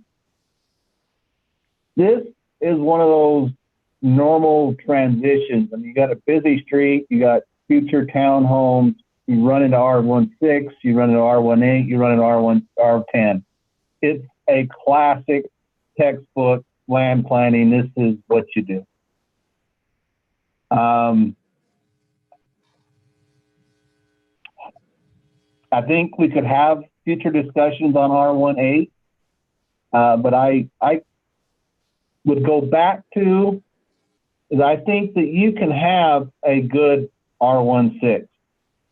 There's a certain subdivision I used to work on, and there are some 5,000 square foot lots in there, and they are done very tastefully and very well. You've seen it all over the town.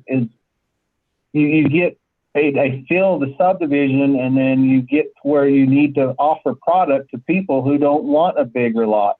They want a smaller lot. They want a nice house. They want a smaller lot. They don't want to take care of they don't want lawn. They don't want trees. They don't want grass. They want desertscape. These are the things that people want. And this is a great piece of property. It is 60 acres, and they can cater to a wide variety of potential homeowners and citizens of Washington. You got low density residential up on the hill. I mean, everything here is just textbook land planning.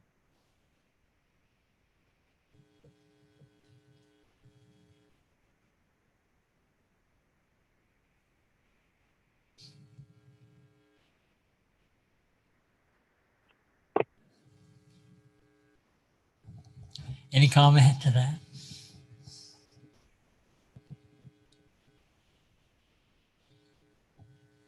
Thank you, Reed.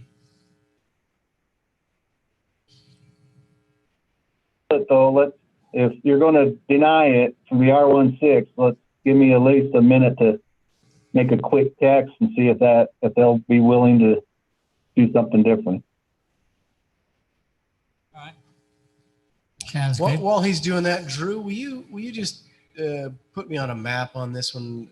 I mostly want to just remind myself how close this is out to the airport there. You're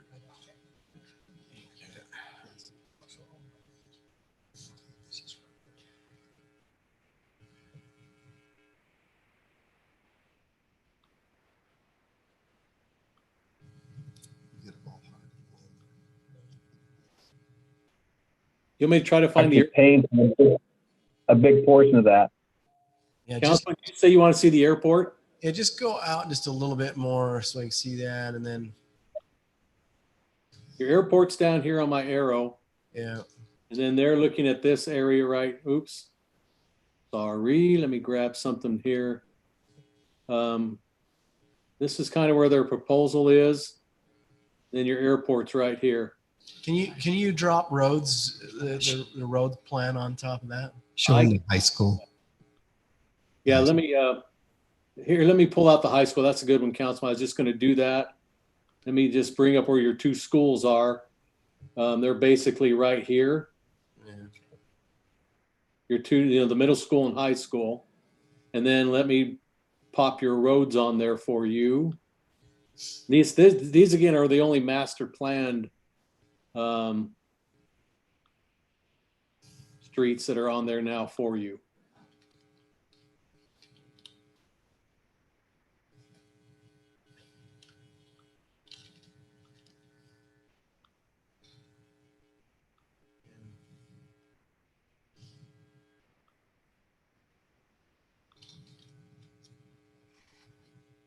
Sorry if I shouldn't have picked red on there, shouldn't I? Because it blends with that orange road.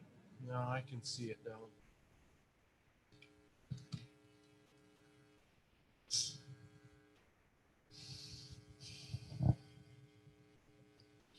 Is just as I think he's still communicating there with the interested parties, but this group of council members have any interest in, and I'm not necessarily suggesting here, but is there any place out there further out by the freeway or further out by the airport? I know there'll be some commercial properties, but does that area contribute to your affordable housing in any way? What's your thoughts for that? So my thoughts, now it's not guaranteed, is that we are doing the the higher density against Washington Fields Road, which they plan to submit a PCD for. It's either townhomes or whatever in a future date. So that's not part of this applicant. The way I envision this area, and I know we're right on the border of St. George here, we're going to be getting close, but I had communications with their planning department, and their goal is to do low density through that whole area, super low dense. What did you just turn on? Oh, municipal. City limits right there. St. George is pink, we're yellow. Yeah. So we're right there, and I think this is the phase to start transitioning to that lower density. Well, I just kind of think of that kind of stuff. When I start thinking about a denial based on density, I typically, especially when you have a problem in your city of affordable housing, I typically, if you've got a plan and you know where you're going to put that in and you're going to make allowances for that, to me, that helps you with, helps me with my denial. And I see those closer to more arterial roads, bigger roads. Now I know we have 4200 South, that's right there, which is a bigger one. But I also see that as just the density moving away from Washington Fields Road, which is the higher, the bigger road. That's how I look at it. And I know there's some R16 out there, but most of them are close to R18 that actually got built. Yeah, I mean, truly, we have some issues in our area with just incredibly expensive housing. And I in some cases there were some. I don't want to pick out specific projects, but I was surprised on a couple of. It wasn't density per se. It was commercial zoning at an area, and I because of the roads and the way it lined up, I thought that it might fit in, but I think it would behoove us to in our minds have some idea of how what we're gonna allow and what we're gonna go. I think to meet or find that affordable threshold, I just don't see how you can't go, you just have to go vertical. I just don't, you run the numbers, people have tried to make it. Well, it's a mixed bag. I mean, vertical is one, and that's a tough sell, even up by the road there. There are some locations, but it might be beneficial for us to kind of carve those out a little bit and figure those out too. But I think it is a mix. It kind of has to be, and we've added some density. Sorry, I'll lean in my mic. Certainly, we've added some density out by the road that goes out to the dumps. So, maybe I'll check back on the applicant here, see if he's got his answer. Yeah, they came back, and if it means saving the project, they will move that R16 to R18. But if the council would approve the R16, that's their preferred. But if through this discussion, if that's not possible, then they would go back and they would do it all R18.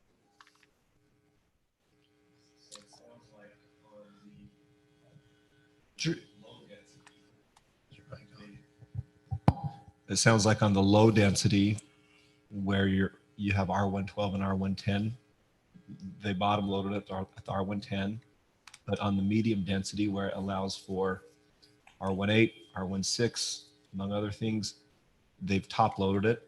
So it seems more in balance to me. Drew, can you draw that just so that we're all clear? Nobody's guessing. I'm assuming the applicant can see what you're doing as well. Okay, now what do you want me to draw? Sorry, Councilman. The pink we're just talking about, just the pink would become purple. is the purple all R18? Yes, the purple over here, let me get my pencil, I'll kind of circle for you. This is R18. And then this is R16 in this pinkish color versus purple color. Okay. And I just did the math for you. And over that 10 acres at an R16, you're probably looking at maybe 55 homes. Going to R18 would drop it to 45 homes. So they'll lose 10 homes, a home per acre, just about. To the applicant, could you tell me the price, what current market, and I know you're still developing, but current price of an R16 versus an R18 right now?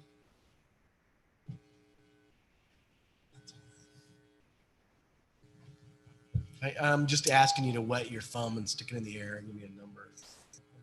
Hold them to it. No, I just. Reed, that's directed at you. Did you get that? He might still be communicating with his other. He might be. I don't know what it would be. Okay. We haven't got that far. That's fair.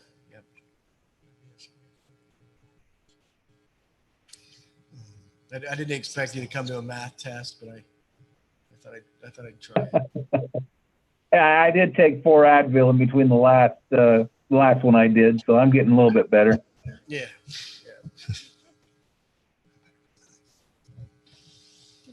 Reason I'm not speaking for the applicant right now, but only losing 10 lots, I can see why they would be willing to drop it to R18. But from a planning standpoint, and Drew and everybody's correct. I mean, sales push this more than anything, and I've known a lot of people that they have the R18 and they put R110s in. And it's just, it's a big parcel of land. They got a lot of time to work through it. This gives them another arrow in their quiver of selling, instead of having 1 or 2 sales a month, let's jump it to 3 or 4 sales a month. And when the other pod comes on, it'll jump it up again. So it's just, I understand your frustrations and I get it. Well, I hope I don't sound frustrated. Can you just help me on? So, can you tell me on here where you would start to see, in your mind, where you would start to see density increase to the east? Well, it's right there past the R16. So I'm checking on that because if you leave that at R18 and then you have residents move in there and then you try to. But the difference is it's general planned right now as a future townhome PUD zone. So it's already general planned that way. So the plan is to be that way. Now, I'm not saying I know where you're getting You'll have at. residents come in there and they'll say, wow, that's a big jump for us. And they might, but I agree with you. 100% agree. And I'm a big fan of the feathering factor. I think my frustration is we've always talked to R18. That was what was presented to us.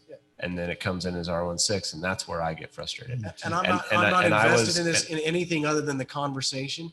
So I'm just no, I know, but that's where I'm getting at is in my mind since the beginning it was presented as it's going to be R18 and R110. Originally, it wasn't even R110. We remember we went back and forth on this a number of times to get with the general R110 plan land use designations. So that's when I look at it and I'm like, okay, does R16 make sense? Yeah, maybe. But when I look at this, that doesn't make sense totally to me. I still think maybe a street that looks like it's multiple streets. I don't know. It's hard to see without a land plan, without a lot layout. I'm sure they have one because the way that the jogs, but I just don't think R16 is, I'd like to see R16 go into the townhome area, but I'm okay with it being townhome like that too. So, Mayor, I'm going to make a stab at a motion here just to try to move things along and at least have a conversation if it doesn't go through. But I want to make a motion to approve an ordinance granting zone change request Z-20-12 a request from agricultural 20-acre lots, a 22 residential 8,000 square foot minimum R18 and 10,000 square foot minimum R110 lots located approximately 4,500 south, 3,000 east. The applicant is Cardiff Wells LLC.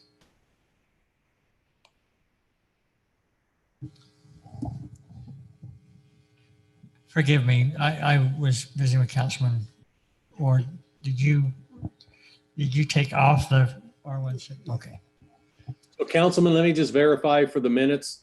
You want to take that 10 point something acres of R16 and incorporate it all into the R18? Yes, and then the R18 would be right at about 37. Okay, and 37. the R110 stays as is on your exhibit. R110 would be like the 20, was it 24.8 or something? It's 2779, yeah.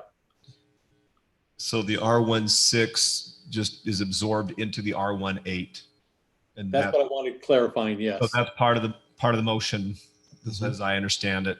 And if that's the case, I'll second the motion. I have a motion and a second. Go with the roll call vote. Coates, aye. IDI. Ward, aye. Staley, aye. All right, that's approved. Did you have a comment? Okay. All right, it is approved on that type of motion with the changes. Item D, consideration to approve general plan amendment G-20-05 to change the land use designation from open space to low density, located approximately 550 west. I believe that's 2100 north. Yes. Thank you, Mayor. Again, this is your final 2-week holdover, now completed again, ready for city council action. Again, to remind you, the Planning Commission unanimously recommended approval of G-20-05 to amend the general plan land use map from the open space, just the area designated in green on your exhibit, to the proposed low density residential as outlined again to you in this exhibit. Be glad to answer any questions you might have had in your 2 weeks. Drew, did we ever get any resolution from the applicant on the property for access for the open space property? I guess I should say along the wash. Do we for maintenance? I didn't get anything directly to me, but again, I was gone, but nothing came through my emails. Steve, do we have a representative online? Eric or Mark or Matt? Yeah, Mark is on the line. Okay, Mark, did you get that question? I did. So we've discussed that with the applicant, and he is okay with granting access along that property for maintenance of the wash. So I would, with that, I mean, with the So, applicant. but that would need to, just to be clear, sorry, Councilman, that would need to be an easement, right? Because it wouldn't. Correct. It's not just access, it's a limitation on actually building into that or putting any. Nope. It's just an easement for, and I look at it as emergency access, an easement to access for flood control. But on that easement, they put a deck or anything out into there that's not. Good question. No, you can't put a deck out in there in an easement like that. So we're clear. So I want to give an example, and you reminded me, so I appreciate that, Councilman Ward.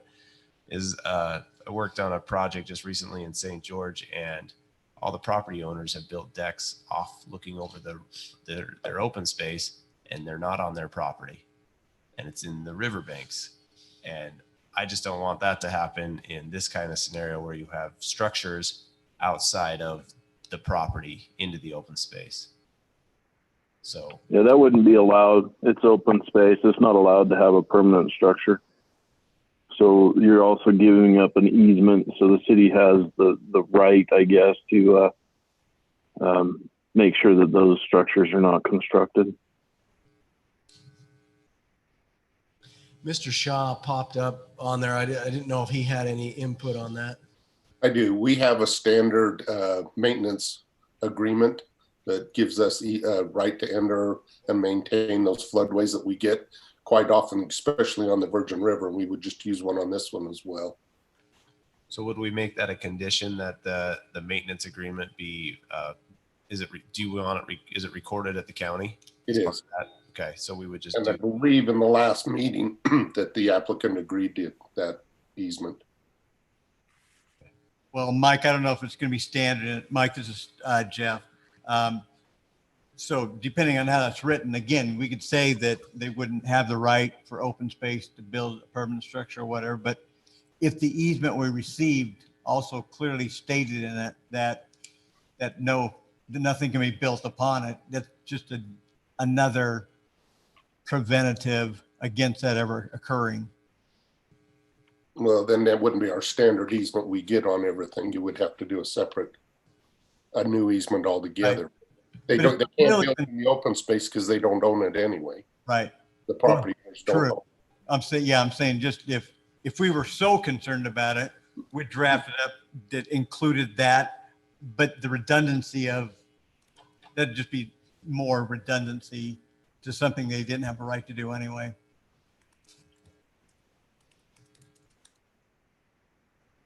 May I ask one question? Sure. When you ask for an easement, are you asking for an easement across the entire parcel or just along the wash with the setback? What is the request?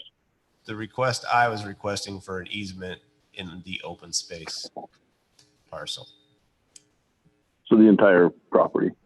Well, not the parcel that's being low density. Understood. Yeah. So the entire remaining property that would be open space. Correct. Does that fit with what you want, Mr. Shaw? Yes. Perfect. I like agreement.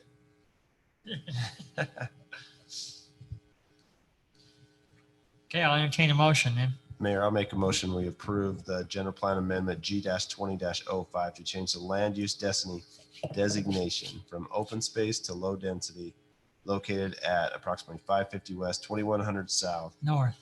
It's north. 550 north. 2100 north. Oh, sorry. No. 550 west, 2100 north. Yeah, thank you. With the condition that a maintenance agreement be recorded, a maintenance agreement be worked out with staff for maintenance along the open space parcel. Second, Councilman Ward. I have a motion and a second. Roll call. Staley, aye. Ward, aye. Ivy, aye. Coates, aye. All right, thank you. That is Hey, Mayor, approved. I need to ask Mark his last name because Mark, I apologize. I can't remember it. Oh, no worries. We need to. Fonger. It's Mark Fonger, Fonger. Great. Thanks, Mark. I knew it. Thank you. No worries. No worries. We'll move on to our last item. Well, not our last item, but Main Street, consideration to set the speed limit on Main Street. Mayor, I think we've had some pretty good discussions on this and kind of the briefing document was helpful. It was great. I really appreciate staff's input. I may just start with the motion. Well, let's start with some discussion. So Okay. I just want to bring it up is that I just want to make sure we're clear. I think staff did what they were supposed to do when they look and analyze a road, that it's 30. I mean, they had the 80th percentile speed at 37 miles per hour. I think the one question I had is that the posted limit may be lowered up to 10 miles per hour below the 85th percentile. So wouldn't that be 20 or 27? So you'd round up to 30. Is that what that means, Mike? Yes, but we'd have to do the study, a current study to do that and take in all those items that were listed in consideration on it, which most of those items, other than driveways, wouldn't even count. Because We're talking about this is specific hidden driveways, other development. We got what 40 plus driveway accesses on on Main Street north of Telegraph. Those hidden driveways and other developments. Yeah, I think you're probably more in the neighborhood of 25 to 30 driveways. You know, and I appreciate where you're coming from, Mike. I know you and your staff, you're doing your job. I totally appreciate that. The study is a little dated, 2017. I get it. I guess personally, I'm just more comfortable retaining the speed limit at 30 miles per hour and seeing how we do on that. And, you know, if at some point another study is done, then I guess that's fine. But I would like, if that's the case, I would like to see that brought back to staff, but I'm not even asking for that to happen right now. I'm mostly comfortable with the 30 mile per hour speed limit. And it sounds like we might be able to fit within those parameters given the talking points, bullet points.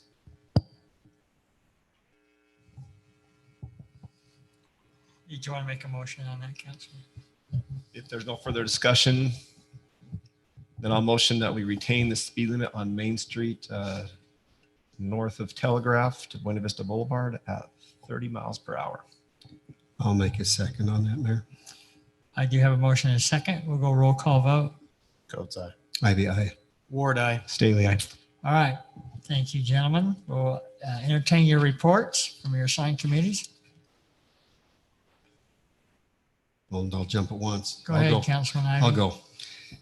Thank you, Mayor. This last week, the legislature convened in another special session to consider a variety of issues related to COVID-19, land use, and election issues. I'm just going to, there's just a couple of bills that were passed that doesn't really, some of them didn't have effect us that much, but just for information purposes, HB 6007 was a bill that's been discussed a lot on Capitol Hill regarding boundaries, municipalities' authority to adjust its boundaries into other counties. And so that has been ironed out so that there was an issue up in northern Utah that was mainly made for them, but it of course it'll apply to the entire state. SB 6001 is a community reinvestment. This just allows a community reinvestment agency to extend the collection period of certain projected affected areas due to the COVID-19 for up to 2 years. And then the one bill that we followed closely the last year or two was originally HB 23. This is SB 6008, which is a tobacco retailer amendment that was initiated by Senator Vickers. What it is, it's the electronic cigarette amendment. And what it does is it requires that tobacco specialty businesses, they cannot operate within 1,000 feet of a school beginning August 15th of 2020. The bill did not grandfather existing businesses. On the flip side of that, the tobacco retailers indicated that they intended to sue. And in light of that, then SB 6008 took a step back and pushed the deadline out from August 15th, 2020 to July 1st, 2021. And this was to give the legislature has said it intends to use the delays to examine the law and then just see exactly where that's at. The only other information from the league is that the annual convention that we would be hosting here in Dixie will be virtual this year. The dates are September 21st through the 21st and 25th of September. It's a week-long schedule of statewide mobile tours, that allow you to meet in small groups with colleagues and see some of the new ideas. And they're also offering 3 full days of webinars, if you're up for 3 full days of webinars, and networking roundtables, discussions that you can share ideas about best practices and those type of things. I know that we do need to register and get paid for those councilmen, mayor that would like to participate in that. It is a little bit less this year because of the remote venue, but that is all I have. Thank you. So interesting that they took a stab at the e-cigarette thing from that standpoint, but didn't.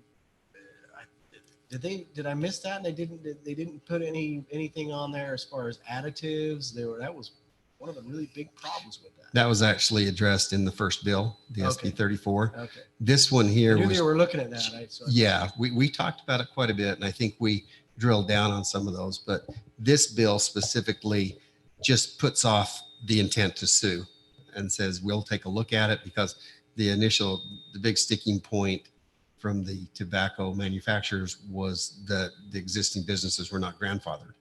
It's retroactive, and that tends to, in land use stuff, it tends to not occur unless you have, the only time they tend to do that, you have to pay somebody to scoot out if you're going to do it retroactively. And right now it's 600 feet, right, Council Ivy? It's 600 right now, but this bill, the latest one would make it Takes it 1,000 further. feet. And I'm not sure that affects any of ours, to tell you the truth. Not that I know of. I actually, Denise probably knows offhand, but it doesn't. The closest one would be the one in over in the Albertsons Shopping Center and Pineview High School. And it doesn't even come close to meeting that, so. And we've limited ours also, so they can't put new ones in anyway. That's true, yes. Thank you. Council members, if you would like to participate, just let Denise know. She could register you if you'd like to be part of that. Mayor, on the solid waste board, just to give the council an update on the district manager position over there. Tomorrow we have another round of interviews. There's 3 finalists on that, and I'll just let you know how it goes and let you know what the executive committee decides. And I don't know if it'll be a final tomorrow, but I think we'll get it down to 2, if not 1. But I think those interviews start tomorrow. So. Thank you. Anything on this It's very side of the world? Yeah, thank you, Mayor. The Active Transportation Committee has been very active. It's a great committee. It's a lot of fun. We have some individuals from the community and a good cross section of staff, and it's Benjamin Ray chairs that committee, does a great job, and so I really appreciate all he does. One topic of discussion was just how well Main Street turned out. It just turned out so beautiful, and one thing that committee really likes is the fact that there are bike lanes, and they're clear and they're really nice. And so they've been bringing this up every committee meeting, that they want the council to participate on bicycles to ride those lanes at the grand opening of that. That conversation evolved amongst the group to potentially combine the grand opening of Main Street with the boilers, Natural Spring and Conservation Garden, to have a ribbon cuttings for both of those at the same time, just because of the close proximity. Originally, there was a date set for late September, and then as staff discussed that in further detail, there's some signage that they're not sure is going to be done for the boilers in time. So they're recommending that we have the grand opening for the boilers on October 12th. That's a Monday. And so that would be up to the mayor and council as to, do we want to still incorporate a grand opening for Main Street, or do we want to do that sooner, and how do we want to do that? I know if we want to do that sooner, they would like us on bikes. And I know, motors are probably optional. Councilman Ivy, I know those are the kind of two-wheel. Hey, Councilman, I found a way around that. I'm guessing electric. I've gone electric. Oh, electric and not gas. Okay. So, they were going towards, working on those to be one big event, but now they've dialed in October 12th for the ribbon cutting for the boilers and Natural Spring and Conservation Garden. And I think it's just up to the mayor and council for some direction on how and when we do the ribbon cutting for Main Street. And whenever that is, it might be worth maybe just a conversation with Ben and Barry, Mayor, on some input that way. And then maybe if we don't want to wait that long, then I'm inclined to maybe have it done sooner, where the road's now open and has had a little bit of press and things recently. And that's all I have from my assignments. Thank you. So I guess we could really do it anytime. Because I know the active transportation committee through in the county would probably like to come and participate too, right, Councilman?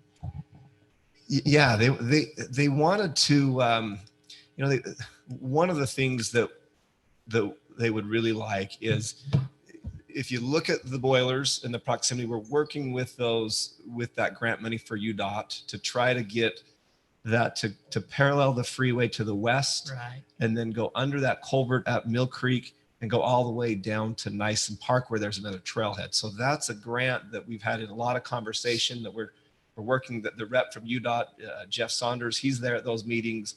So there's a lot of conversation there. One thing that was discussed that we could maybe talk to Public Works about is that trail at the boilers kind of dead ends, and there's a kind of a natural curve and then a parallel along the freeway to Main Street, which they would really like to see that at a minimum kind of cut in and road based. But ideally they'd like to see if Public Works could help out. This committee would like to see Public Works might be able to help out and asphalt that from Main just over to the boilers to give another access. And then that will eventually tie in with the other master plan trail to connect. I look at it as connecting history, connecting the boilers with essentially the cotton mill. Right. And especially where UDOT will do with this grant money, it's a 60-40 split where they'll pay 60, we pay 40. And then the funding that we do, our 40%, our match can also be in kind. So we have some easement there that we could put a dollar figure to. And I think it's, I like your idea. I'm confused why we're asking Public Works when it's a parks. It's more of an so that was that way. I just don't want to take away from money from the roads that we have for on that one. Yeah. So the representative from Public Works was more than happy just to there's a representative on the committee, and that particular individual felt like it would be not a problem to kind of cut that in. It's already kind of naturally there. And bring some road base. And I guess in a if shy of not asking for too much, they're wondering if there's any possibility of paving that. Well, and I'm all about paving trails because I like trails. I just want to make sure that we're not hurting our street fund, which is already short-handed in my opinion, and look at other funding of RAP tax or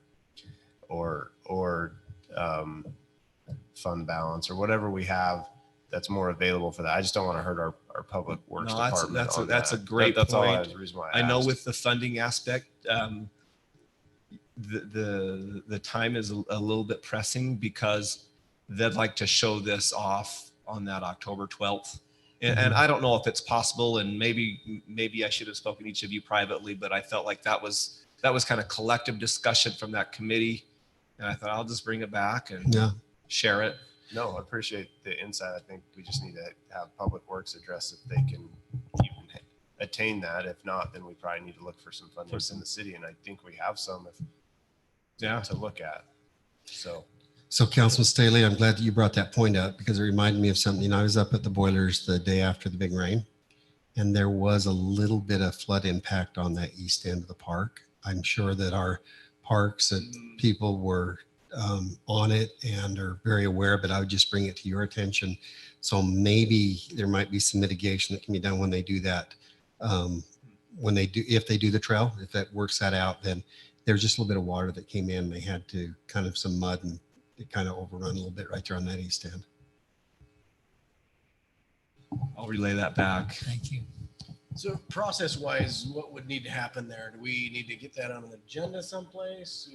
I guess you're gonna talk to Public Works. I would probably defer to the mayor to talk to Public Works on that. Let me just visit with the Public Works and see where we need to go. If it's something that's not a big deal, it'll be a big deal. But if it's a matter of some grading and some asphalt, maybe you could work out in a budgetary item. I don't know if it would need to come to council, but.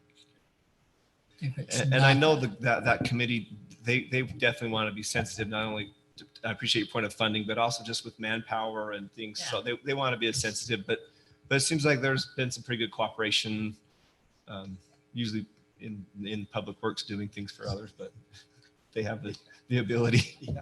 They just do a lot. Yeah. So we're But- pushing and they our, understand we're that. pushing our staff a lot. And so I just want to make sure that everyone's on board.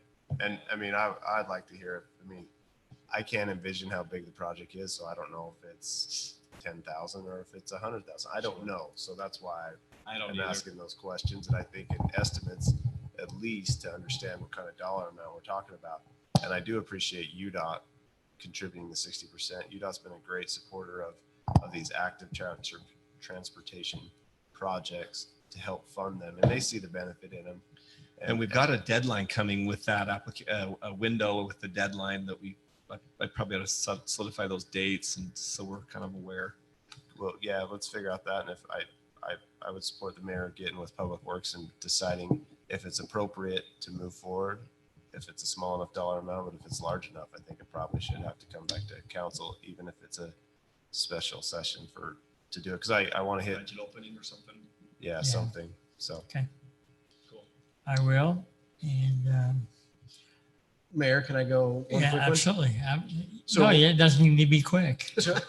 Public Works, Yeah. when 3 we talk minutes. about what's that? 3 minutes is what you get. Thank you. Tara, will you put them on the timer? I feel terrible. I have not had a chance to call Mike.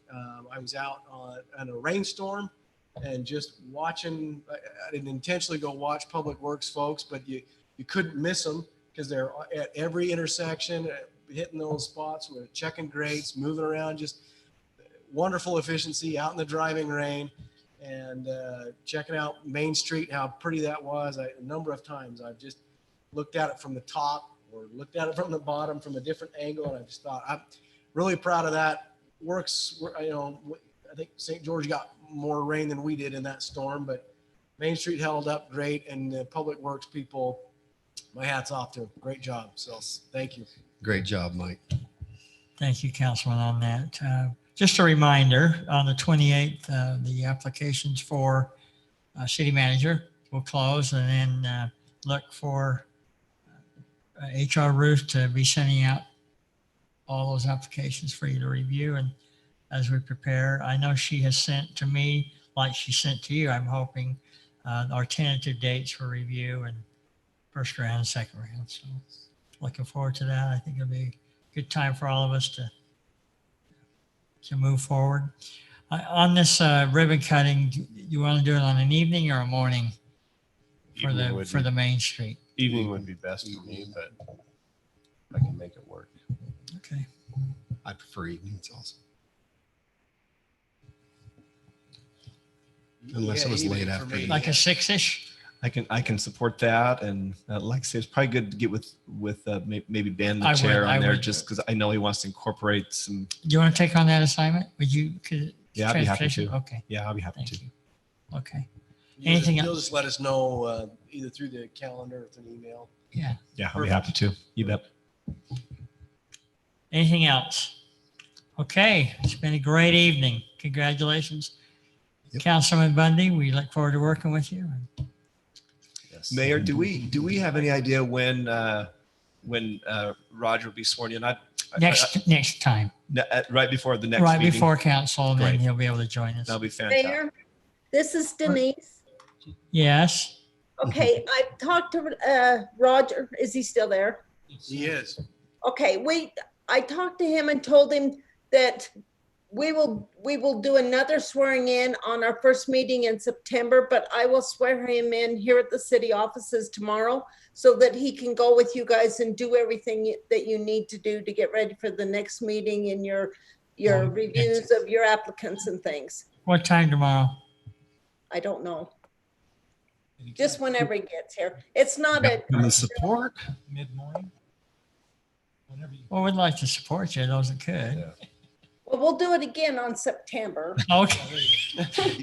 You get like 3 swear-ins. We're gonna do the decorative one in September with the support. It would also be nice to get a council picture. Yes. Yes, we need to line that up. Maybe at that time, we might be able to incorporate. In September, right? That one. Yeah, I Yeah. think that'd be good where we have a new council. And Yeah, I agree. Good point. We'll get a hold of David and get the pictures done. Perfect. Mayor, did you have an idea for where you wanted to do that at, or? I know we talked about the We talked about the mansion. Covington home. We've talked about, The reason I ask is that the youth council will be doing pictures up there around that same time. So I don't know if we could, incorporate. Oh, that. yeah. When are they doing theirs? it's, I don't know. I don't know the exact date, but they've got it planned on the next, so it'd be one of our off nights. It would be on a planning commission night. Like the 2nd or the 9th? Ninth, yeah. Well, the 9th, we have our meeting. It's the Anyway. 16th. We could, I just want to get him sworn in so he can do it. We'll work that out. It's time to go home. So Mayor, let me just one Okay. comment here. 3 to So 5 minutes. That Dan Clough guy texted me. He said, congratulations. I heard about the new council. Congratulations to Roger. Hope all continues to improve. And to which I replied, who is this? great. I'll entertain a motion to adjourn. I'm pretty sure that was it. Yeah, that was it. So Yeah. moved, Mayor. All in favor? Aye. Thank you all for your evening tonight. That was Pretty good. A lot of interviews.